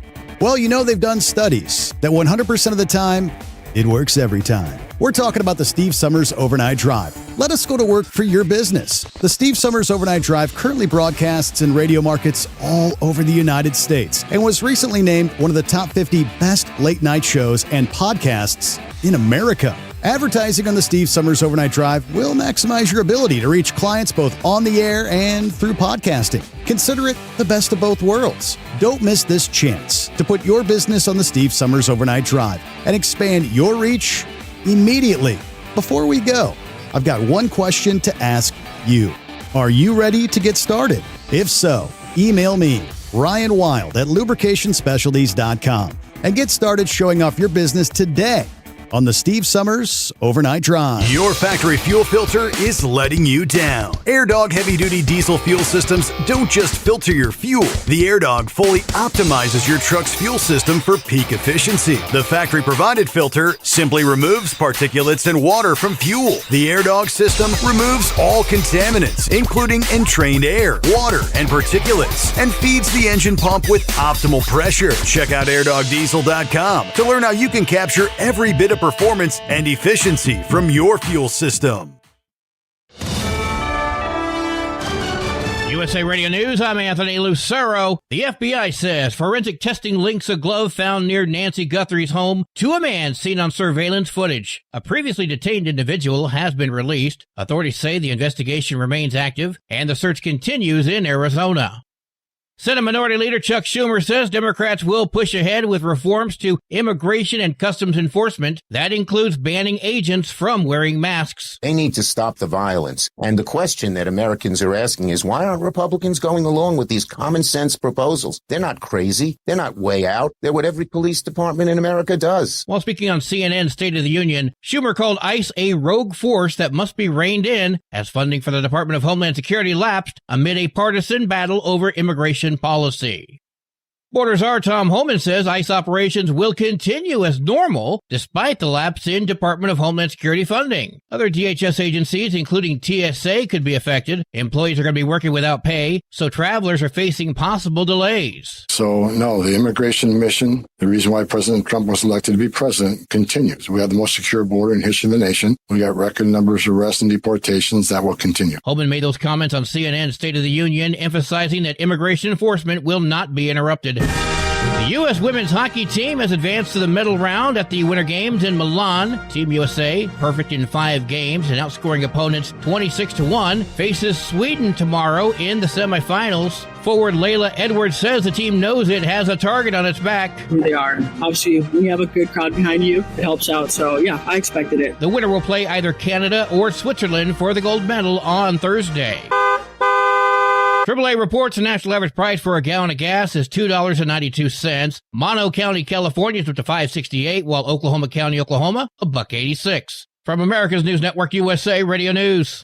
Commerce moves fast. Your business should too. If you're not on the first page of search results, you're losing customers. Out of sight, out of mind is true. Don't let that be you. iLocal.net has helped local businesses dominate search results since 2009. For a limited time, iLocal.net is offering a free website analysis to improve the online presence of your business. Local business owners across the U.S. turn to iLocal.net to improve their search engine rankings. Search engines are constantly changing their algorithms. You need the professionals who know how to use those changes to benefit your business.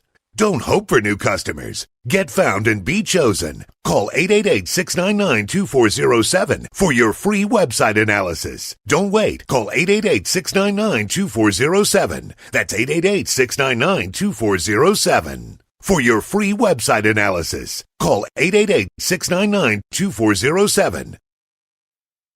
Oklahoma's SNAP Healthy Food Waiver now bans candy, soda, and sugary drinks from food stamp purchases. Officials say it promotes healthier choices, while critics warn it may limit options for low-income families, although benefit amounts and eligibility remain unchanged.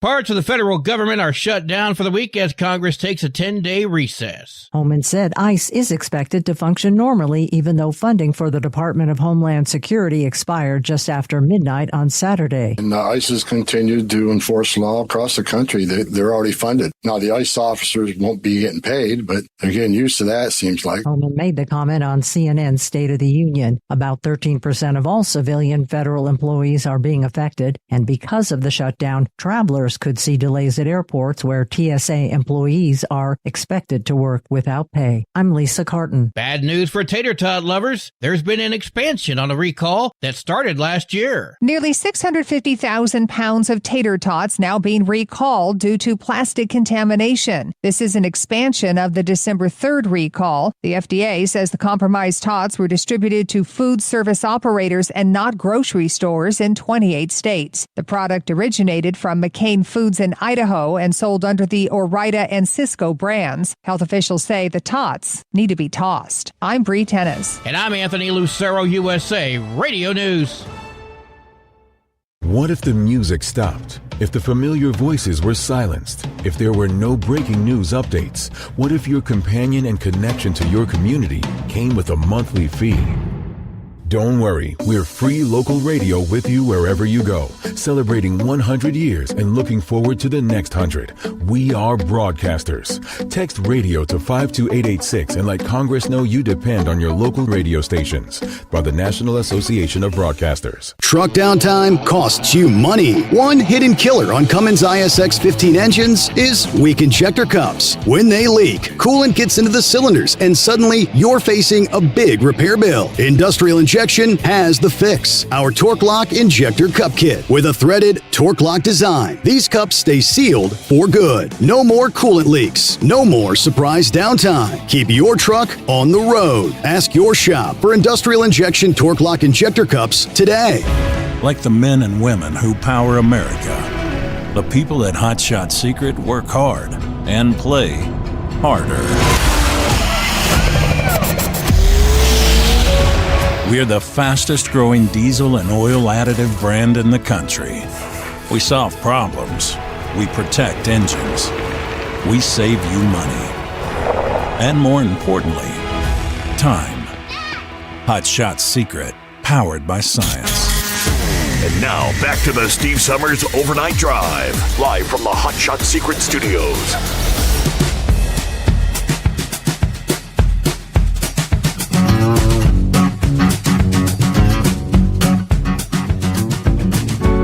All right, what do you say? I get that final hour off and rolling here on a Monday. 16th day of February already. In an already short month, there are only 28 days here. Meanwhile, plenty of room for you at 844-844-3388. Hello to the hired gun checking in. Good morning, all the cool kids. 50 degrees, foggy here in Kingston, Georgia this morning. Time to make the donuts. All right, there's Phil checking in from Florida. Rick in Columbus on board. I guess you're happy to see it's getting close to baseball season once again, right? Pitchers and catchers have already reported. He said the Powerball is at 154 million now. And Heidi Ho from the Asphalt Soldier checking in. 30 degrees in Sugar Grove this early Monday. All right, the change of the seasons. Of course, we're really beginning to see things starting to warm up in portions of the country this week. Seasonal weight limit regulations have been or will be enacted in several Midwestern states here in the near future.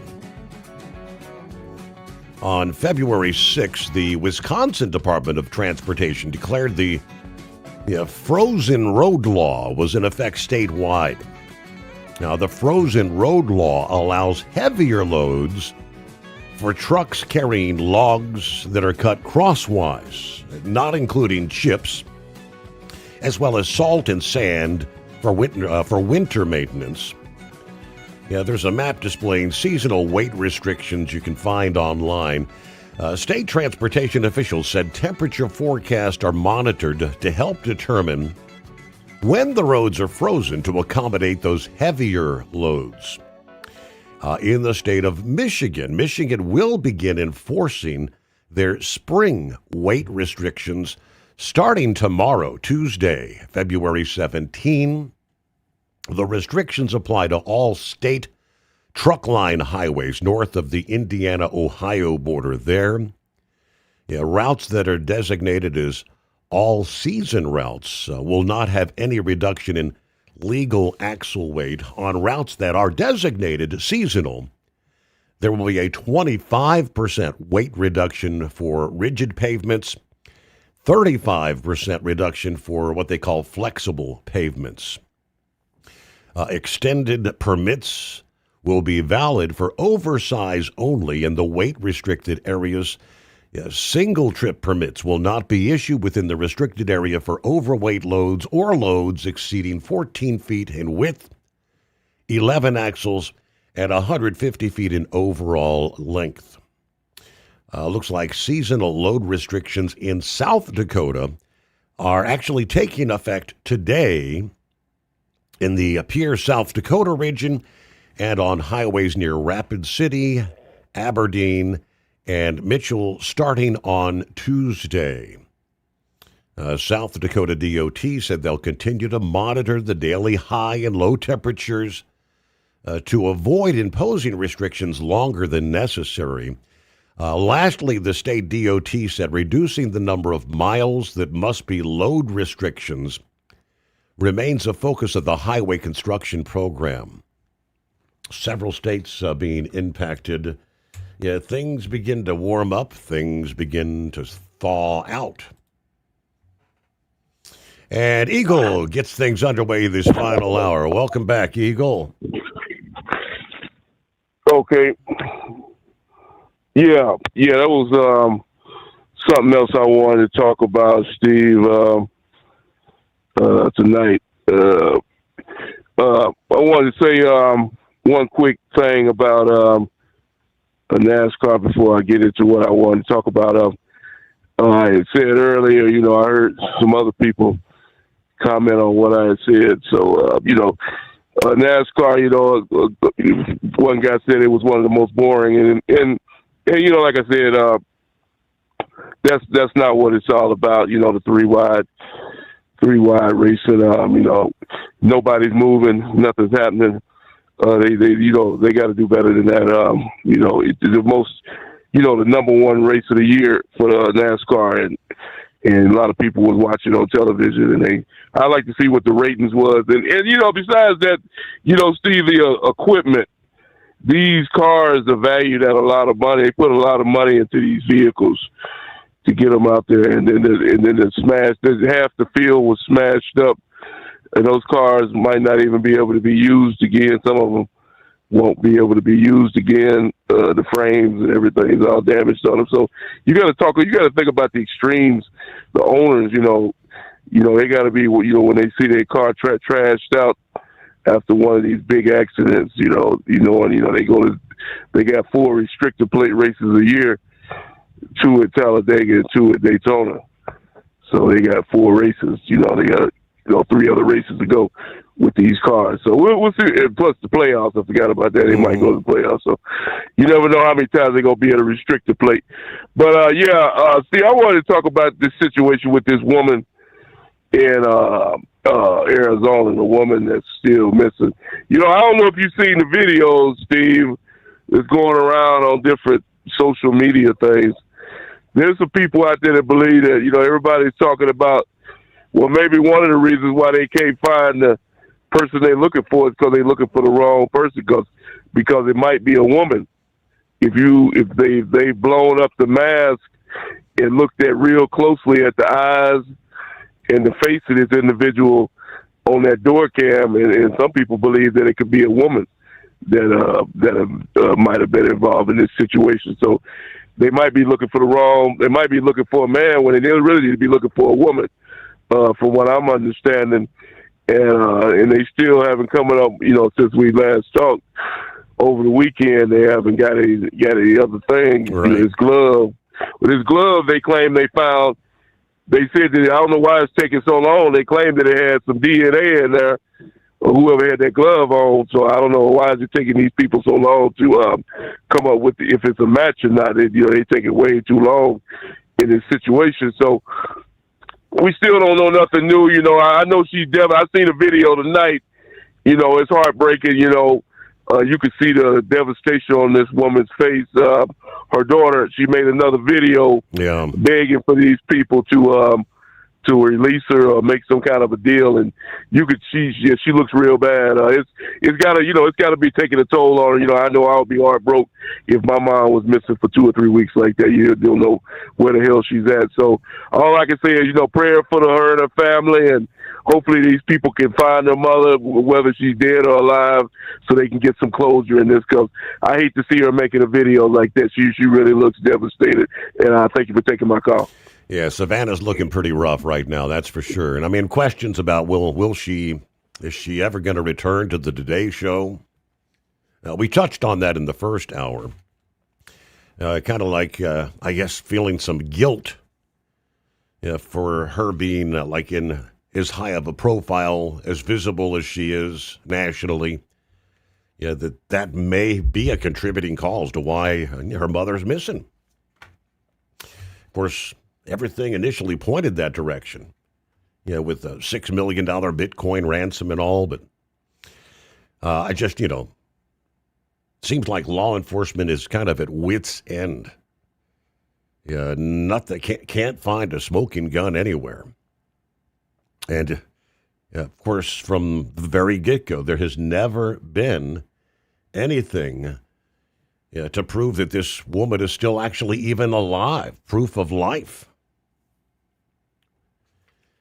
All right, clear lines, 844-844-3388. Last week, a federal appeals court ruled that the Department of Homeland Security can indeed end temporary protected status for 3 countries, marking a significant immigration enforcement victory for the Trump administration. The 9th U.S. Court of Appeals unanimously determined that Homeland Security can end deportation protection for nearly 90,000 immigrants from, you've got the countries of Nepal, Honduras, and Nicaragua.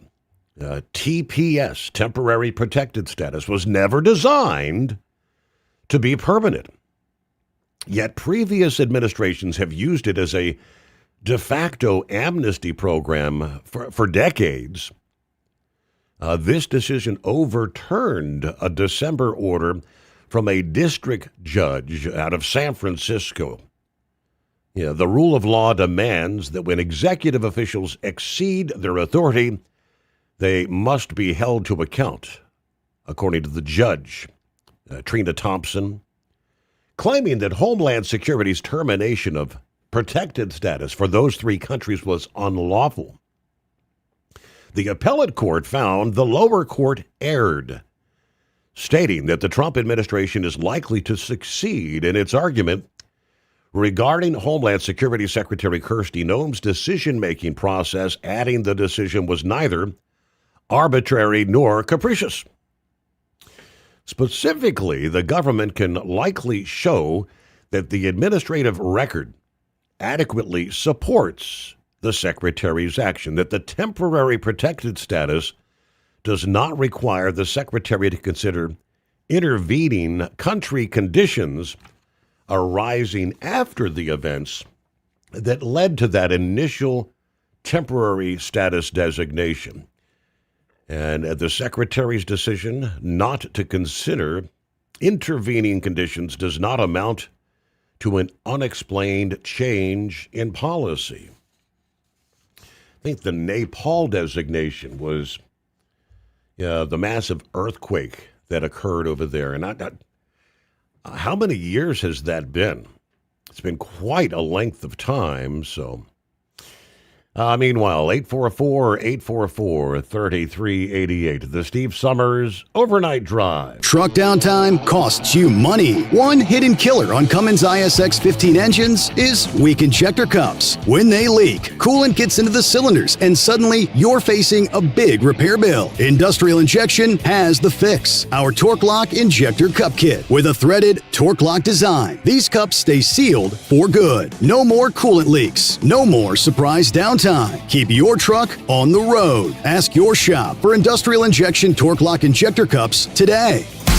Did you miss an episode of the Steve Summers Overnight Drive? Or just want to relive a little bit of the magic? Don't worry. You can download the Steve Summers Overnight Drive wherever you get your podcasts. Don't miss a single second of the show that was recently named one of the best late night shows in America. Make sure you like and subscribe to the Steve Summers Overnight Drive so you don't miss a single episode. The Steve Summers Overnight Drive. Available wherever you get your podcasts or online at overnightdriveradio.com. It's no secret, today's diesel isn't as good as it should be. Diesel lacks lubricity. That can lead to fuel system failure, costing thousands in repairs. But you can prevent those issues with Hotshot secret products. Clean injectors, boost cetane, increase fuel economy while adding 4 times more lubricity lubricity than the leading competitor. Claims proven by real-world use and confirmed by third-party ASTM testing. Available nationwide at truck stops, farm and automotive stores, and online at HotShotSecret.com.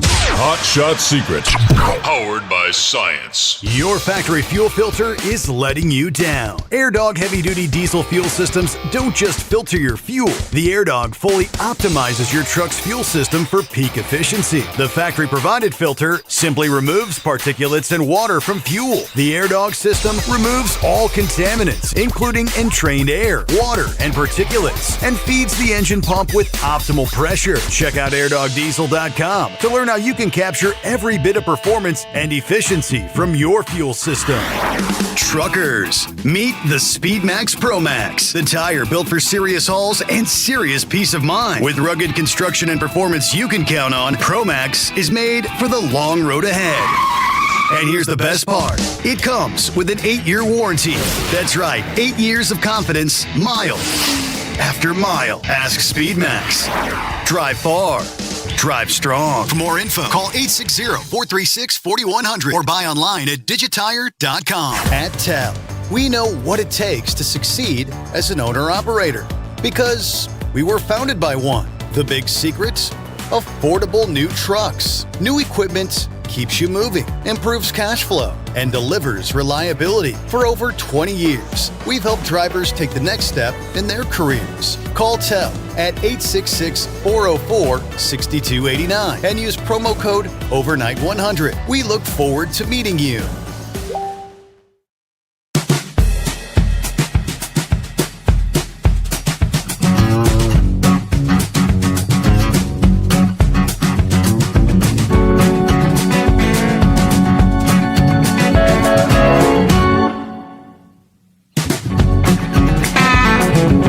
Another topic discussed a bit earlier was the SAVE Act,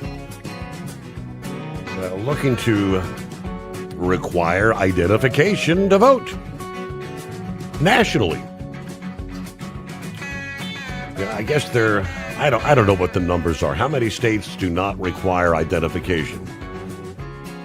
I've shared on many occasions that I have presented ID every time I voted since the age of 18. Our state requires identification. Now, the president on Friday said that this whole debate, that voter identification requirements, he said they will be in place for November's midterm election. Even if Congress fails to pass the SAVE Act. How he's going to accomplish it, I'm not sure. The president made the pledge in a post on Truth Social, signaling he's prepared to pursue alternative legal avenues via executive order if the legislation stalls in the Senate. Democrats refuse to vote for voter identification or citizenship. The reason is very simple, he says. They want to continue to cheat in elections. This is not what our founders desired. I have searched the depths of legal arguments not yet articulated or vetted on this subject and will be presenting an irrefutable one in the very near future, he said again on Friday. He went on to say there will be voter ID in the midterm elections. Whether approved by Congress or not, also the people of our country are insisting on citizenship and no mail-in ballots with the exception of military, disability, illness, or travel. The House passed the voter ID measure last week, but it's long odds when it comes to the Senate where they're not going to secure 60 votes, right, to overcome the filibuster. In a follow-up post, the president said he would move forward with executive action if Congress doesn't send the legislation to his desk. If we can't get it through Congress, there are legal reasons why this scam is not permitted. I will be presenting them shortly in the form of an executive order. Now, he sharply criticized all this opposition to voter ID requirements, calling the Democrats horrible, disingenuous cheaters. We can't let the Democrats get away with no voter ID any longer. Now, he said Democrat leaders publicly oppose voter ID while privately dismissing concerns. They have all sorts of reasons why it shouldn't be passed, and then boldly laugh in the back rooms after their ridiculous presentations. If it weren't such a serious matter, it would be considered a total joke. Now, he went on to say no voter ID is even crazier and more ridiculous than men playing in women's sports, open borders, or transgender for everyone. Republicans have to put this at the top of every speech. It is a cannot miss for re-election in the midterms and beyond. Even Democrat voters agree. 85% say that there should be identification to vote. But you've got Chuck Schumer, Hakeem Jeffries. It's only the political leaders, crooked losers like Schumer and Jeffries. They have no shame and explain why it's racist and every other thing they can think of. All right, we must fight this right now. 844-844-3388. Couple minutes before we hit news break here. Let me see. Take two, Pappy. What'd you have on your mind? Steve, I just thought of something. There's been some scuttlebutt. Tell me if you've heard this, or maybe if you can do some search, that they are talking about trying to change the law to where if a child is born in the United States, you automatically become a citizen. There's talk about both parents need to be a citizen for that child to automatically get citizenship by birth. So it's a rumor I heard. I heard some people were talking about it, thinking about trying to get it passed. Obviously, I do believe the president is pushing to end that birthrights, because that kind of goes back to what we were talking a couple of weeks ago, this whole tourism business of birthing babies in this country to be a citizen. Yes, sir. Yeah. Yes, sir. Yes, sir. So keep an eye on that, bud. We'll see what happens. That's all I got, man. I appreciate it. Thanks a bunch. Watch your six. All right. Thank you, Pappy. There you go. So let me see. About a minute before news break. I could pull up here just in recent days, here, some of the headlines, a guide to some of the briefs in support of ending birthright citizenship. That was posted literally on Friday from the Supreme Court of the United States blog, where they're taking that up. All right. What do you say? 844-844-3388. Clear lines here on a Monday. Got a round in third, headed toward home. Coming up, more details. We know the fraud scenario, Minneapolis or Minnesota as a whole, off the rails. Other states now discovering similar scenarios. California may be the granddaddy of all, to the tune possibly of $250 billion in fraud.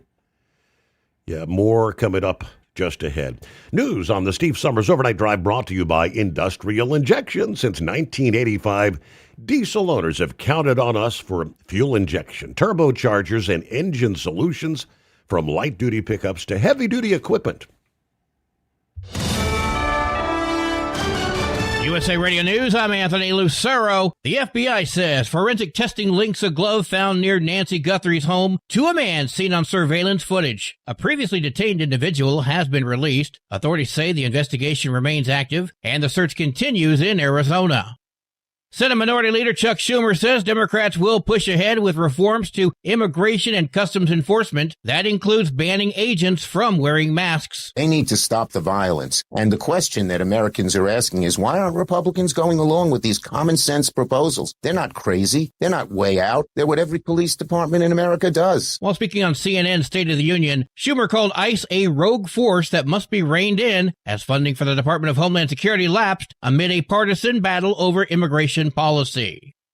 Border Czar Tom Homan says ICE operations will continue as normal despite the lapse in Department of Homeland Security funding. Other DHS agencies, including TSA, could be affected. Employees are going to be working without pay, so travelers are facing possible delays. So, no, the immigration mission, the reason why President Trump was elected to be president, continues. We have the most secure border in history of the nation. We got record numbers of arrests and deportations. That will continue. Homan made those comments on CNN's State of the Union, emphasizing that immigration enforcement will not be interrupted. The U.S. women's hockey team has advanced to the medal round at the Winter Games in Milan. Team USA, perfect in 5 games and outscoring opponents 26-1, faces Sweden tomorrow in the semifinals. Forward Layla Edwards says the team knows it has a target on its back. They are. Obviously, when you have a good crowd behind you, it helps out. So, yeah, I expected it. The winner will play either Canada or Switzerland for the gold medal on Thursday.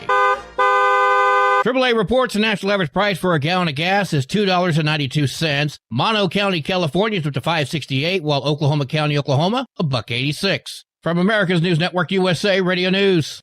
Commerce moves fast. Your business should too. If you're not on the first page of search results, you're losing customers. Out of sight, out of mind is true. Don't let that be you. iLocal.net has helped local businesses dominate search results since 2009. For a limited time, iLocal.net is offering a free website analysis to improve the online presence of your business. Local business owners across the U.S. turn to iLocal.net to improve their search engine rankings. Search engines are constantly changing their algorithms. You need the professionals who know how to use those changes to benefit your business. Don't hope for new customers. Get found and be chosen. Call 888-699-2407 for your free website analysis. Don't wait. Call 888-699-2407. That's 888-699-2407. For your free website analysis, call 888-699-2407. Oklahoma's SNAP Healthy Food Waiver now bans candy, soda, and sugary drinks from food stamp purchases. Officials say it promotes healthier choices, while critics warn it may limit options for low-income families, although benefit amounts and eligibility remain unchanged.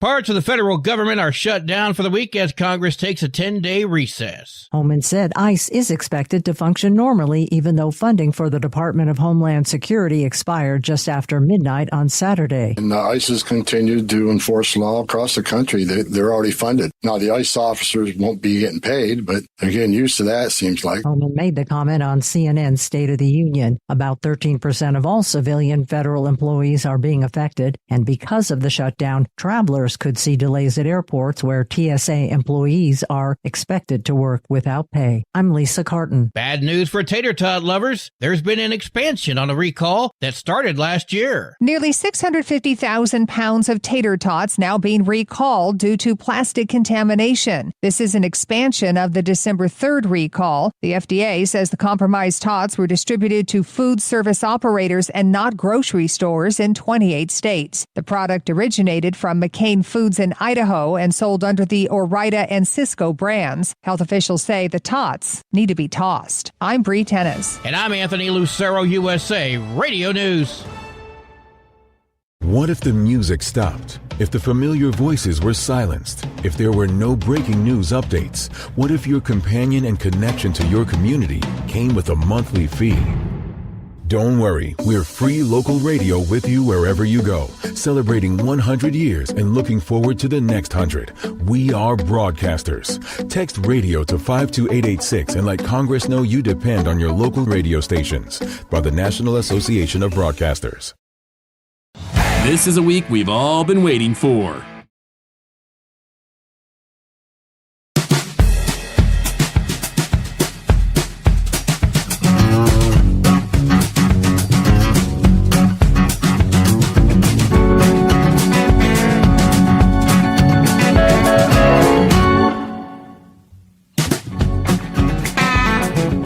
right, back on a Monday. We were talking beef prices earlier. A drummer girl chimed in. New York Strip steak prices. $19 a pound at Giant. $14 a pound at, is it Weiss? If you have the loyalty card, $9 a pound. So it's $10 a pound less with the loyalty card from one location to the other. You're going to pay $19 or $9. How much markup is the grocery store charging, she says. I refused the trailer they loaded for me. It was a storage-only trailer. Last inspection was done in 2019. Okay. Probably a smart decision, right? Yeah, meanwhile, Johnson & Johnson, this has been in the news for a number of years here. The lawsuits in regards to cancer, specifically ovarian cancer. A jury in Pennsylvania awarding $250,000 to the family of a woman who sued Johnson & Johnson, alleging their talc-based baby powder was to blame for her ovarian cancer. There are, hundreds or thousands of such lawsuits that have been filed. Now, the jury in the Philadelphia Court of Common Pleas siding with the family member who claimed that Johnson & Johnson knew for years their talc-based products were dangerous, but failed to warn consumers. Jurors awarding Emerson, or the family, I should say, $50,000 in compensatory damages, $200,000 in punitive damages. In a statement, Johnson & Johnson's vice president of litigation says the company plans to appeal. This token verdict reflects the jury's appreciation that the claims were meritless, divorced from the science. Now, the law firm that represented the family said in a statement that the jury found Johnson & Johnson's product and corporate conduct was directly responsible for the death of Miss Emerson. While the award is less than we hoped and significantly less than the amount necessary to punish Johnson & Johnson for their conduct, we're moving forward. Emerson, a Pennsylvania resident, sued back in 2019 and died 6 months later. At the age of 68, according to the court records, her son and daughter took over the plaintiffs after she passed of metastatic ovarian cancer. They say she had used Johnson & Johnson's baby powder from 1969 to 2017. When she learned from a relative it was associated with an increased risk of ovarian cancer. She had been diagnosed with the cancer 2 years earlier. Of course, Johnson & Johnson facing lawsuits in federal and state courts with more than 67,000 plaintiffs alleging that their talc-based products contained asbestos and caused not only ovarian but other cancers as well. The company has battled that their products are safe and they do not contain asbestos and do not cause cancer. But nonetheless, they stopped selling their talc-based baby powder back in 2020, opting for the cornstarch product. They've sought to resolve the litigation through bankruptcy, a proposal that's been rejected 3 times by federal courts, most recently in April of just last year. Those bankruptcies had put most ovarian cancer cases on hold. The first case to go to trial at the end of the bankruptcy-related pause actually resulted in a California jury awarding some $40 million to 2 women back in December. There are several additional cases slated for trial in state courts in the coming months.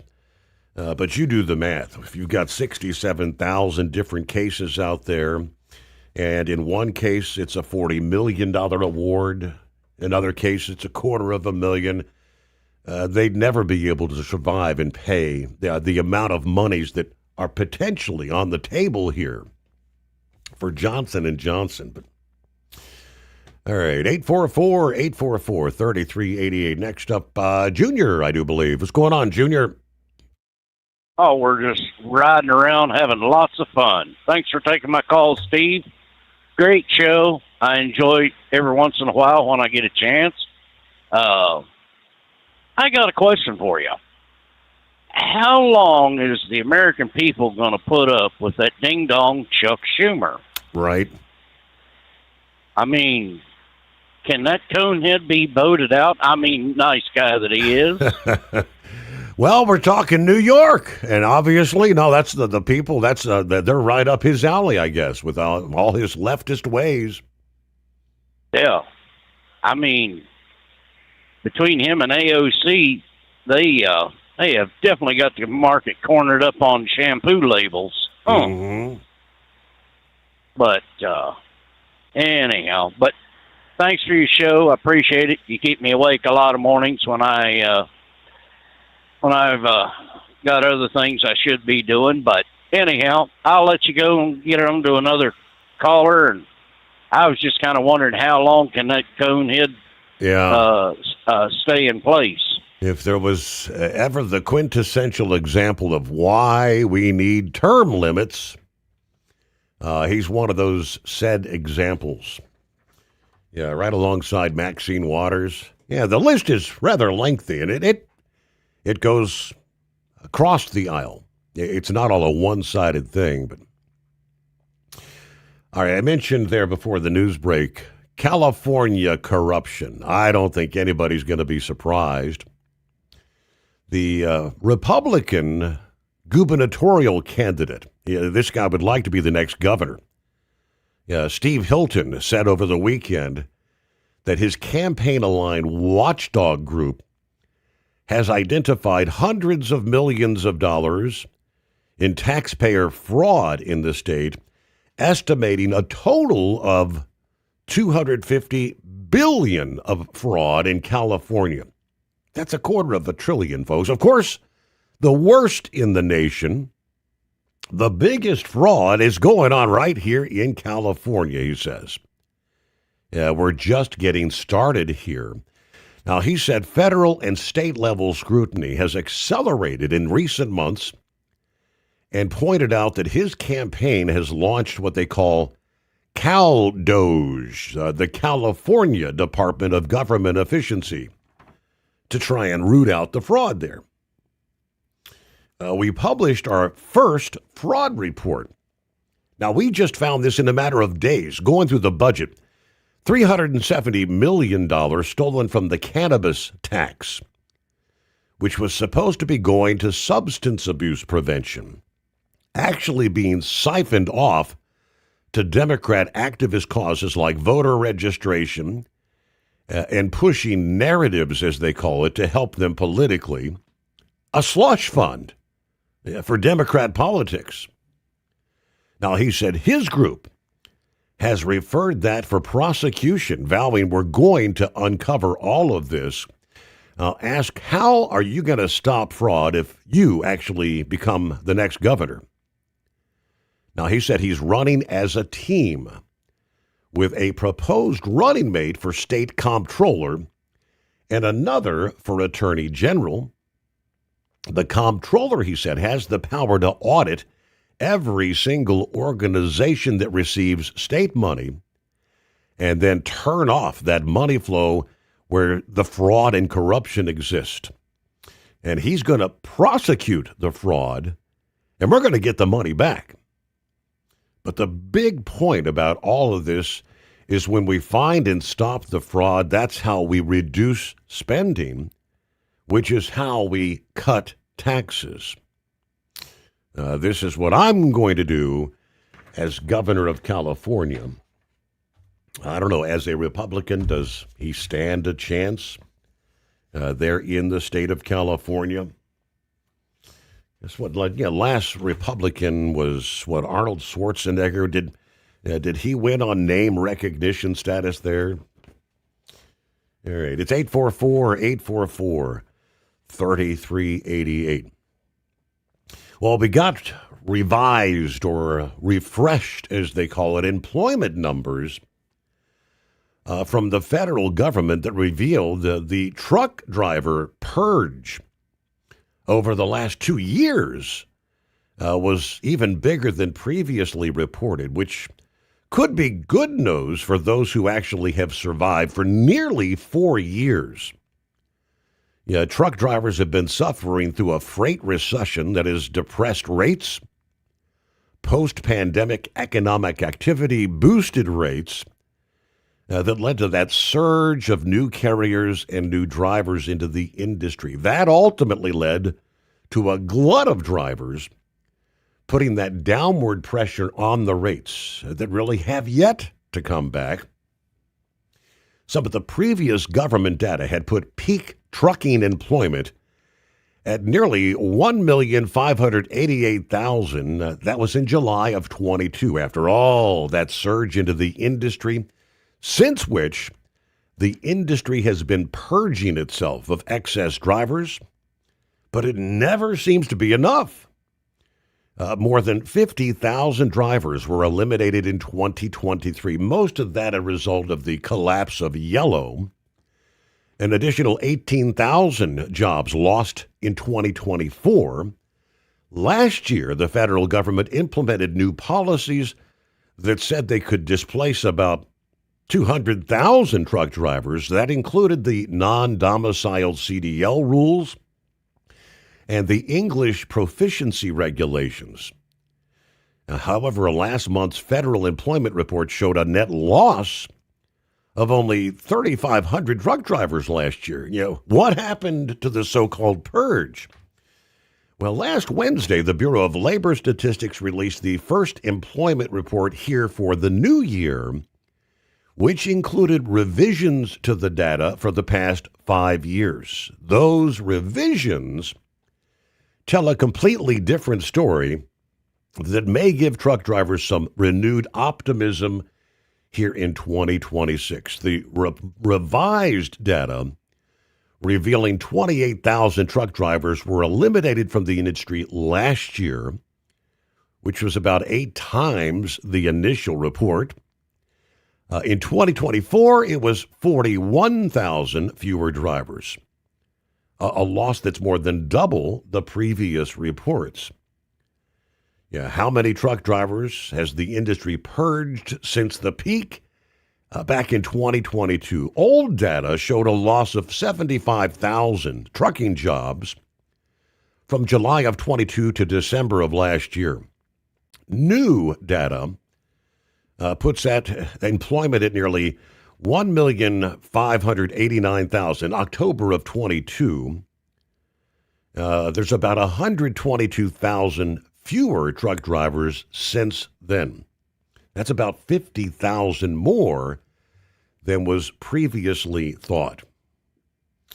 All right, the trucking factors out there. I don't know. How do you get the numbers wrong by like 8 times the number? Speaking. This Jack Criswell? Yeah. Jack, listen, this here R.D. Mercer, you in charge of keeping up that cemetery down there? Yeah, you bet. Well, listen, you're the fellow that I'm getting ready to get sideways of. I was down here visiting my cousins. I'm from Ardmore. I was down here visiting my cousins, and they was telling me that the last time they was out there at the graveyard, that the boys that was taking care of the maintenance over there was what they was doing was taking a leak on my Uncle Jesse's grave out there. That's being disrespectful. And I don't appreciate it none. Well, I find that very hard to believe.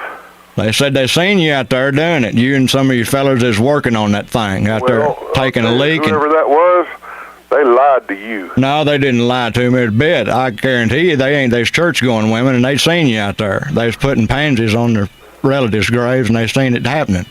And who was it? They said it was you and some fellas out there you had working for you was drinking beer and telling loud and nasty jokes and dancing around, and then they was taking a whiz out there. What's your name, sir? R.D. by God Mercer. Now, Uncle Jesse Mercer, he's a World War I hero. It's the northeast corner of that cemetery. The headstone's got a collie dog on the top of it. And that's here at Lawn Cemetery. Damn right, in the northeast corner over there. And who was that said they saw that? That's the Inez Roundtree. Now, Uncle Jesse was a World War I hero down there. Croswell. He was in charge of the collie dog Inez troops. Roundtree lives here in Cordell? Huh? This Inez Roundtree lives here in Cordell? Lives outside of town on the highway. Okay. And he liberated a French village of Village-de-Loup down there in the World War I. Phone book, is she? What? She's listed in the phone book? I don't know. It don't make a damn bit of difference. There's somebody down there.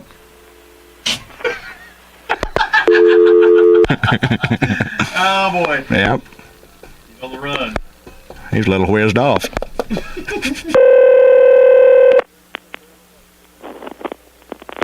Cemetery Jack speaking. How'd you like a country ass whooping? Why don't you just come on out and we'll talk about it? I guarantee you, it ain't nobody going to take a lick on my great Uncle Jesse's grave and then hang up on me. That hasn't happened, sir. I guarantee it done. Inez ain't a liar. That has not happened. Well, she's seen it. That has not happened. Do you hear me? How big an old boy are you? That has not happened. Where are you at right now? That has not happened. I guarantee you, I'm getting ready to plant somebody back 6 foot under. I got me a pine box full of ass whoop. I'm getting ready to... Well, you just bring it on out here. I guarantee you, I'll cart it right with me.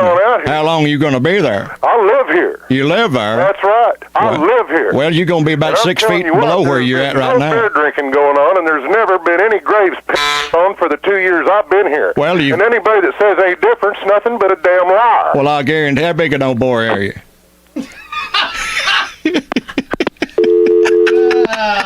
We're going to need us a plot before this is over with. You know that, don't you? Cemetery Jack speaking. Listen, I'll tell you what, I'm going to come by there this afternoon. Are you down there all day? Yes, sir. All righty. Well, I'm coming down there today, and I'm getting ready to take care of this one way or the other. Whatever you say. Well, I got that uncle down there is buried with his collie dog, Roosevelt, down there, and you've been whizzing on his grave. What's his name? My uncle's name, great uncle Jesse Mercer. Jesse Mercer. Jesse Mercer. M-E-R-C-E-R? That's right. And I was getting ready. How big an old boy are you? Big enough to take care of this, I'm plenty sure. Well, I don't know about that. Well, we'll see when you get here. Yeah. You got the to show up. Well, I don't... And we're going to have to get him back on the phone again.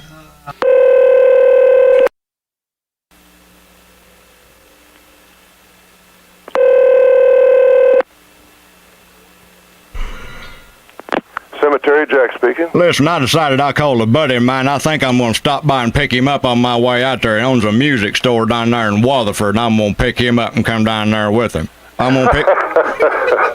I'm picking Harold up, and I'm coming down there, and there's going to be a tag team event. Jack, this is Brent, man. And you're probably calling me on my 800 number too, ain't you? Yeah, it's your dime. What are you doing down there whizzing on war veterans' graves? I just want you to know there, Jack, it weren't no mausoleum.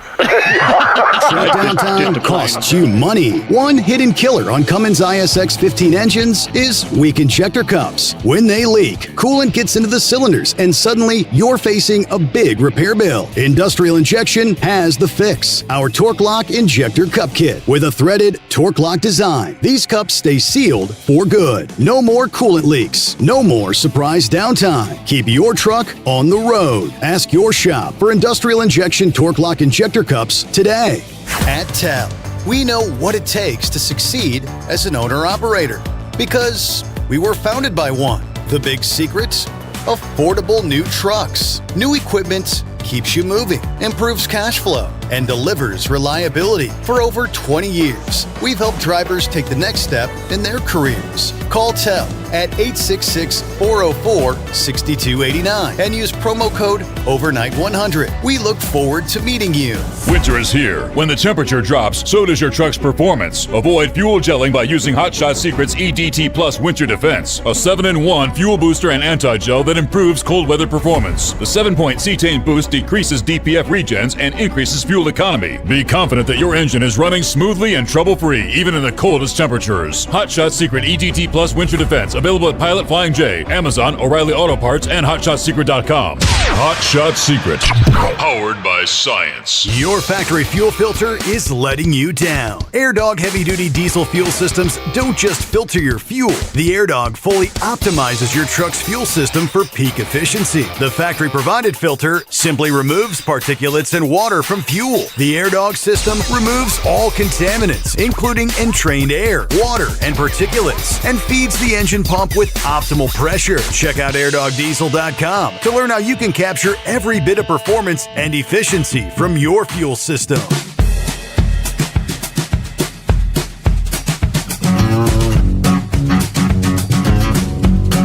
All right, final note as we head down the home stretch here on a Monday. I guess the figures are in. We had those back-to-back winter storms that for a time it created some major disruptions across much of the country, as well as certain markets in the Energy Information Administration's February outlook that indeed reflect that. The FMCSA regional emergency that covers some 40 states that were affected by winter weather, still in effect for another few days. It runs through the 20th. The Energy Information Administration said the frigid weather conditions led to a 3% drop in natural gas production in December and January. The first big storm caused significant short-term pressure on natural gas markets, but we expect higher prices in the near term will increase drilling, resulting in higher production later this year, so we can replenish storage, they say. Ultimately, this will result in lower natural gas prices for next year than we had initially forecast. Weather-related events also disrupted the global crude supply, as did the escalating tensions with Iran, which remain very high at the moment. Those are both expected to be short-term effects. They're forecasting Brent crude oil to average $58 per barrel this year, and then drop to $53 per barrel now in 2027. U.S. consumption of total distillate fuel oil is expected to increase by 2% this year, then reach record highs there in 2027. Thanks so much for spending some time with us here. Have a great Monday. Enjoy your President's Day. Hopefully you join us back here at the midnight hour Eastern Time tonight. Our next edition of the Steve Sommers Overnight Drive.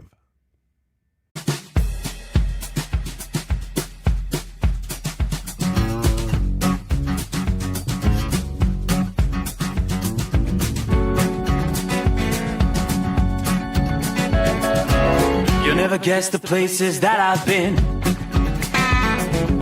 You never guess the places that I've been. 'Cause everything is like a dream, yeah, but only in that dream that I live in. I'm never gonna let the day begin. Never gonna let the day begin. 'Cause everything is like a dream, yeah, but only in that dream that I live in. Oh, don't wake me up before you go, and I'll just make this bed my home. Oh, darling, please just let me sleep. Give me my dreams.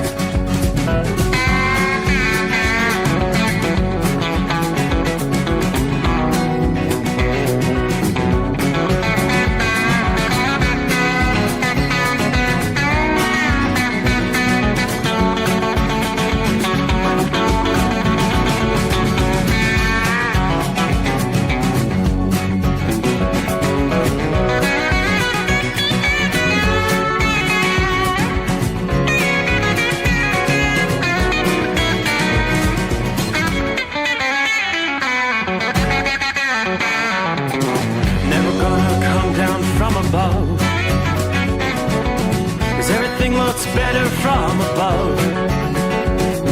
Nothing's ever as it seems, yeah, except in that world that I dream of.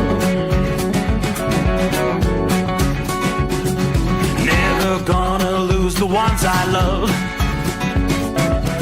Never gonna lose the ones I love. 'Cause everything is like a dream, yeah, but only in that world that I dream of. Oh, don't wake me up before you go, 'cause I can't face this day alone.